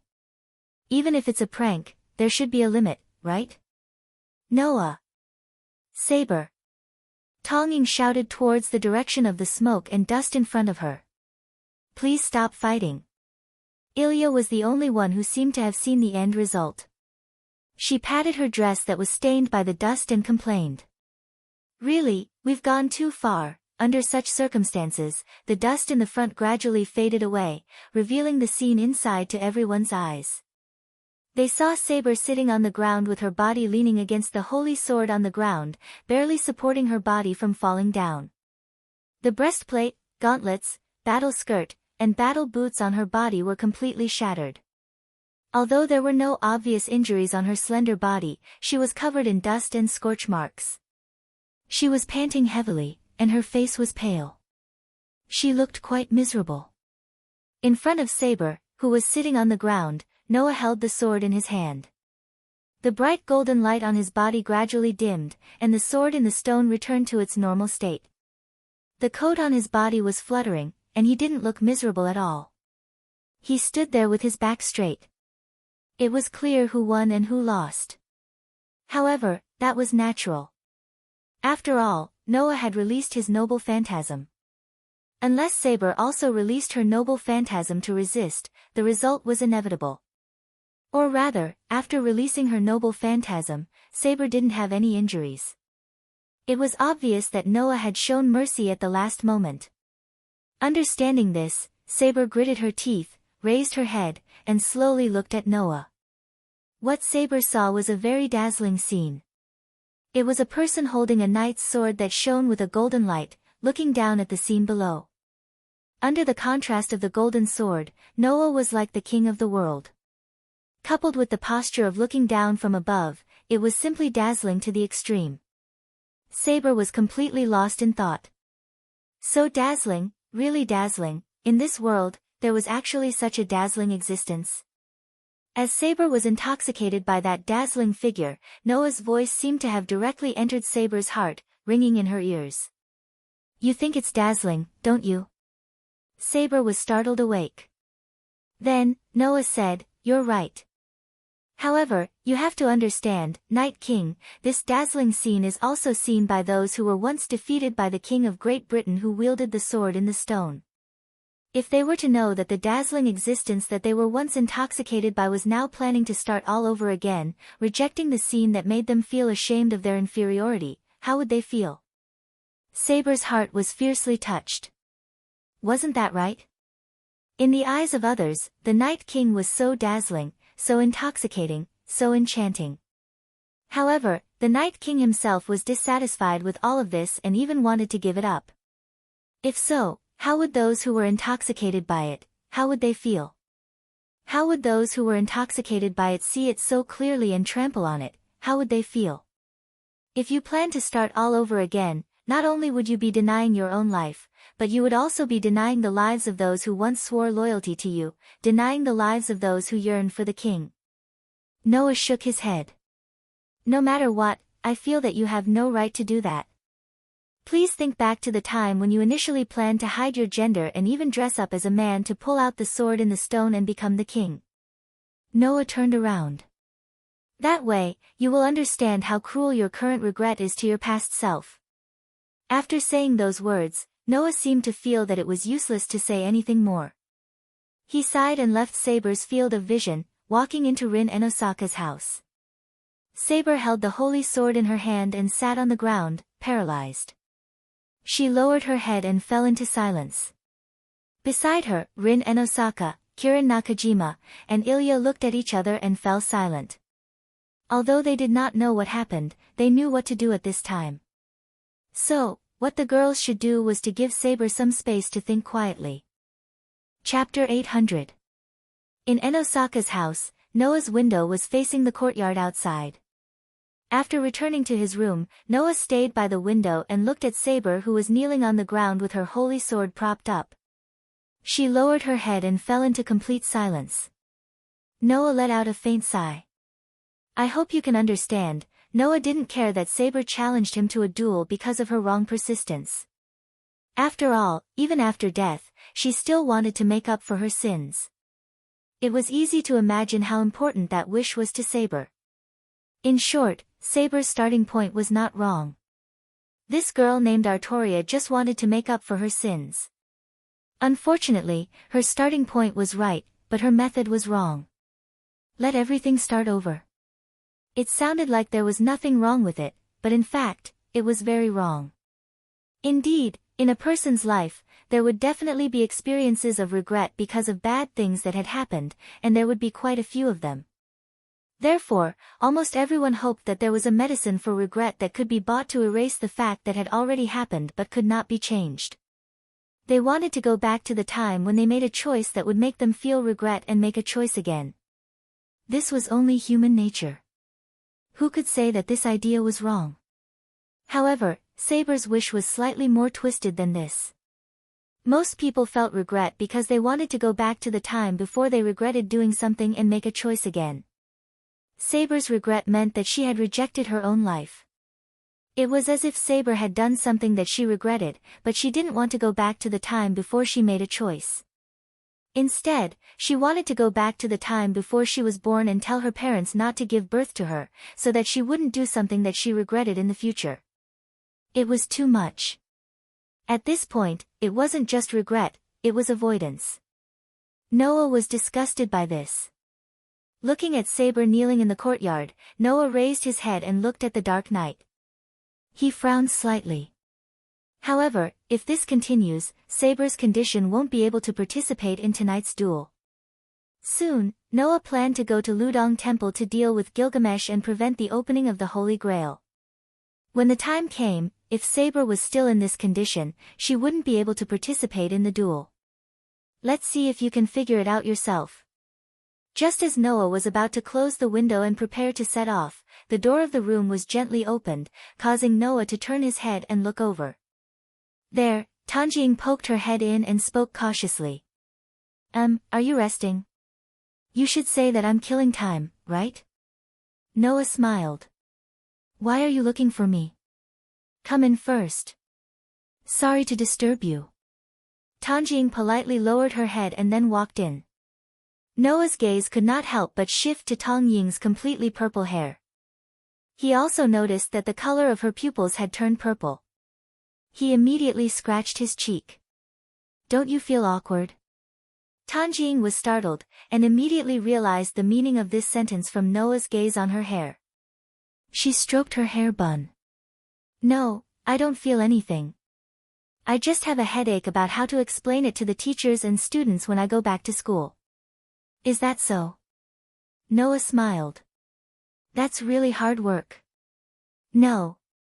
Tanjing slowly shook her head, with a gentle smile on her face. I'm already satisfied that I can be saved at this level. Tanjing was indeed quite satisfied. This girl didn't have too many extravagant thoughts at all. This girl, who had been shrouded in the shadow of the Tanjing family for more than 10 years, was now satisfied with her living situation from the bottom of her heart.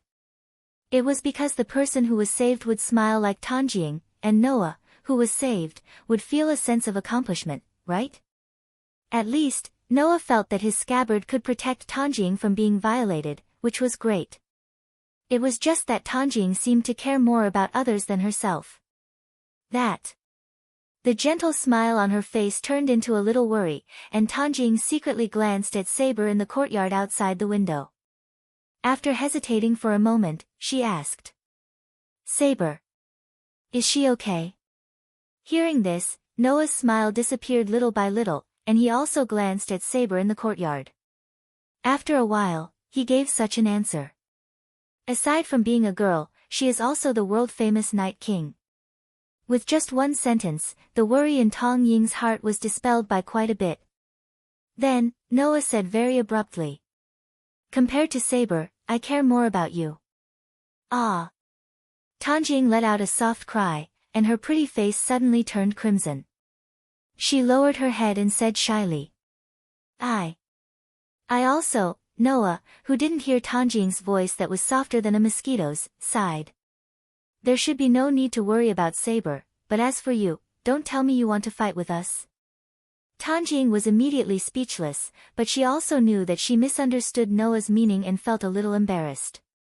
Noah, who didn't get a reply from Tanjing, turned around and looked at her.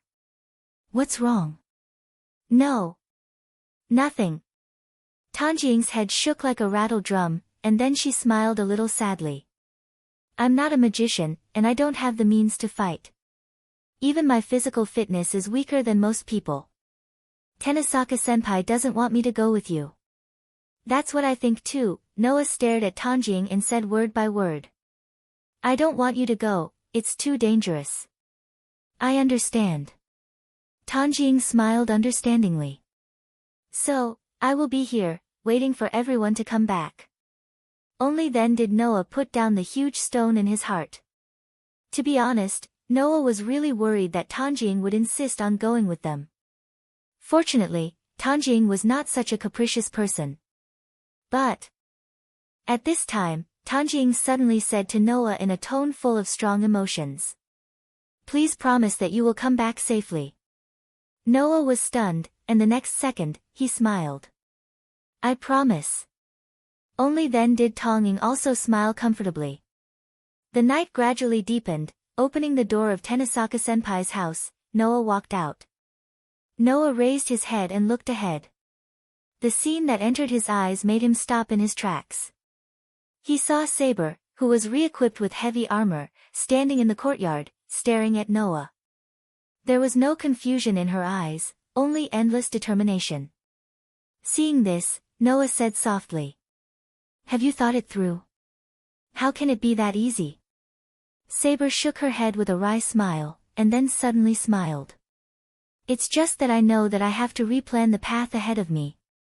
I think it will take a lot of time to think about it, right? Is that so? Noah closed his eyes, but the corner of his mouth rose. Then, why don't you stay here and think about it? There's no need for that, Saber said firmly. If there's confusion, then I'll use my sword to eliminate it. This is what I should do as a knight. As soon as the words left his mouth, another burst of laughter rang out behind Noah. Although I don't agree with using violence to solve everything, there's really no more reliable words at this time. While saying this, Rin Enosaka-senpai, who was wearing a red shirt and a black skirt, also walked out of Tenosaka-senpai's house. Behind Rin Enosaka-senpai, Tanjing and Ilya also followed. I won't go. Ilya smiled sweetly like a child who secretly ate some candy. It's no longer the Holy Grail War, and I'm not the final trophy of this Holy Grail War. Since there's a fake replacing my duty, then there's no need for me to witness the end. That's good too. Noah nodded, then looked at Tanjing, smiled at her, and turned around. Looking in the direction of Ludong Temple, Noah's eyes flashed. Chapter 801. Whoosh! The whistling mountain wind viciously blew across the rather tall Yuanzhang mountain, adding a sinister atmosphere to the Ludong Temple at the peak of Yuanzhang mountain. It was enough to cause anyone to cowardly back away, not daring to approach. However, on the stone steps of the mountain gate, a group of 3 people braved the whistling mountain wind and climbed up the stone steps without any hesitation, arriving in front of the mountain gate. The last time they came to Yuanzhang Mountain's Ludong Temple was only 2 or 3 days ago. At that time, Noah and his team had fought against 2 servants. After a tough battle, they had finally defeated all the enemies. It was also at that time that Gilgamesh revealed his fangs for the first time, causing the entire Holy Grail War to completely change. This time, Noah and the rest came to Yuanzhang Mountain's Ludong Temple again to lead everything to the end. Before entering Ludong Temple, Noah, Rin Enosaka, and Saber felt a wild beast-like aura. Whoosh! Almost at the same time that the aura appeared, Ryder flashed out of the fog and removed his spiritual form. He entered his physical form and held his chained sword as he guarded Noah's back. The group of 3 became a group of 4. However, their destination was still the same. Looking at the Ludong Temple that seemed to hide a terrifying beast, Noah's expression did not change. Only Rin Enosaka, Saber, and Ryder looked slightly more serious. Is that Gilgamesh's aura? Saber clenched her sacred sword, which had been removed from its invisible state as soon as it appeared, and spoke solemnly. Although it's not very strong, the aura is dangerous. Didn't Noah say that? Gilgamesh isn't that strong. Rin Enosaka's face was tense. However, the other party has tens of thousands of treasured artifacts. Just based on this point alone, it's not something we can fight against. Master, Ryder said directly. Do you need me to take the lead? No need, Ryder, Noah said without turning his head. I'll take care of Gilgamesh. The group of girls all quieted down and silently agreed. Then, under Noah's lead, the group walked into Ludong Temple. What appeared in front of them was a temple. It was a temple that had an ancient style and a bit of a modern style. In front of the temple, there was a vast open space. On such an open space, not far from the temple, a person seemed to have been standing there since the beginning.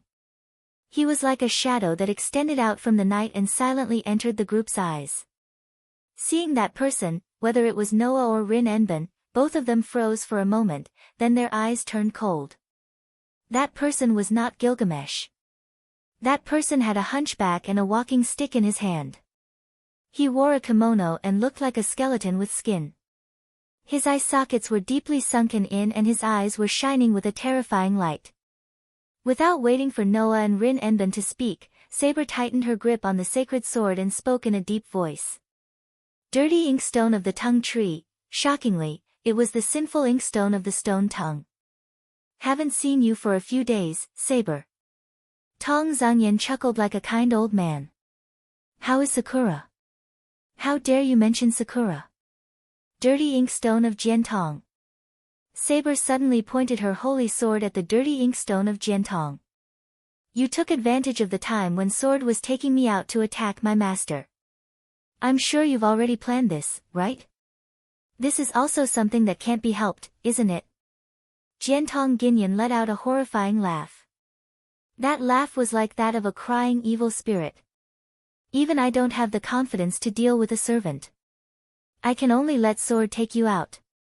After saying that, Naoki Jiantong glanced at Ryder behind Noah and tightened his grip on his crutch. Unfortunately, there is a second servant secretly protecting Sakura. I don't know anything about it. Don't call her Sakura so intimately. Rin Enosaka couldn't help but take a step forward. His eyes were filled with unprecedented anger. You don't have the qualifications to be Sakura's grandfather. Era, the little girl who only knew how to follow behind Tashimi Inaka back then actually has a day when she's shouting at me. Tatsuki Dirty Inkstone sized up Rin Inaka with an appraising gaze and clicked his tongue in wonder. If I had known that Sakura's body was protected by that mysterious power, I would have asked Tashimi to give you to me. That way, my plan wouldn't have fallen to the point where I could only use Shinji to make up the numbers. Rin Enosaka was about to do something when Noah reached out and stopped her. You are the Dirty Inkstone of Middle Tong, right? Noah looked at the Dirty Inkstone of Middle Tong with emotionless eyes. Although I haven't seen you before, I knew it was you when I felt the disgusting smell of insects on you. I haven't seen you before either, but I recognized you at first glance. Ryder's master.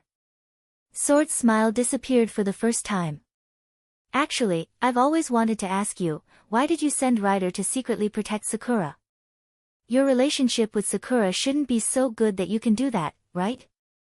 Why? Noah laughed, and the surrounding temperature dropped. A disgusting insect that can mercilessly transform a grandson into a monster will never understand. The moment the words left his mouth, a low and deep sound of breaking air resounded in the surroundings at lightning speed. At the moment when the sound of breaking air sounded, a tall figure appeared like a ghost in the space in front of Tong Ziyen. He pulled a chain in his hand and suddenly threw it out in the midst of a series of jingling sounds of collisions. The sudden attack stunned Tong Ziyen. He didn't have time to react. Immediately, the chain was like a guillotine, ruthlessly twisting towards Sword's neck. Puff! The chain turned into a black shadow and flashed, bringing with it the sound of a rubber ball being pierced.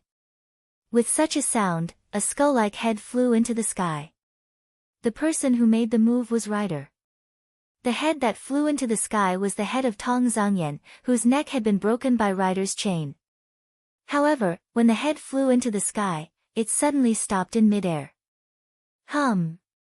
Then, Sword's body that didn't fall slowly turned into a pile of insects and floated into the sky, surrounding Sword's head. Seeing this, Rin Enosaka felt a chill run down his spine. What was even more horrifying was yet to come. I won't die so easily. The head of Dirty Inkstone, who was surrounded by the insects, was still smiling creepily as if nothing had happened. Even a famous heroic spirit can't kill me. TCH. Rin Enosaka was speechless. How disgusting, Rin Enosaka's words were approved by a third party. He's indeed a filthy thing that people don't want to see, but there's no one more suitable than him to be a witness in the upcoming hell. Well, let's just make do with it. Hearing this voice, everyone's heart skipped a beat. They raised their heads and looked at the roof of the temple. On the roof of the temple, Gilgamesh was sitting on a throne.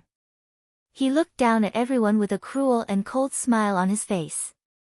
There are quite a lot of people here, and there are many bastards that I've never seen before. Gilgamesh's words didn't anger the crowd. This was because Rin Enosaka and Saber, who hadn't seen Gilgamesh before, felt it from him. He sensed the aura that he had sensed in front of the mountain gate. It wasn't strong, but it was very dangerous.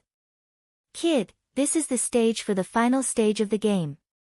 Gilgamesh ignored the rest of the people and looked at Noah as he laughed delightfully. Didn't you want to stop me? Come on, try me. That one sentence ignited the tense atmosphere in the surroundings. Rin and Osaka immediately retreated to the back. Saber silently raised her sacred sword. Ryder stared at Gilgamesh. Only Noah's lips curled into a cold smile.